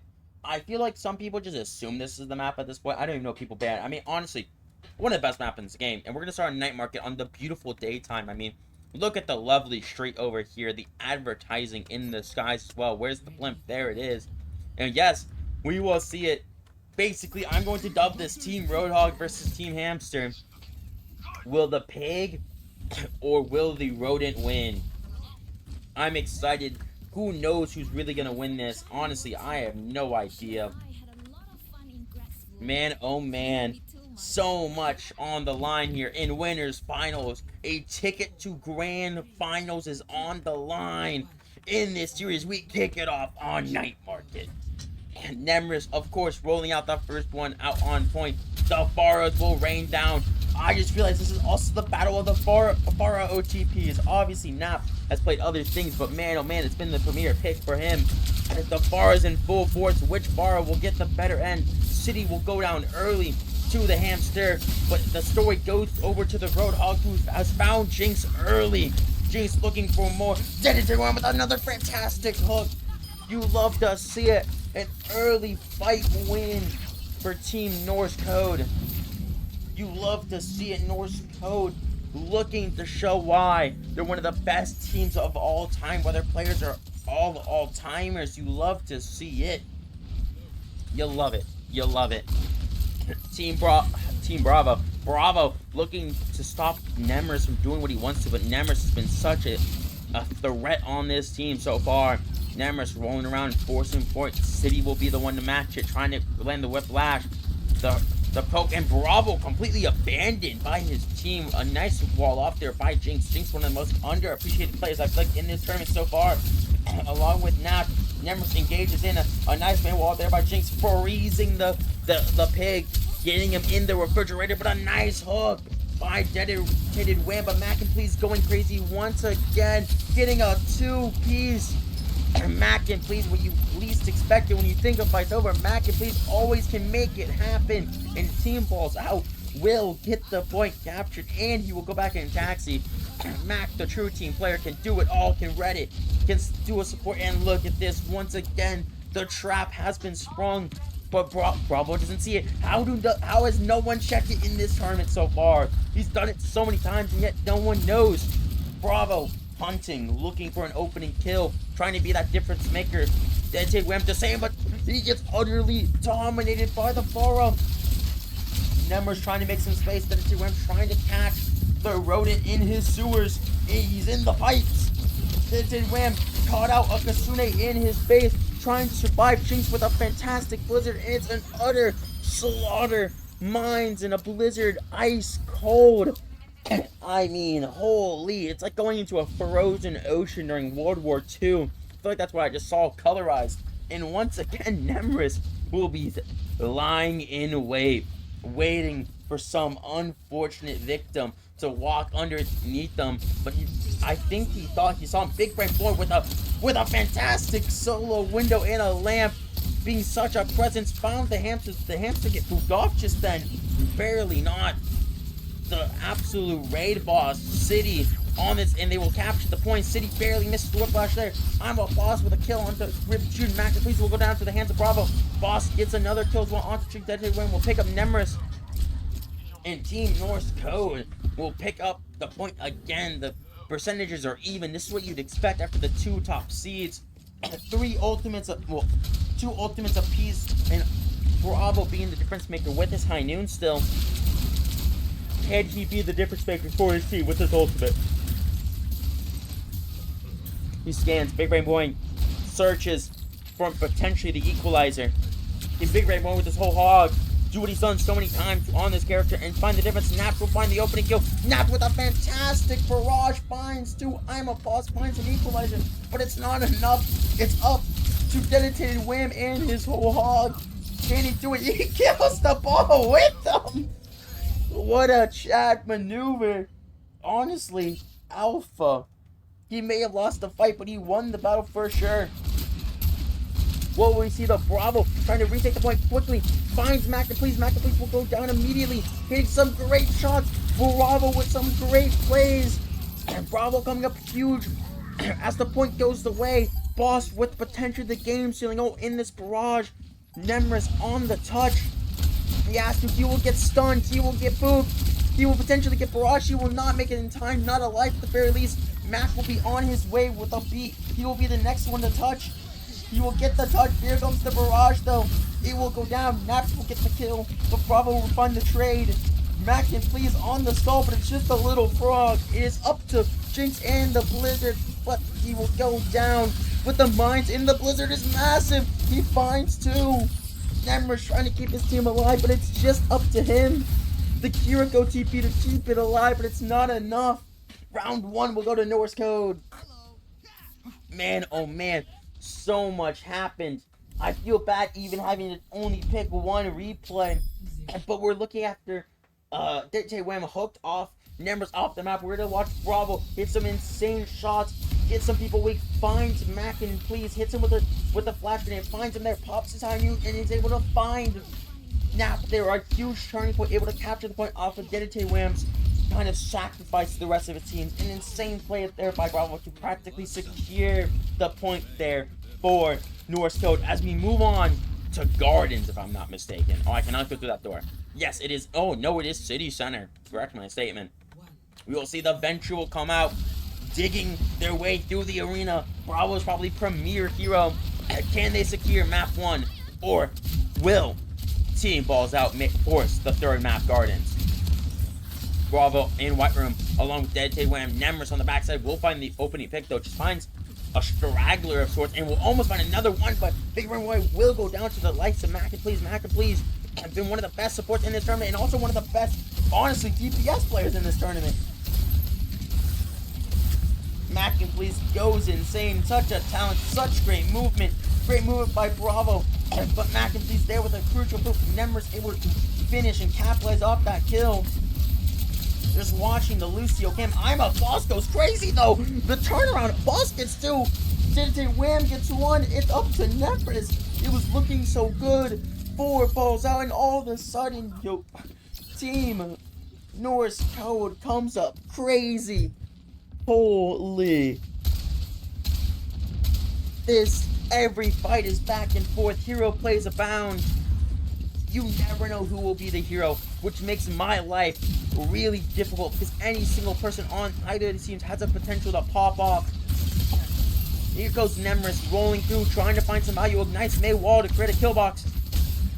What can they find?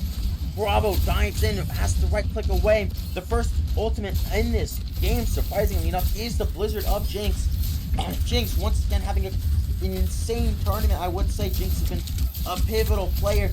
Jinx looking for some headshots, but Jinx will go down. Boss on this map already has 3 eliminations by his own hands. Bravo with another one there, trying to chase down the rest of the team, but can't quite find them. Man, oh man. So much left to be written. So many legacies can be defined by this. Boss, Jinx, 2 underappreciated players I feel like in this tournament so far, absolutely killing it. But Bravo and Dead Wham looking for it all as well. Mac and Please dives in with his hamster. Look at him go. A nice little boop. City stuck in there. What else can be found? The window, the far through the window is absolutely massive damage to the micro mining off though. But Nemris is dropped weak. Nemris will go down. Big Rain Boy with a huge kill. Mac and Please going for the kill onto the Baptiste. But the Far is still alive. With Barrage, will they pop the Barrage? The whole hog, the kill. And Nap is massive. It's up to the Farah. Has Barrage, but will get headshot by Rip Jude. What a shot. What a shot. They will keep Balls Out alive on Li Zhang.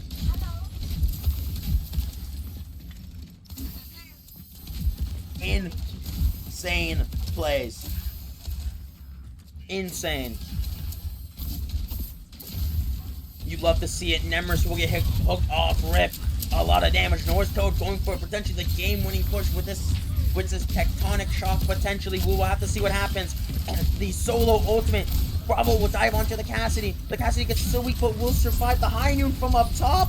And will get one at the very least. Nap is in such a powerful position. Who can even contest them? Mac and Please will find another one. City will find another one. There goes the tectonic shock that would simply be able to kill no one, but will get Jinx dangerously low. Jinx will go down. It is 93%. Gripjude coming back potentially from spawn with that ultimate, but can't quite get there yet. Nap is still up top. Renfrey Baru decides to drop, going after City. City gets so weak, but will not go down. Gripjude is back. Pops the Kasune Rush. Could this be the turning point for this fight? Mac and Please find another one. Bravo will trade it though. It is up to Mac. It is up to Nemris. Can they make this happen? Can they make the hero play happen? It is up to Nemris and his man. Nemris trying everything to kill the Kiriko, but it is not enough. It is only him on the touch. It is not enough. Map 1 will go the way of Team Norse Code. And man, oh man, this Team Norse Code is so exciting to watch. some all-timers on this team. Nemris, though, will pick up the play of the game. This is where we saw the Blizzard mind commit, where they all got stuck. They were frozen and left to the wolves with the mines. A nice 4K for Nemris. You love to see it. You love to see it. I wonder where we'll be going next. I mean, so far we've seen teams. Well, we've seen, I believe, Balls Out. They've only dropped. I don't think they've ever dropped map 1. I believe they've only won map 1. So we're gonna see their map selection. I imagine a map maybe like, maybe like a Hollywood would be good. Maybe even a map like Kings, I feel like is good for the ball. Like ball maps when it comes to this in this game is quite difficult, if I'm honest with you, because there are maps like, I mean, there's maps like Kings where you can make it work, but it's a bit awkward. Numbani's awkward.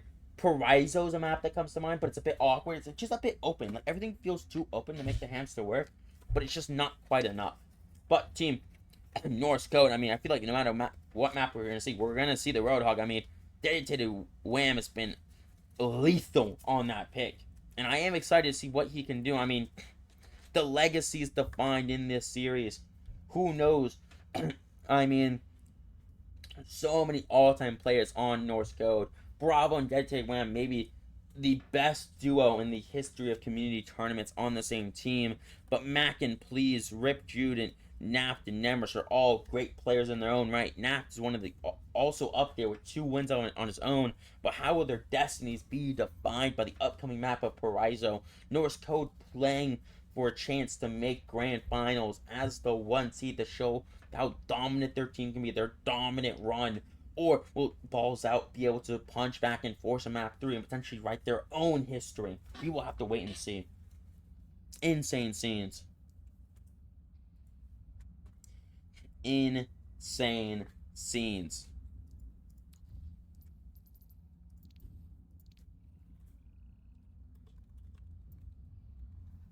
We will wait for the readies. We will wait. We will wait. I have a note card for my keybinds. You already know. But they are all ready. We'll be jumping in to Paraiso. One of my favorite maps in the game. We learned this map so much for competitive play, if I'm honest. But man, oh man. This is in my opinion, one of my favorite maps. There's so much you can run on a map like this. You can run Winston, you can run Sigma, you can run Ramatcha. There's so much you can run. I mean, honestly, the world's your oyster at that point. Initiating match.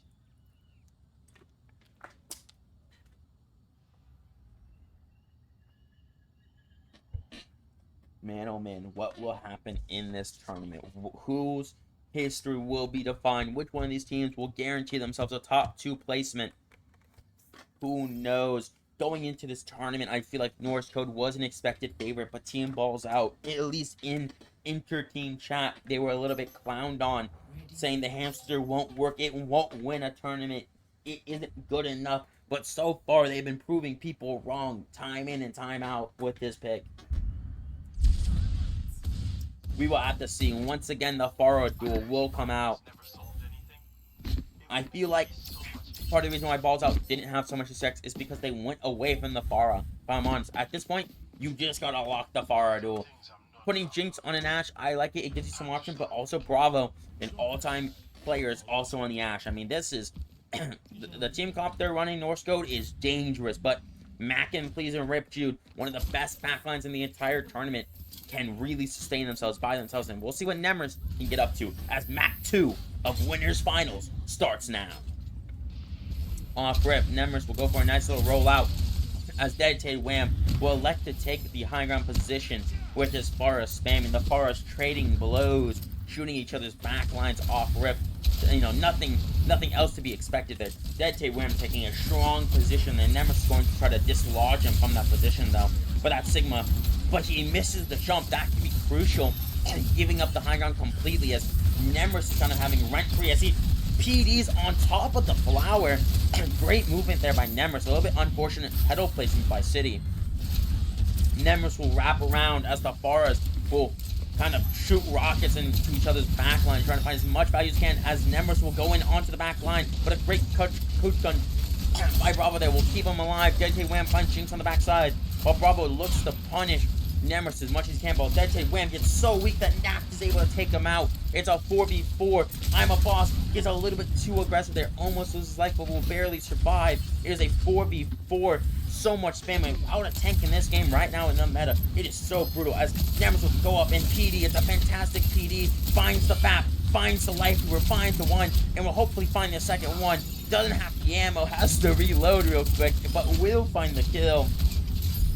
A great engage, and it keeps going as he's going to try to jump onto Bravo, and maybe we'll see a recontest, and we will. The Sigma will get a touch, potentially will get evaporated by this minefield. I was not thinking Nemris was feeling the need to commit that, but I feel like maybe he felt the need to. I don't know if that was totally necessary, but hey, it's never wrong to be sorry. It's never wrong to be safe, you know? We'll see what happens though. Mackin, please, with a nano. Rip Jude with a rally. Balls Out is absolutely rolling on this map. Almost hits the sleep dart and hits the shot. Great aim there by Mackin, please. This may right now, be the battle of the last two best flex supports in the tournament. If my memory serves me correct, Big Brain Boy been the premier bat player, while Mac has had a fantastic honor this entire tournament. You can count neither of these players out. There's a window there. We'll find one. He's such a dangerous Baptiste. I said signs of shoes on day one, and I'm not taking it back. His aim is immaculate. Whenever he places a window down, he's been able to make so many plays happen. As a Flux will come out to kind of rub it in, if I'm honest. Jude will go down. Mac will go down. Once again, maybe a little bit of over... Oh, but this is the point in Parizo where I'm a little bit scared for the hamster. Streets phase is so brutal to have any rotation. I mean, how are you meant to dislodge his Ashe as a hamster when there's a life weaver who can just pick her back up? Like, it's so annoying, if I'm honest. We'll see though. Bravo taking some shots from Nap from afar, trying his best to be a disruption, to be a nuisance, if I'm honest. Balls Out still sitting on multiple ultimates. What will go first? Will we see a tree? Will we see a barrage? What will we see? Boss flies in, finds the first. City will get traded by Nemris though. What will we see? Boss hovers, goes for it. Let's it rip. I'm a Boss with a fantastic two-piece barrage. Almost hits the midair. A three-piece for Boss in that fight. What a great ultimate to whip out there. Nemris trying to survive, grabs the pack, and will barely die at the very end. Bravo's barely able to snap it, and what looked like such a dominant run, a snowball with 4 minutes going into this final thing. Now they're down to 2. And another great shot by Bravo. Bravo letting his presence be felt. The momentum of Balls Out has completely halted. Team Balls Out is almost at 5 ultimates, but they cannot get anything going. You need to see some sort of adjustment by Balls Out. They need to have some sort of game plan. It feels like they're just running into a meat grinder over and over and over again. Nemris engaging onto Bravo, trying to get him off that high ground, but he takes so much damage to do so. Maybe this is it. Maybe this is the opportunity. The nano hamster play hits the PD, but can't quite get much. Naps with the barrage, gets absolutely nothing. The grip away, just nothing. It's brutal. It's painful. Bravo and Bravo able to go so massive. The tree to keep his team alive. And Bravo, Renfree up top will find Jinx. It's a slaughter. Well executed. A little bit of a suspicious shot there. Someone get back on the line. But man, oh man, they used almost everything there. Now just electing to go over to the soldier. But this is what I feel like I was afraid of. The hamster on this map, I think it's so good on first and third potentially. But man, second point is such a brutal attack. It's just so readable. It's so hard to mix it up. As Bravo can honestly just hunt. He gets rocked, and he's gonna try to get anything done, but he's lost so much HP already. But Dedicate Wham goes so weak. The window's fantastic. Jinx is taking a 1v1 while Big Brain Boy is using the window like an absolute DPS player. That's what I expect out of mine. Valorant players, Dedicate Wham with a fantastic Flux once again. And just like that, the time remaining has completely shrunk on Team Balls Out. It looked like they were rolling It looked like they were dominating on this map, but then all of a sudden they get the second and it all falls apart. How will Balls Out respond? How will they find a way forward? I turn to Nemris, the captain of this team, to find a way forward, to find the adjustments. They have to somehow break the siege of this high ground. Maybe it's a coach gun up with a fob. Maybe it's a visor. Who knows? But with 20 seconds left, this is final fight. The hamster's engaging on the back line.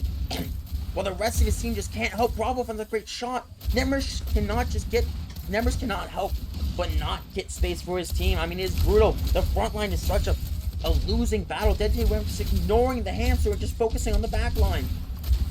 Dead Wham is such a menace. We're going to see the absolute rally boss come out, but Bravo and that boss does not care. They are rent-free. They are shooting like crazy. It is overtime, boss and Bravo with those kills. I'm a boss with the full flank for this barrage. I don't know if this was necessary, but I suppose it's the way it's gonna happen. Nap goes down. Rip Jude will fall. It is up to the hamster, and he will barely get a touch. Mac and Please is back. The Bob will come running in. It's a Bob battle. The Bobs will go toe-to-toe, but it's not enough. The window come out, and that is far as Balls Out will go. That is the benchmark set. That is what Yoimo needs to get to confirm a Grand Finals appearance. Let's quickly take a look at an instant replay of I'm a Boss. I mean, this was an insane play. And first off, flies over top. Just one-shots Jinx. What a great play. And then realizes that the Honest over here. And then bang with the ultimate. A 3-piece for I'm a Boss. I think that play single-handedly kills the entire momentum. If that play doesn't happen, then I genuinely think we see a different outcome on this map. But this is the distance. This is where the point got to. It is now up to Norse Code to push it that far, and it's up to team. Up to team Balls Out to stop them from getting there. Similar team comps from both sides. We'll see if there's any individual player adjustments, but we'll just have to wait and see. I'm excited. I'm very excited. I just want to see a little bit more out of Nemris, if I'm fully honest. Nemris has had such a good tournament so far as one of the best tank players in the tournament.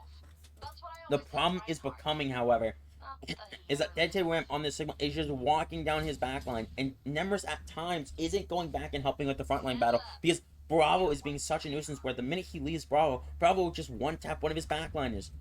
So at this point, there needs to be a way forward. They need to find an answer. And I look to Nemris. I look Nemris to be the game changer. Hey, but who knows? We see a Doomfist, and of course, we see the Faras. They will immediately spot Matt going below PD. Get stunned, roll right click, but Nemris will barely survive. Dead Wham will find himself sleeping on the job. Man, oh man, Jinx on a great position if he's able to stay up here. Bravo taking a little bit of an aggressive peek there. Almost gets spun. Dead Wham with a nice little roll out there. Forces Jinx off the high ground and isolates himself. But Dead Wham commits maybe a little bit too hard for this and cannot get in LOS of his supports. A great play there to counteract the Doom engage. But just baiting him in a little bit too much as Bravo just run free. Just absolutely taps Naps, I suppose. Nap just having a great tournament for Bravo, shuts him down. Bravo having a career tournament has decided he will not be losing this. Maybe this is showing. Maybe this is his tryout to show why he's been on red team for so long. As he hits another disgusting shot. He cannot be stopped right now. Bravo willing his team potentially to grand finals as the point begins to capture. I do not think there will be a touch. There will not. Team Balls Out needs to defend this point for 5 minutes. That could be a really long time. We'll just have to wait and see what happens. A fight towards this upstairs section. Dead Wham gets somewhat weak, but will punch the Wham. Bravo with high new will find Mac and Please and tap Rip Jude. Bravo becoming a human highlight reel right now. And just finds a 3-piece. Dead Wham in his own sum is going absolutely crazy. Nemris is forced to just stall the point. His team utterly demolished by the likes of Bravo and Dedicated Wham.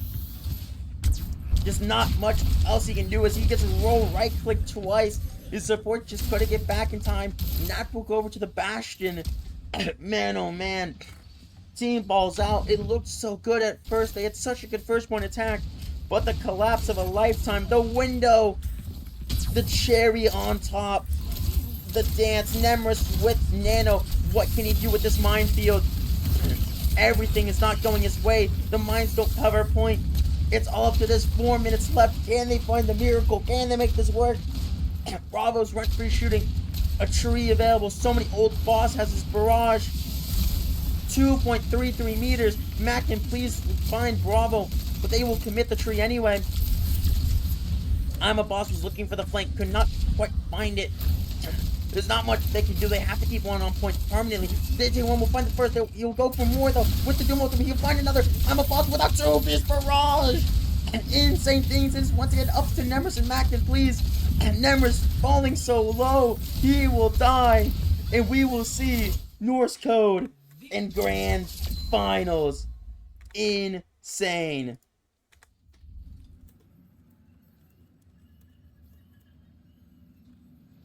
Play this.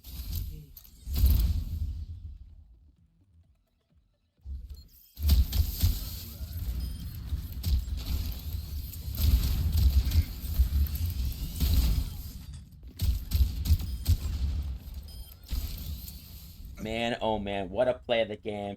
I, of course, got us a replay, and this is a Bravo absolutely living it up. Hits a couple shots on the hamster, takes a beautiful high ground position.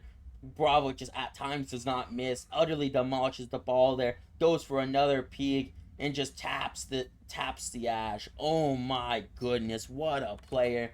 What a talent. As we will take a quick break as we boot up losers finals between team Team Balls Out and Team Uimo for the third time. Catch y'all after the break.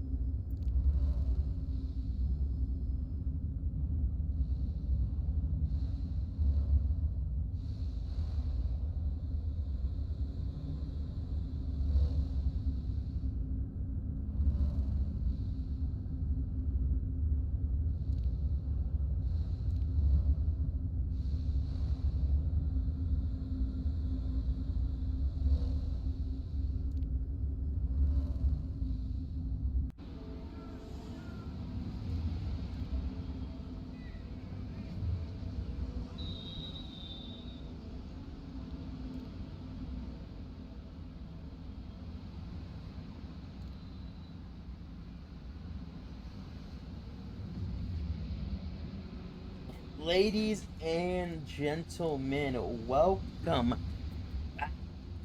to Losers Finals. Let me go in and bring you back up to speed. We are here at Yoimo. That's crawled back from the dead like they always do. And I mean, once again, this is the third time we've seen this series. Balls out, Uimo. It's always close. Third time, maybe third time's the chart for Uimo. Obviously, they have a record of being one of the few teams to always get second place. So maybe NVK will will his team to another second place or maybe more. I'm quite excited. Obviously, losers finals. The winner of this will go on to play Norse Code in grand finals. So I am quite excited for that. I mean, what a tournament. The competition's been fantastic, I would say. And man, oh man, I am excited as we will enter the game. The first time we will see Nepal in this series. In this entire game, I will say. And I will say this, Potato Man is subbing in for Dusk for this series. Potato Man was eliminated with the Baja Blasters, but we needed another sub. And they're around same rank, same play style. So I think it's going to be just okay. They're both from the Valorant tournament, so, adds up. Hey, but I am excited. We are starting off on Village. I wonder what we'll see out of, well, particularly one team. I think we all know that team Balled Out will be running the hamster, while Team UIMO, we've seen some different looks. We'll see what they run this time around as the Assemble Heroes finishes. We will see a Ramattra look out of this team. I think that's the first time we've seen a Ramattra look out of this team. It makes sense, and this is one of the best maps in the game for a rush. You can kind of just anchor it point. But I'm very curious about how Nemris, Napt, and Jinx will kind of attack this map. I feel like it's such an interesting map for a ball. It's one of those things where the FAR gets so much value over time, but I feel like you just need the time. You need the space as we're going to count down to losers, finals, winners go to grands. We will see Nemris will roll out pretty early in a nice early PD, get some nice value off rip. And Zero looks to get some value. Nap looks to harass them with his rocket launcher, but will get dropped so dangerous though, and will get dropped early by MVK. MVK, obviously the captain of his team, has been a threat all tournament long. Up there with the likes of Bravo, the red team DPS. Maybe MVK is trying to get back the winner to grand finals to show Bravo how to play the Cassidy after last game's honestly domination on Cassidy by him. But it does seem like Team Yoimo will have first capture of the game. And I feel like that's always been the case for these two teams. Yoimo, after Mac just utterly assassinated that man, and he's going for more. Mac, and please, on a rampage, we'll find another one. Mac, and please, just allowing for the creative freedom to get in there, have fun, and almost DPS at times. We'll find Head of Family as well at the end of it, and it's up to 0 on the Ramattra. Man, oh man. What I was going to say is, it feels like so many times throughout this tournament, when these two teams face up, Yoimo always has the stronger neutral fight. But as it keeps going, Balls Out just keeps finding a way to push back, keeps finding a way to win. Nemris sneaking, looking for a pile drive. It's fat. Head of Family goes flying up into the air. Zero is forced to use his Nemesis form. Jinx will go down. The mines fielded by Nemris will go absolutely massive though on the other side. Head of Family and the rest of the team is isolated. Zero going to be running out of Nemesis form soon. Somewhat weak in his normal form, but Nemris is also weak. The barrage by Nap will only find one. NVK reeling. He's half HP without his Baptiste.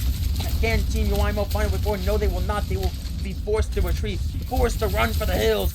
But Naps and Nemris will try to find the rest of the kills. Mac and please getting his team out. Maybe a little bit too greedy there for the chase. Rip, Jude, Mac and please have their ultimates. While we're going to see the Baptiste window by Head of Family. Man, oh man.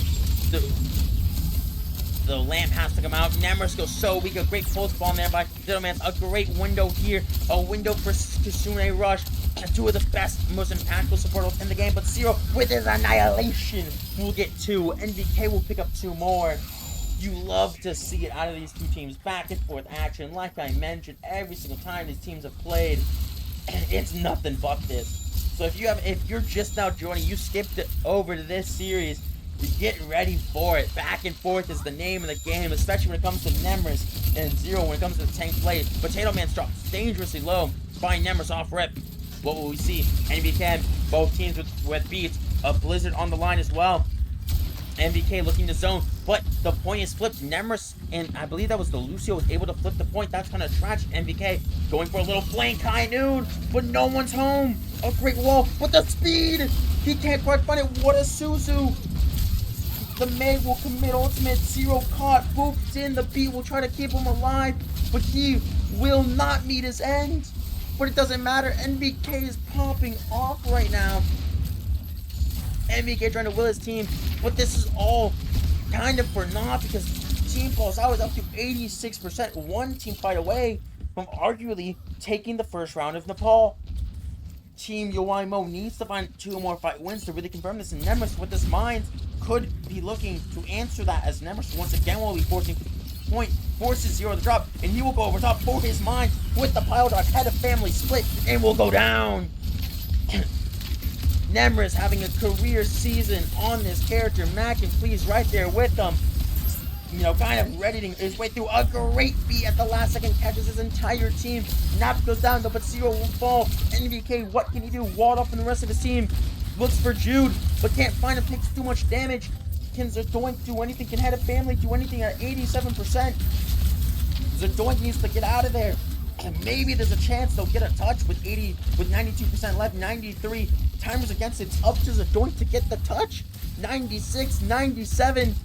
They will get there in time. Napped with a barrage. What can he do with it? It's up to him to really make the hero play for this team. He goes for the flick and finds the barrage, but doesn't find much. But they're so weak. Zero's 1 HP. Potato Man goes crazy. It is up to Rip Jude, and Rip Jude will go down. 199. Yoimo will take map 1. Round 1 of map 1 on Nepal. A back and forth affair like it always is. These teams never leave anything out there. They put everything on the table. Yoimo 1 round away from getting 1 map away from Grand Finals. Man, oh man, a thriller. Nothing could top this. You love to see this. Zero will go over to the Orisa. This team's not been afraid to swap it up. They've been okay breaking the trends, breaking cardinal sins to make it happen. Nemris team stays firm in what they believe, what they can win with. The Farah, the hamster, what can they do? The ball's already dropped to half HP. The spear by Zero. He drops, he's dead. Zero maybe surprises Nemris with an Orisa pick. And it comes up absolutely huge. Absolutely massive. Zero, the Orisa pick. We've seen so many teams try to counterpick the ball, but it's not really worked. The only team to beat them so far in the tournament has been North Code, and that was just purely through Dedicated Ram having a career Roadhog game. But maybe this is the answer. Zero on this Orisa being an absolute menace, being an absolute frontline god. He has Head of Family behind, pumping that, no pause, full of heals. Insane. The Orbs head gets so much value, the Fate has so much value. Zadoink gets dropped dangerous from Matt trying to find a way forward, but the movement by Zadoink is just too clean right now. Nemris consistently trying to find a way forward, but the boop, the stun, the spear, it's too much for him to handle. Zero will start to line it up, kill Mac and Please with the spears. Zero marching them down again and again. Zero absolutely feeling himself on the Orisa pick. You have to love it. You may hate the character, I hate the character, but man, what a counter adjustments. Will they force an adjustment out of team? Falls out. Who knows? Falls out looks so dominant in this tournament. It's the third matching. Maybe they finally found the adjustment. Numbers going for NVK, but if they're just fine with it, they have 5 ultimates. This is about to be insane. I'm gonna follow the Blizzard POV with no E. It's a free Blizzard if they want, but the high noon by NVK gets boosted up. It's an insane shot. Nap goes down after using his barrage. The Blizzard doesn't come out. Riptide will find another one. Head of Family finds one. Sheiks will find another. Head of Families, Coalescence does run out. The May will pick up two. Insane scenes. The Hyun to the moon gets one. The Nap barrage, chaos everywhere. But at the end of the day, there's still almost there's 7 ultimates still in this game, and there's just a horse. Hello? Nope. But they will play up top. This could be a death sentence with minefields, but Zero will lead it out with an E. But Nemesis will come back in, try to find a minefield, but just not find it just yet. Zero will lead his team out without TP. Zero will send it. It's a great Arisa ultimate, but the beat is even better. Nemrus on the backline with the mines. It doesn't find much. The Blizzard is massive, but it doesn't find anyone's frozen. Zero uses his fortified. Nemrus finds one with the mines. Zero trying to find something, but Nemrus with a huge set of kills. A 4-piece for Nemrus. Nemrus willing his team with his mines, with his PD, willing his team to a team fight win. All 7 ultimates used. It's up to Potato Man and his post bomb to try to be the difference maker. We will see. We've seen insane post bombs. We've seen 3Ks in this tournament with this post bomb. We will have to see. Nemesis will scout it. And a nice post there. But Nemesis will be able to live. But he is so weak. He has no armor. Zero's taking advantage of this and pushing the front line. And Zero's forced to use all his cooldowns though. Risa, once she doesn't have her cooldown, it's so brutal. With a high noon out of NVK, we'll find Ripju. The flex support is down for Team Balls out. Nemesis is trying to will his way in. Mac going for the play. Nemesis will be able to find the capacity of Team UIMO, but is it enough? Nemesis is the last one standing for his team, 80%. Both teams need one final fight win to make this happen. UIMO so close to winning this map. One to getting so close to the grand finals. If they win this map, Nemesis will get the touch off rip. What will happen? Who will be the decider? Nemesis with his mines will pop it, isolate his team, but the Coalescence will clear out the minefield. Nap so close to his ultimate. Mac and Please almost have beat almost everyone's ultimate. It's chaos. The Aristo is here. He uses it. He pops it. He cannot get the air. That's just a huge beat, but Nemesis will go down to the back line. Nap with a great barrage, but it's canceled.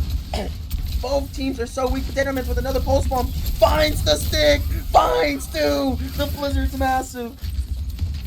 No one's dying though. Potato Man. What a pulse bomb by Potato Man. It's just Nemris. Nemris with everything to do. And Nemris has to find a way. It's up to him. And he cannot get there. YMO will take map 1 of the community tournament losers finals. Holy, what a map. I am screaming throughout my household. My voice is done, but this is too awesome not to cast and scream at. This is Matt's 3K. What a great set of kills he got. Honestly, fantastic. But the thing that sealed the deal was this play by Potato Man's. He will go into the back line. I was trying to catch every single ultimate. And I realized that everyone was live. But Potato Man's had the game winning goal. Hits the post. Nap right clicks in and gets someone else killed. I forgot who it was. And then finishes off the Lucio game altering decision right there.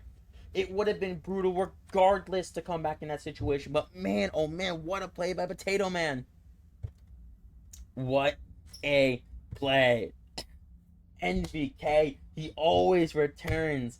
He always comes back. He always somehow just grinds his way to grand finals. And right now, he is one map away from his 4th grand finals. It would be the most in community tournament history.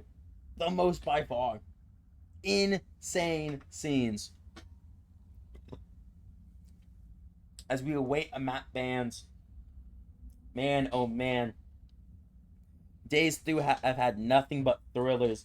Nothing but excitement. Team UIMO has elected to ban Eichenwald. The map they obviously lost last time out. And Nemrus will immediately take Blizzard World. Blizzard World is an interesting map for the hamster. I feel like it has the same problem as Paraiso though, where there's so much open space. on the map. And I'm gonna feel a little bit worried about their Shriek's phase. I feel like if they can have good rotations and pair up with their Pharah, with their Mei, get some good kill boxes going, they will be able to make it happen. But I do not know. No one knows.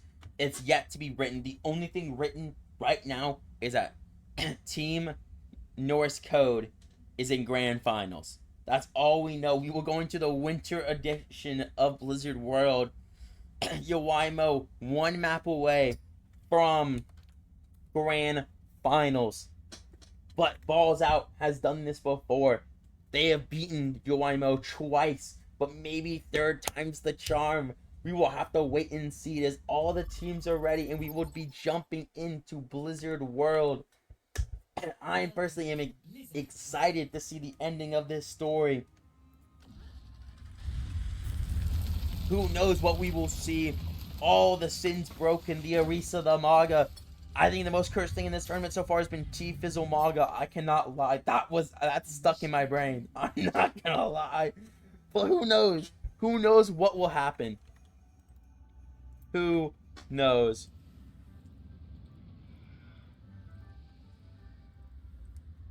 Who knows? Blizzard World, such an open map. But there's plenty of flank routes for a character like Hamster. I mean, this little entry over here gives you so many options as the map opens up. Nice flank routes all around. Christmas themed. It looks beautiful. Like I mentioned, one of my favorite visual maps in the game. You have to love it. Like I mentioned before, I love the Diablo and StarCraft sections. I love it all. It's so fantastic. You have to love the Overlord in the sky. Look at him go. You love to see it. But we will see Zero on the Ramattra, Potato Man on the Bastions, a Doink on the Alari, while we will see Jinx and Napt play Sombra Tracer. Complete swaps up from all sides. And sadly, still no Bumblebee. But look at him go. Oh, we do have one Transformer. Wait, Transformer spotted. Alright, we'll see as Game 2 of this series kicks off. Holy. Everything on the line. Balls Out needs a winner. They will be going home early. Nemra's a little bit of tech there. Potato Man popping his Bastion shift. Who knows? Everything's a little bit quiet. Potato Man's getting chased down right now, but NBK once again willing his team across the finish line so many times. Every community tournament, it feels like the minute he hits losers, he becomes a different animal in these community tournaments. All the friends on the other team becomes pure enemies, pure hatred. At times he is goodbye, and honestly, it makes him at times play out of this world. Like I've already stated, one of the best Cassidy's in all the United States. What a player. As Nemrus will go for a flank with the help of his Sombra, maybe looking for a hack play on the back line. Jinx a little slow to it, but that's okay. A nice little lamp there by Head of Family. A full high ground control, but they lost their Lucio. But they lost their Baptiste. So much is happening. Nemrus gets so low and will go down. NVK doing what he can to keep his team in it. It's an insane shot on the invisible Sombra. What else can he do? It seems like he's a superhero now. He can do everything. NVK trying to will his team, trying to punch his way into Grand Finals with 2 minutes left on the clock. The first true ultimate fights will come out. EMP at 58. Full set at basically 100%. So many ultimates almost ready. 2 minutes left to go. So much. Nemrus taking a flank route once again, but it seems like Potato Mans can sniff it. He knows the Bastion. But Nemrus prepping the grapple spot. Jinx gets in a position. He goes. He gets a nice boop. But Potato Man will live. But he goes for the execute on the Potato Man. He will go down. MVK finds another insane kill. MVK will get booped out of the PB. A little bit of an accident there. The high noon will keep him alive. He will find Nap accidentally falling into it. The mines are everywhere, but the mines are not finding by the Kitsune Rush is committed. But MPK is once again left untouched. Zero is absolutely anchoring down the point with his nemesis form. There he is. He is punching. He is brawling his way out of this situation. Just going, playing on the front lines. The annihilation is popped by Zero. Chasing down Rip Jude. The Kiriko will fall. Mackin, please, so weak. But it won't matter. Potato Mans picks up the stragglers. And with a minute left, 2 ultimates on the board. This EMP fight has to be perfect. The emo out of the bastion. Look at him go. Look at him go. And you love to see it. Rip Jude goes over to the Zen. The desperation adjustments, I have to say. Napped over to the Pharah.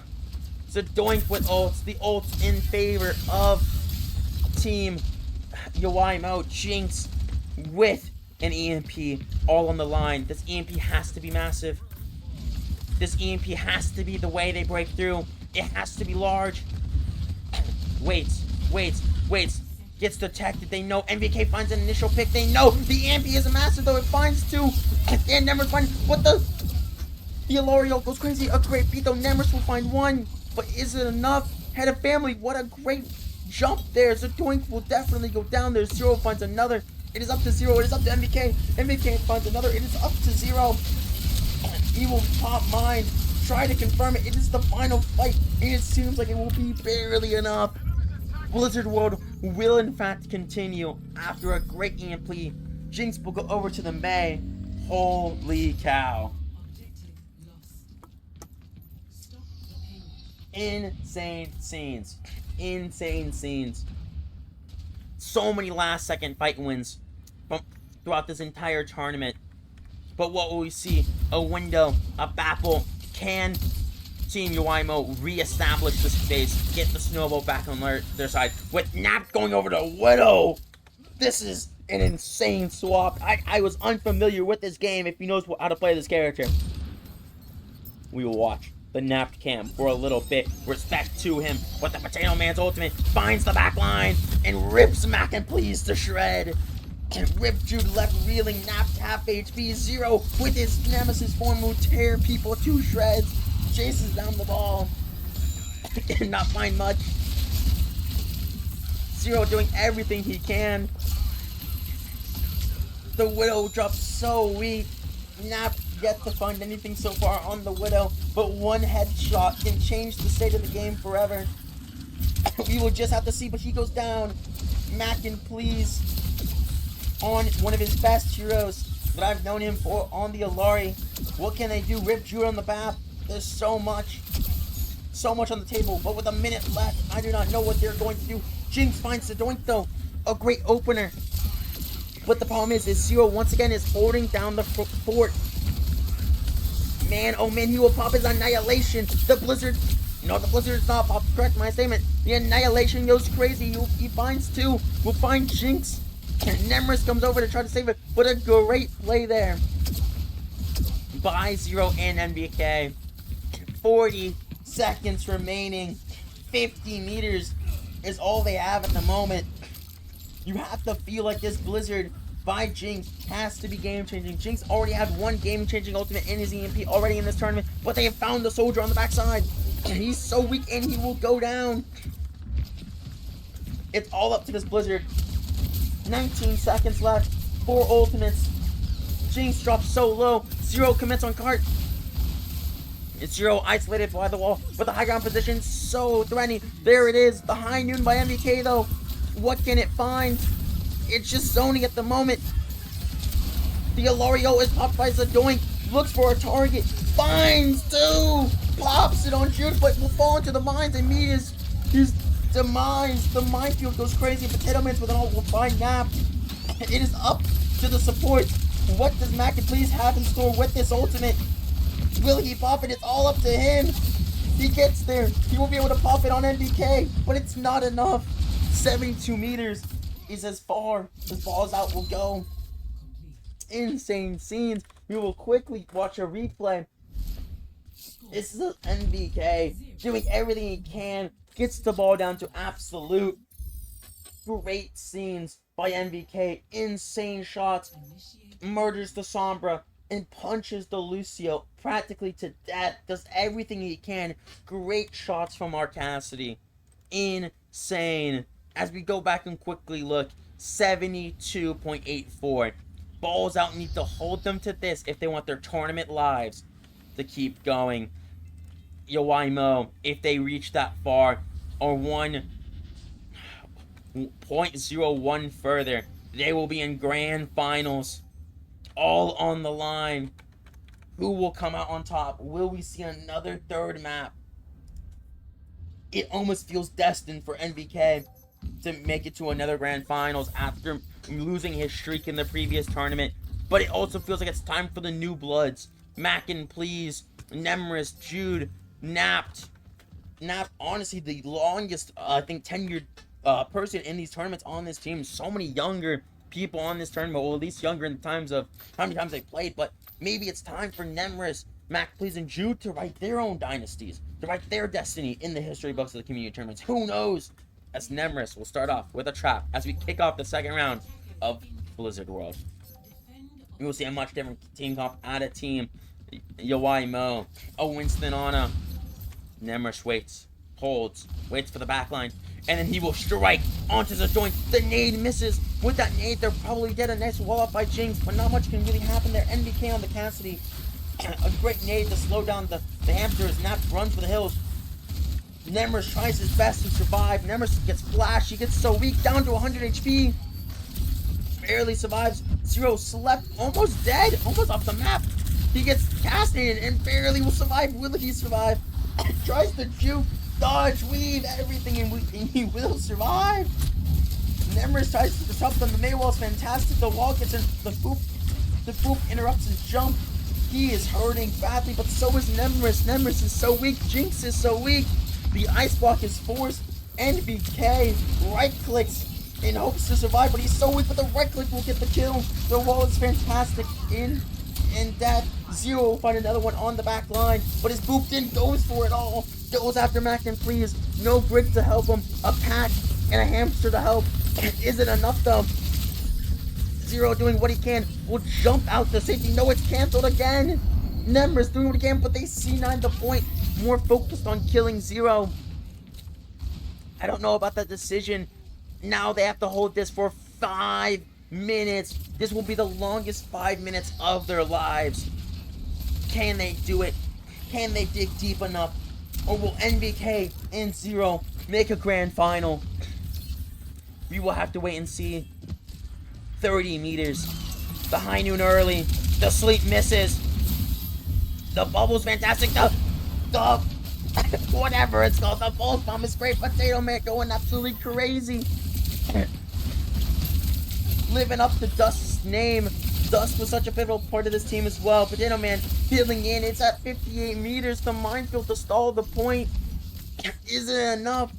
10 meters to go. Is this the last gasp of Team Balls out? The rally's here. The raid boss is out. 2 meters to go. The Nano's there. 0.45 meters. Nemris stalling. Nap for the high noon. Trying to get involved. The Blizzard's out. Trying to stall. 0.22 meters. Mac and Please will find Zadoing. Potato Man and Zero will find kills though. Is it enough? I don't think it is. Mac and Nemris? Can they do it? Can they clutch up? Nemris is stalling. He is spinning. Mac is so weak. They're trying to fight, but it's not enough. Team Yoimo will be going to grand finals. For the first time, they are able to take down Team Balls out in this tournament. And this is the one that matters. Andrew going 26-1. Insane scenes. Insane scenes. We will have to see what Grand Finals holds. We will, of course, take a small break before Grands kick off. Holy, I hope to see y'all there. Insane scenes.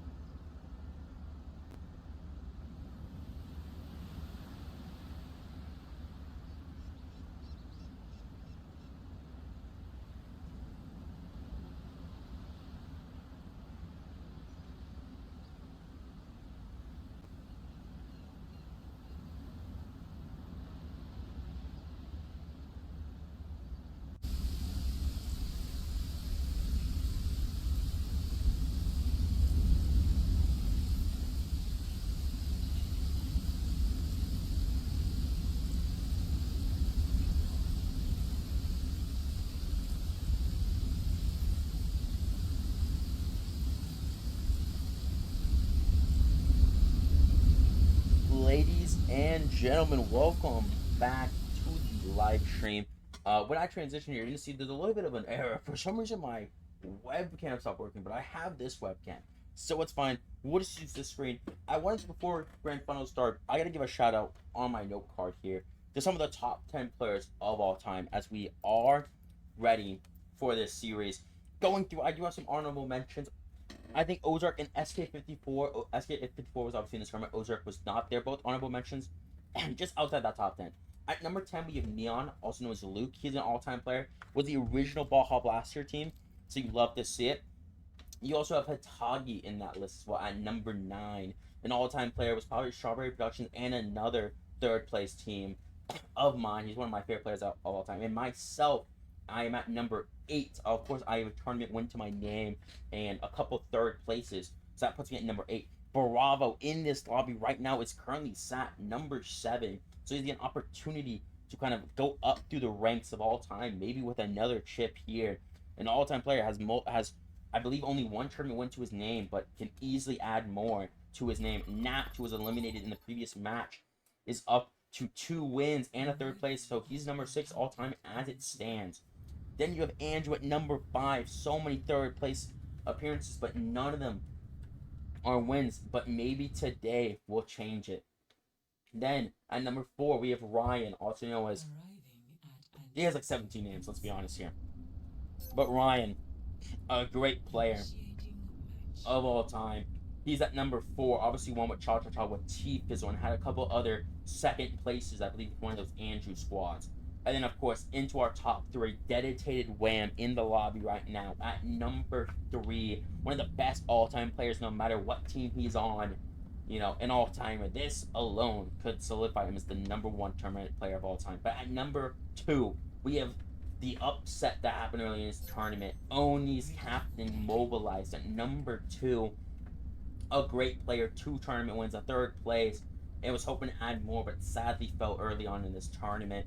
I do feel bad for him. At number 1 is his close friend JC Weird Guy. Number 1 by a margin. It's not a tiebreaker thing. He has just the best tournament results of all time. So I wanted to give a fair shout out to those all-time players because this is our 5th community tournament as we hop into game of Grand Finals. Dedicated Wham on the Doom, 0 on the Sigma. Anything can happen. Anything can happen in Grands. We'll start off here looking at the Sigma. Anything can happen. An all-time rivalry. Bravo v Andrew. Bravo v MVK. Big Brain Boy v Zero. So many former teammates in one lobby. Zero finds the first lamp. Ditchy Wham with a nice punch there, but Ditchy Wham will go down early. Bravo cannot find anything there. Potato Man's a little bit caught out. Will almost get dropped, but NVK will take the 1v1 with his red team teammate. But Bravo will dig his way in. Direct my statement. I thought he was for sure getting out, but he actually will. Nice little bit of movement there from the DPS player. Dete Wham back on the Doom Fist. Died really early onto that first fight. So Team UIMO will take the first capture of the coin.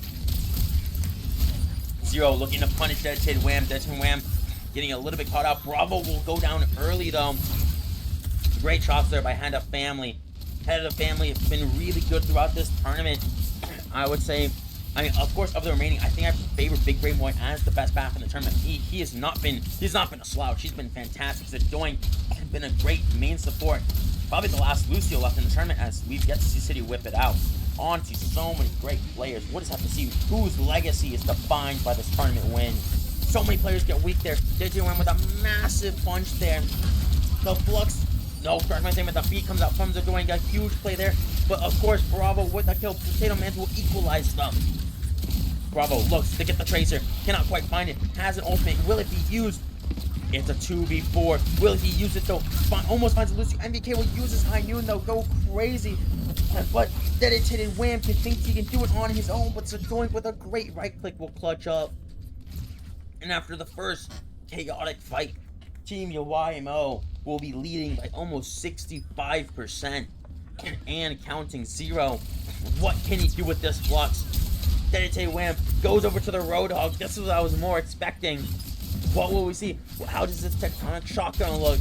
So many questions, and we have to wait for our answers. Bravo gets dropped early though. Very low. The window from Big Brain Boy spins so effective, but the flux is fantastic. But the grip is even better. The grip completely saves Big Brain Boy from any damage. It's a boss goes crazy as well. The tree was so well placed. The window had a family, but the tectonic shock, what can it do? It can obviously not get shot through shield, and he has to send a point and cap. 97-99. Bravo jumps up, looking to get more damage done. But it seems like Team Norse Code will, at the very end, be able to get the capture. Bravo digs his way in, looking to cut off Zero's escape route, and Zero will fall. Team Yuaimo, 99, but loses their first team fight of the series. This is the first time I believe we will see these two teams play. An all-time rivalry, I feel. We always see these two teams play in tournaments. And man, oh man, it feels like it's always in grands. And it feels like historically it's always been Team Norse Code, or whatever form it's taken, will always be the one winning. But maybe today is the day that changes. We will have to see. Zero forces the point. Potato Man goes for a flank. Bravo looks to harass the Sigma. It's so spread out. MVK takes a wide swing. Bravo will right click his way up to the high ground. I'm a Boss has his barrage. Will we see it? He goes after Head of Family. Head of Family gets dropped so weak. There goes the lamp already. Potato Man's doing such a good job. Big Brain Boy is forced to get gripped upwards. So much damage being taken, but I'm a Boss takes out the enemy bastion and a great barrage. But a great eat. Zero absolutely dominating with this Sigma right now, and finds the flux onto Big Brain Boy and will land him on his full. Oh, never mind. But it's up to Bravo. The last remaining team member can stall for a real long time on this character. Really slippery at times. Dead Wham is back, but will go down. It's up to Dead Wham. The clutch up here, but I don't think he'll survive. The beats here if necessary. The Pharaoh's touching for now. The 360 beat. The high noon should confirm it. And round one of grand finals will go to Yuaimo. Insane scenes. The lower bracket demons, can they get it done? Can they get it done in grands? After a long day, almost 4 hours of game time, that I know it's going to take like 5-6 hours for me to upload this video, but it does not matter. It does not matter. Because at the end of the day, we're here for the community. We are here for the fans. We're here to have fun. And hopefully, this has been a blast to all the players watching and all the players who are playing in this tournament right now, as we will kick off round 2, sub-level. A little bit of miscommunication as we're going to see Zarya at a dedicated Wham. A little bit of an interesting adjustment, but maybe feels like he just needs an extra bit of damage and some of the security of having his own personal life bubble. But I'm a Boss starts it off with a great kill onto Potato Man. But Boss just hunting down at the moment, finding some great value on this Pharah pick. Known for playing it. Kind of the one kind of consistent factor in this team, apart from Big Brain Boy being on the Baptiste, has been this Pharah. And man oh man has been efficient. Zero will go ahead and swap over to the Winston. A little bit of a counter pick. But I don't think it really is that bad. But we'll see. We'll see how Dead Wham plays it. Probably bubbling his duo, his roommate, Bravo in. And that's exactly the game plan. Zero will find Head of Family early though. The lamp is forced though. Zero gets dropped weak. But there's not enough damage. But the team is so weak. The entire team just collapsed in the back line. And if you saw on the display, the entire team of Yuaimo just gets dropped to almost 50% HP just immediately. They all dropped to like 1 HP, and one rocket just obliterated them all.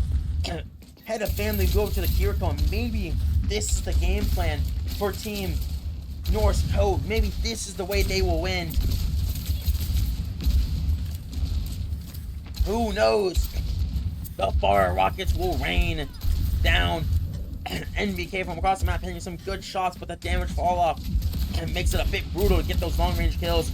But Bravo respecting the damage. But once again, I turned the Big Brain Boy. His windows have been so fantastic in this tournament. The pulse bomb right there not really landing, but his window Maybe a commentator's curse right there. His window misses. His window is honestly cosmetic. Boss has a barrage maybe needed. They're 3v5, but with that kill, it's 3v4. I would consider the barrage here. He will. The barrage comes out. Zero gets dropped to weak. So Doink is 1 HP. Surely goes down. Dedicate Wham goes down as well. Zero almost has his final raid. And at the last second, 88% will go towards North Code. But Team UIMO will strike back. You love to see it. Such grit on this team. They know how to dig deep throughout this entire tournament. Backs against the wall this entire time. But they overcame the demons of Team Falls Out. Can they overcome the final one, the final hurdle? Dedicate Wham says no with an early hook. And Andreas will follow up with a great tectonic shock, chasing people down. Is that it? NBK with a high noon. Can't find anything. Zero with his primal. Can't find anything. No one can. It's up to Zadoink and Potato Man to get a nice bit of stall off. Zadoink going for the touch. Zero onto the hamster. The touch will be there, but he's dead. He doesn't get a chance to beat. The Kiriko's on her way back. Can she get the Kasune Rush off? She should be able to. The Kasune Rush is big. Will it be enough though? City almost up to rally. What will happen? Bravo dropped so weak. Maybe there's a chance here. The side of North Code is so weak. The beat's there. The Lucio gets back. The raid boss is here though. Zero drops so weak. Zero will go down. Zadoink drops weak. The raid boss is so powerful. Dedicated Wham holding down the fort. It's all up to Potato Man and he will fall. 1-1 on Antarctica. You will be going to the outside map. Of course, this is the only best of 5 in the tournament. Holy.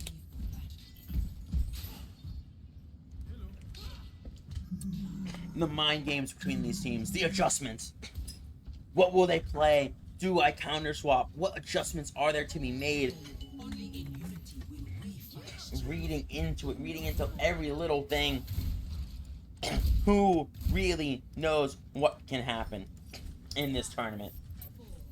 Hey, and I'm all for it. We're gonna see a nano. We're finally seeing it.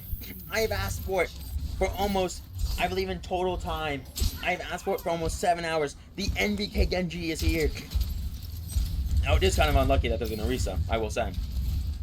But we will see what happens as Team North Code will elect to go to the left-hand side. But Zero's there, lying in wait, seeing the Orisa has been unveiled.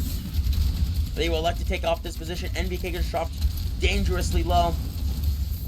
Zero will jump in with this bubble, trying to get some value, but the Pharah is just absolutely pounding from the skies. Zero will go down. What will happen? It seems like Team UIMO without their tank will have to back up. Zadoink gets dropped so weak, 1 HP. NBK will equalize, but it seems like these two supports are destined for death as they will go down.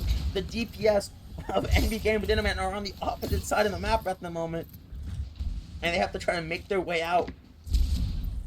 NBK running, trying to help his fellow DPS out, but drops so weak. Can he escape? It looks like barely he'll be able to live. NBK gets dropped on 1 HP again, and this time he will fall. Bravo on the Cassidy. Showing the Cassidy that he is maybe not well known for. I mean, yep, there it is. I knew the minute that happened, the minute Bravo got the headshot on NBK, we are going to have a Cassidy off. The true battle of who's the 1-1 of Cassidy's, I suppose. NBK known for it, but Bravo's Cassidy is not half bad. The true test of skill. The Imato matchup. A City will drop early. The window, but Big Brain Boy isn't there. The Potato Man with a great pulse bomb. Will we see the barrage potentially committed here? I do not know. Potato Man's put on so much work. NBK with a right click does so much, but Bravo will get the Cassidy 1v1 win. Potato Man will go so weak, but Zero able to come up in the clutch. UIMO will get back on the board. They will start getting their percentage.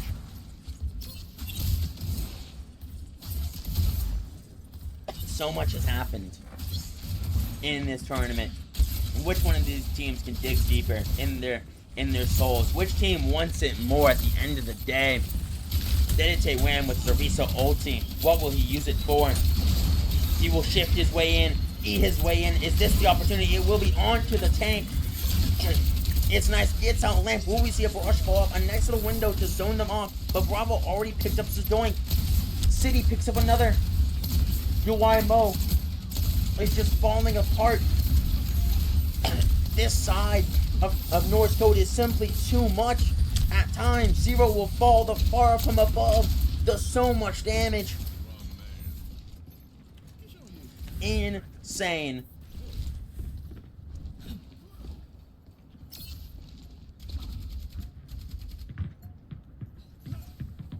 A little bit of quiet as the teams prepare for what could be the final fight.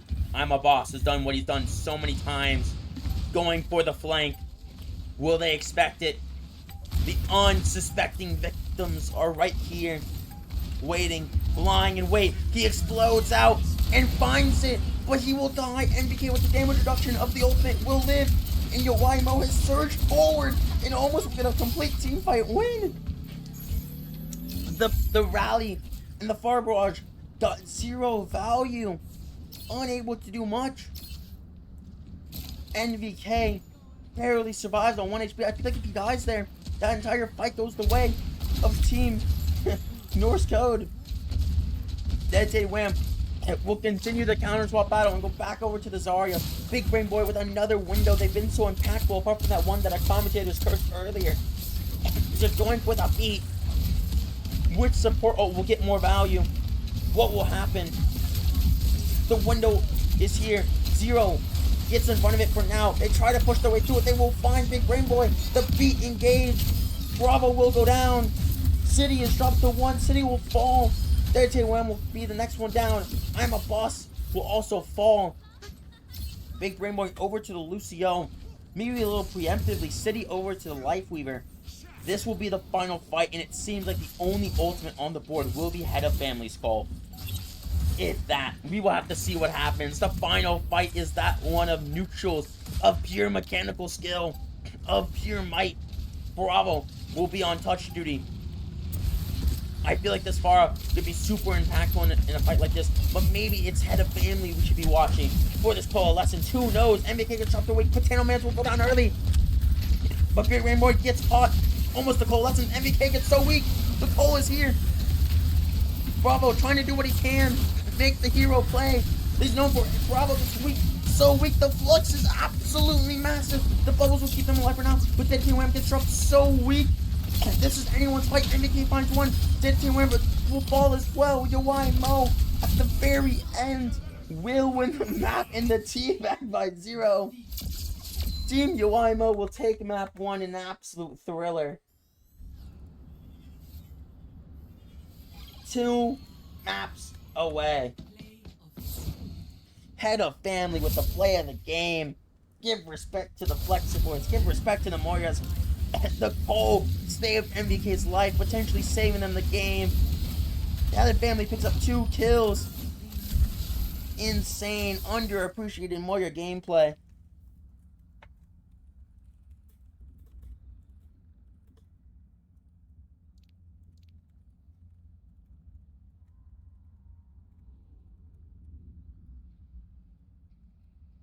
Alright, we will wait and see what the map bans are.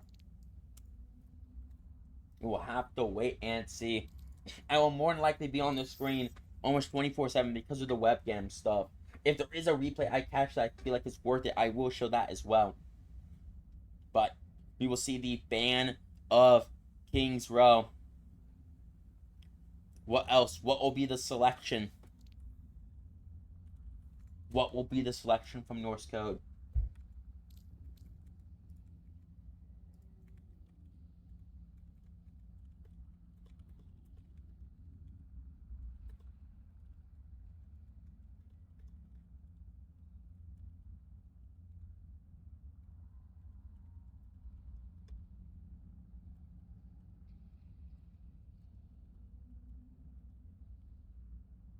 It will be Eichenwald.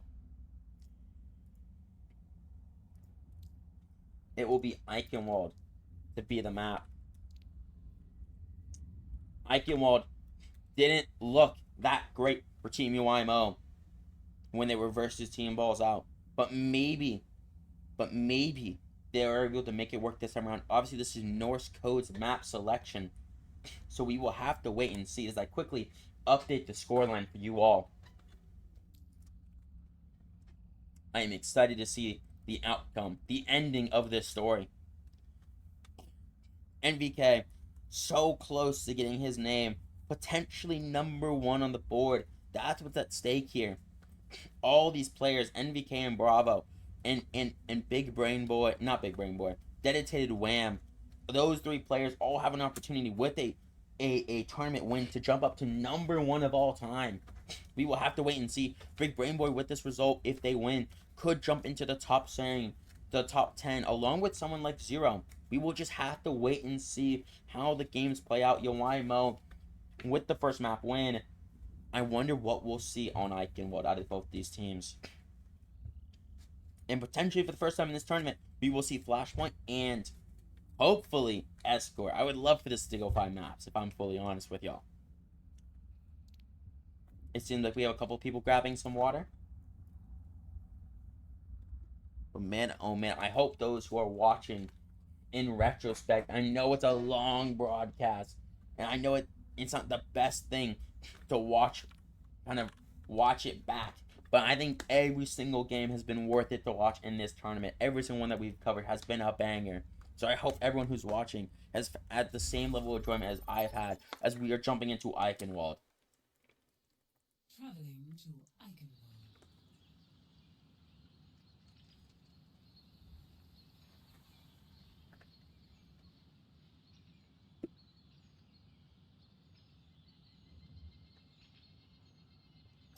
As I finish the 8th water bottle between the 2 days, because my throat is so gone. You can tell I'm a bit rusty at this, but I am excited.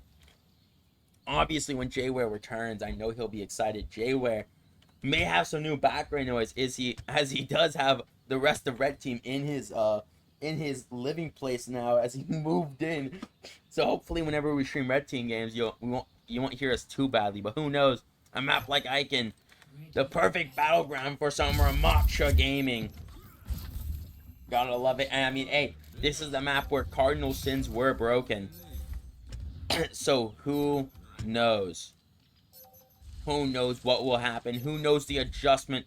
All I know is NVK versus Bravo, the Cassidy one of a lifetime. Like, this alone is worth it to see. We've had highlight 1v1s. We've had the Reinhardt duel on day 1. We had the Doom duel at one point. We had so many great duels. We had Tracer ones, Pharah ones. But this one, an all-timer. Bravo v NVK on Cassidy. Nothing's better. Truly the grand final to define who's the Cassidy player, I suppose, as it kicks off on map 2. I'm a boss. Off-rep flies into the sky, looking for poke. Potato Man's looking for some Tracer value.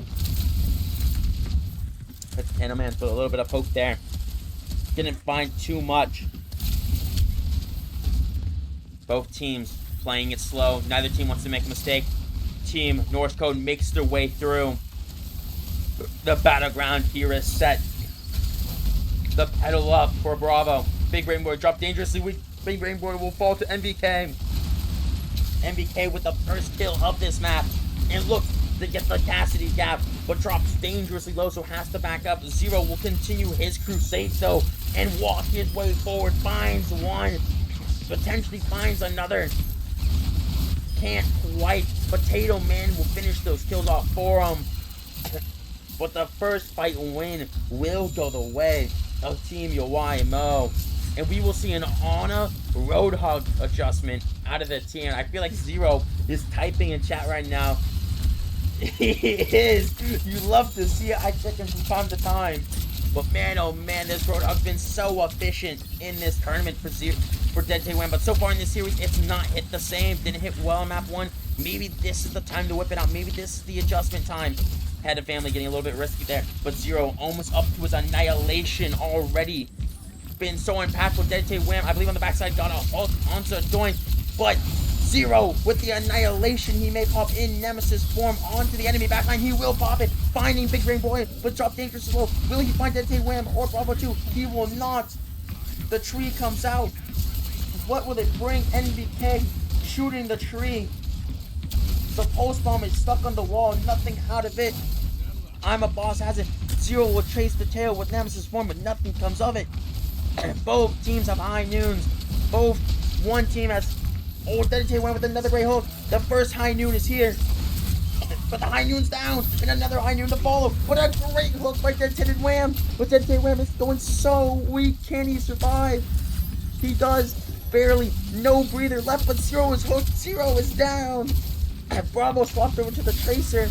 The Nano over to the Roadhog. To try to will his way through. A great hook once again.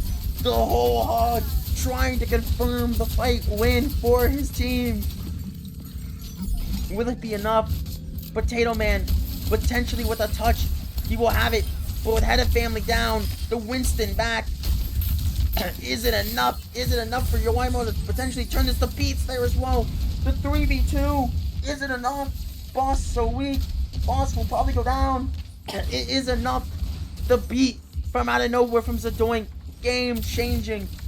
Potato Man with a post bomb. But Zero finds himself next to a Roadhog. 60 HP, almost goes down. And while the Tracer looks for a post bomb and barely misses. Zadoink goes down on the backside. This barrage still lying in wait. I am waiting for it to be unleashed to wreak devastation. The Winston jump in, doesn't get much value. Potato Man will go down. The point is almost capped. Boss goes so weak, NBK will go down. Zero is asleep and he will wake up to a barrage of death. But Potato Man is going absolutely nuclear right now on the Tracer. Dente Wham will go down. 94.8% with 15 seconds left. Bravo will be the man for the touch. He can get there. City almost a tree. So many ults almost activated. Bravo forced early. City, can he get his tree? Will his high noon be the death sentence though? The tree is fantastic, it blocks up west, but with the speed boost, he will get there but cannot find anything. Zero with the primal range. Is this enough? Has City in his sights. And he will find him. NBK will go down. Zero will trade it. Bravo with a post bomb. Can he find impactful value? Head of Family goes so weak, but Zero with a primal range goes absolutely nuclear. The post bomb will miss. I'm a Boss goes weak. The Doink is so weak, but it's not enough. It's up to Big Brain Boy. Bravo is willing his team. He's trying everything he can. But without cooldowns, Yowaimo will full hold them on this map. Insane plays. Norse Code is reeling. They got so close, but the beat out of nowhere by Zadoink in the heroic plays out of NVK 0 and Potato Man barely managed to keep it in tow. This map is such a brutal map. It is so hard to cap. I just feel like Norse Code needs a better win condition that isn't just pure mechanical skill.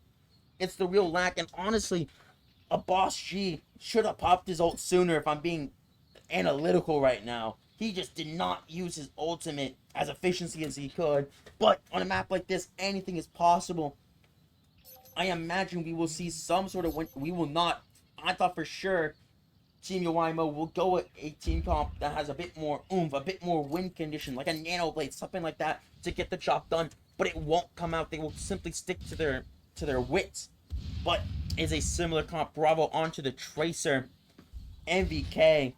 His Cassidy's been such a problem. NVK and Zero, an all-time duo. You love to see it.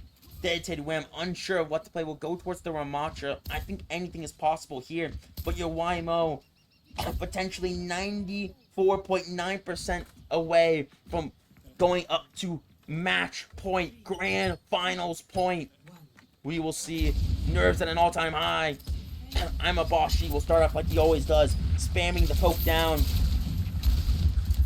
What will we see here? NVK tries to poke him out of the sky.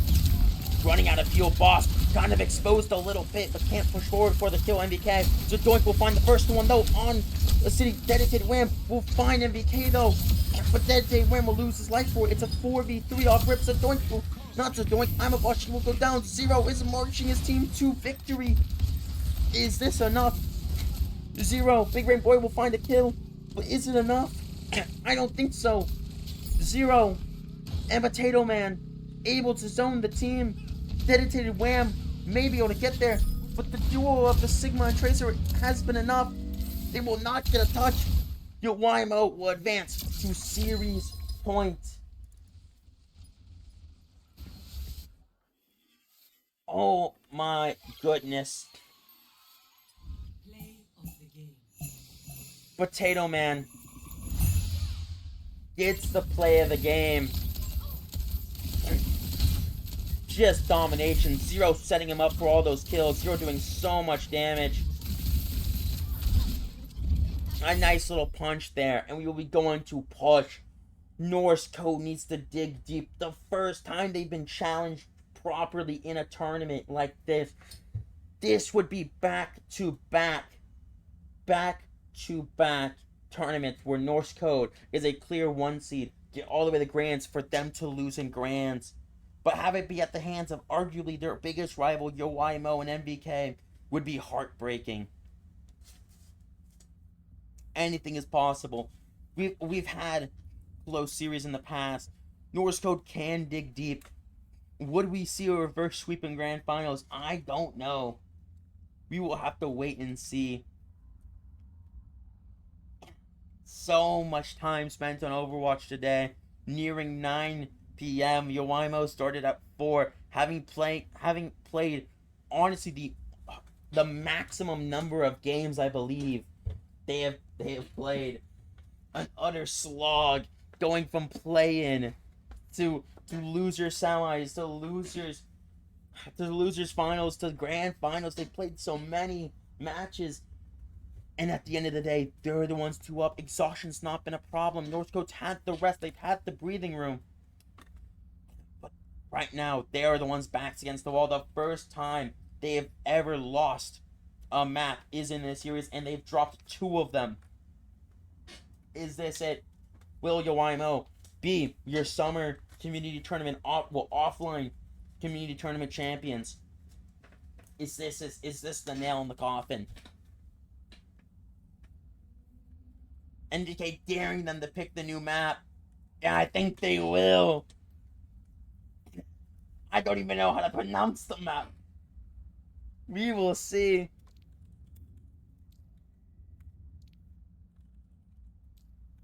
We will see. Grand Finals will come down to the new map. Will Yowaimo complete the 3-0 sweep in Grand? Will Norse Code bring the reverse sweep Hopium out on the new map from Peru in Alori's hometown, if I'm not mistaken?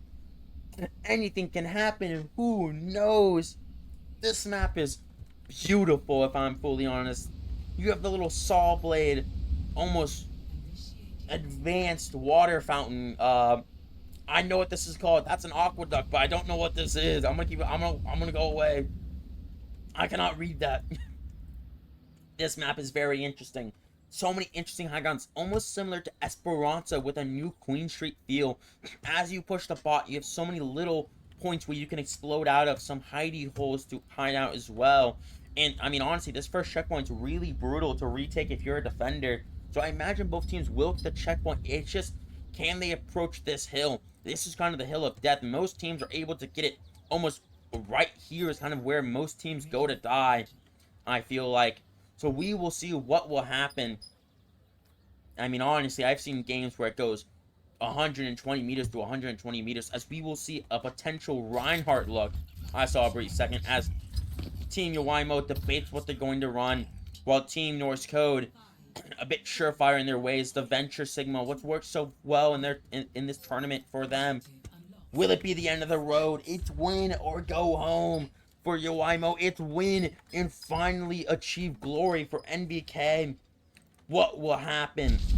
Both teams approach the outside point. Who will win? Who will lose? Both teams begin with a little bit of poke.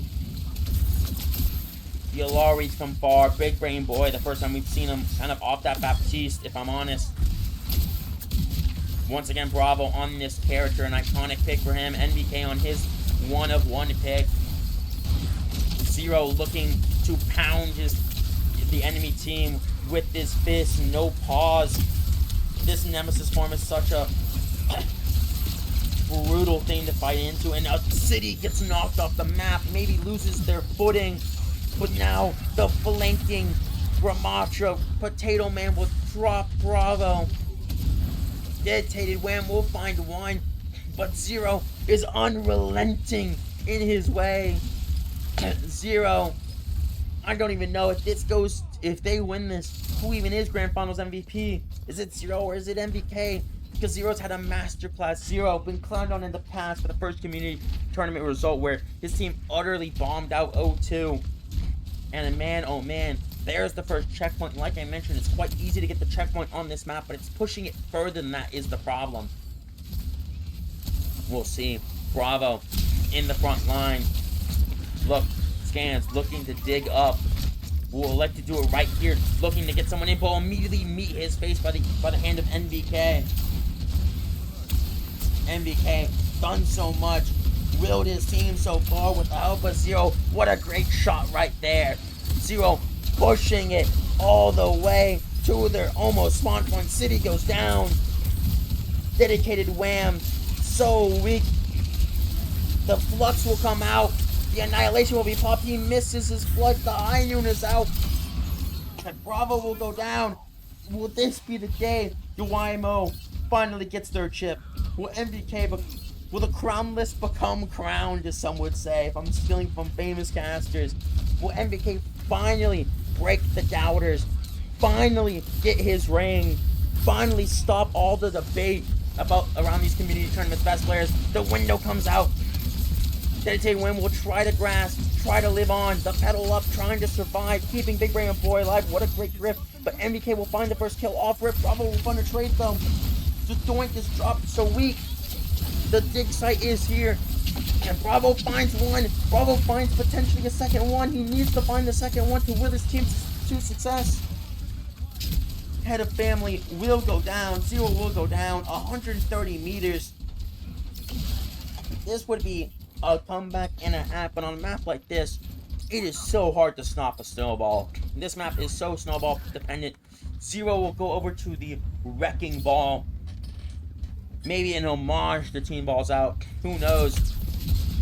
But man, oh man, immediately find. What a brutal one shot there by Zero. Insane plays. NVK gets another kill. So Doink will fall. But the damage feels like it's already done. MVK looks like a man on the mission. What a one-shot by Zero and Zadoink. Insane plays. I only imagine what a team like Balls Out would do on a map like this with all their ball play. All those ramps are really easy PDs. And here we go. Zero once again up in the sky. Looking for what he can do. Dedicated Wham goes back over to the Roadhogs, but they lost City off rip. A nice look onto the hamster though. Is there a comeback left in them? Do they have the energy? NVK trying to will his team. A window from Big Brain Boy. DeLucio will go down. The High Noon trying to avoid the hook. Will bait it out and will get the Roadhog. Bravo trying to win the Tracer 1v1. But Potato Man had assistance from his team. Andreas was on an island. Is this it? 4 meters to go. The touch has to come, and this is desperation time. For no scope, the window is fantastic. The barrage is better though.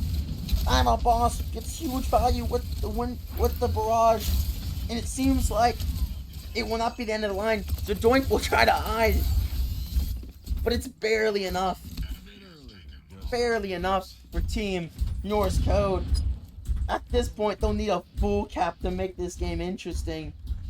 Do they have it in them? This map is brutal. This map is very uncharted territory. Anything is possible. But it looks like NVK and Norse Code, they want it more right now. That's what it feels like. They simply want it more. Potato Man looks, hunts for a pulse bomb. Scans, jumps in. Will he find it? He will! But the lamp is fantastic from Big Brain Boy. Bravo! Can he equalize with his own pulse bomb? The mine's got nothing of value. Zadoink will go down. City will go down to the hands of Zadoink. Bravo will chase. I'm waiting for his pulse bomb, but I guess it will never come. excuse me, with 4 minutes to go, Team Yoimo look like men on a mission. They are unstoppable at the moment. They will push back to the doors of spawn. Would this be the day that they get their win? The Yoimo dynasty that never was the second place's Potato Man will start it off with a kill. NVK looking for big rainbows, doing, looking for more kills. Will he find it? Will this be it? People are dropping. I think this is it. Dedicated Wham, desperation time. But they will not touch. The YMO will get it done finally. They will win a community tournament. Zero Head of Family, NVK is a Doink and Potato Man. They are crowned NVK. Will get the play of the game and easily Grand Finals MVP. I will see if he wants to hop in. I will see quickly if he wants to.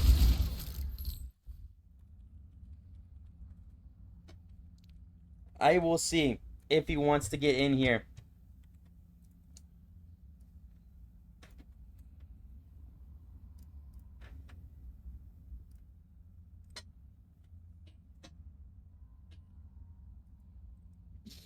NVK, Andrew, how does it Yeah. feel? The crownless has been crowned. Finally. After all the second places. I can't believe it. It's just so I'm You just so get it? emotional right now. That you get it done in the 5th community tournament. Insane scenes. Huge congrats. All the way from Thank the you, sir. play-in. You played the most possible games, starting from 4 p.m. and ending at 9. 5 hours, and you had the energy to do all of that. Huge Yes, sir. congratulations. Yes, sir. Tell me, what was y'all's, how did y'all keep the mental going, even though, after losing to balls out twice, I feel like y'all would have had to been at a low at one point. Yeah. I I don't know. It was just like our collective mental kind of connected. We kind of became a hive mind. And I kind of just said, you know what, guys? They might give me a little trouble, but you know what? I'd win. I'd win indeed. This is the good ending, some would say. Huge congratulations all the way, but in the most work, I would say, out of all the teams, in the sense of having to play the most possible game, playing, I believe, 8 matches over 2 days to get all the way to grands from losers and to win it. Huge congrats. Huge congrats. I'm just so happy. I couldn't have done without my team. Our last minute sub Potato Man. He's our GOAT. Thank him for most of that, because he did get us these last 2 wins as well. So I appreciate Potato it. Man played fantastic. I will give a shout out to Dusk. Dusk was playing fantastic throughout the Yes, entire tournament yes. as well. That's good. Dusk So was first one of the good. best Ash players in the entire tournament, I feel. So Potato Man Yeah. kind of just bringing that different play style really took it over the edge. But I feel like, honestly, Yeah. y'all were a team of destiny, some would say. Yourself and Liam uncrowned in these community tournaments. Liam clowned on for his first ever community tournament exit, and you obviously getting clowned on for never winning. Finally, the doubters can be silenced. The doubters are finally silenced, and I am truly the honored one. Real. Truly. After, I believe, this is y'all's 3rd grand final against a Bravo-led team, if I'm not mistaken. No. Oh yeah, no. Second. I believe it's the second. Second. It's the second. Is it the second? No, it is the Yeah. third. It Is is it? the third. It is the third because you played against first one, second one, and then this one. So this is your 3rd time versus Oh, Bravo in a grand final. I You get see. it done, just like the 3rd time you played against Balls Out. You got it done. Maybe 3rd Yes, time sir. is the charm. 3rd time definitely is a charm. I think I just needed to lock the cast, you know? I think Yeah. that was one of the game changers. Obviously having a tracer player was really nice. The momentum shifted when you Yes. beat him on the cast. Yes, it did. The minute I even said it, I was cheering for your Genji for 8 hours straight. You get on it, but then the minute Bravo headshot you on Cassidy and killed you, I'm like, he's gonna swap cast, and we're gonna get the cast when we going to have a lifetime. And honestly, you delivered. Yes, sir. Yes, sir. So huge congratulations. I hope for the people who watch this back, the offline edition of the community tournament, I hope they have a great time watching all almost 8 hours combined between 2 days. Luckily, it's not in one sitting. My voice is done. Do you have anything else to say to the stream? Good night, everybody, and remember, nah. I'd win.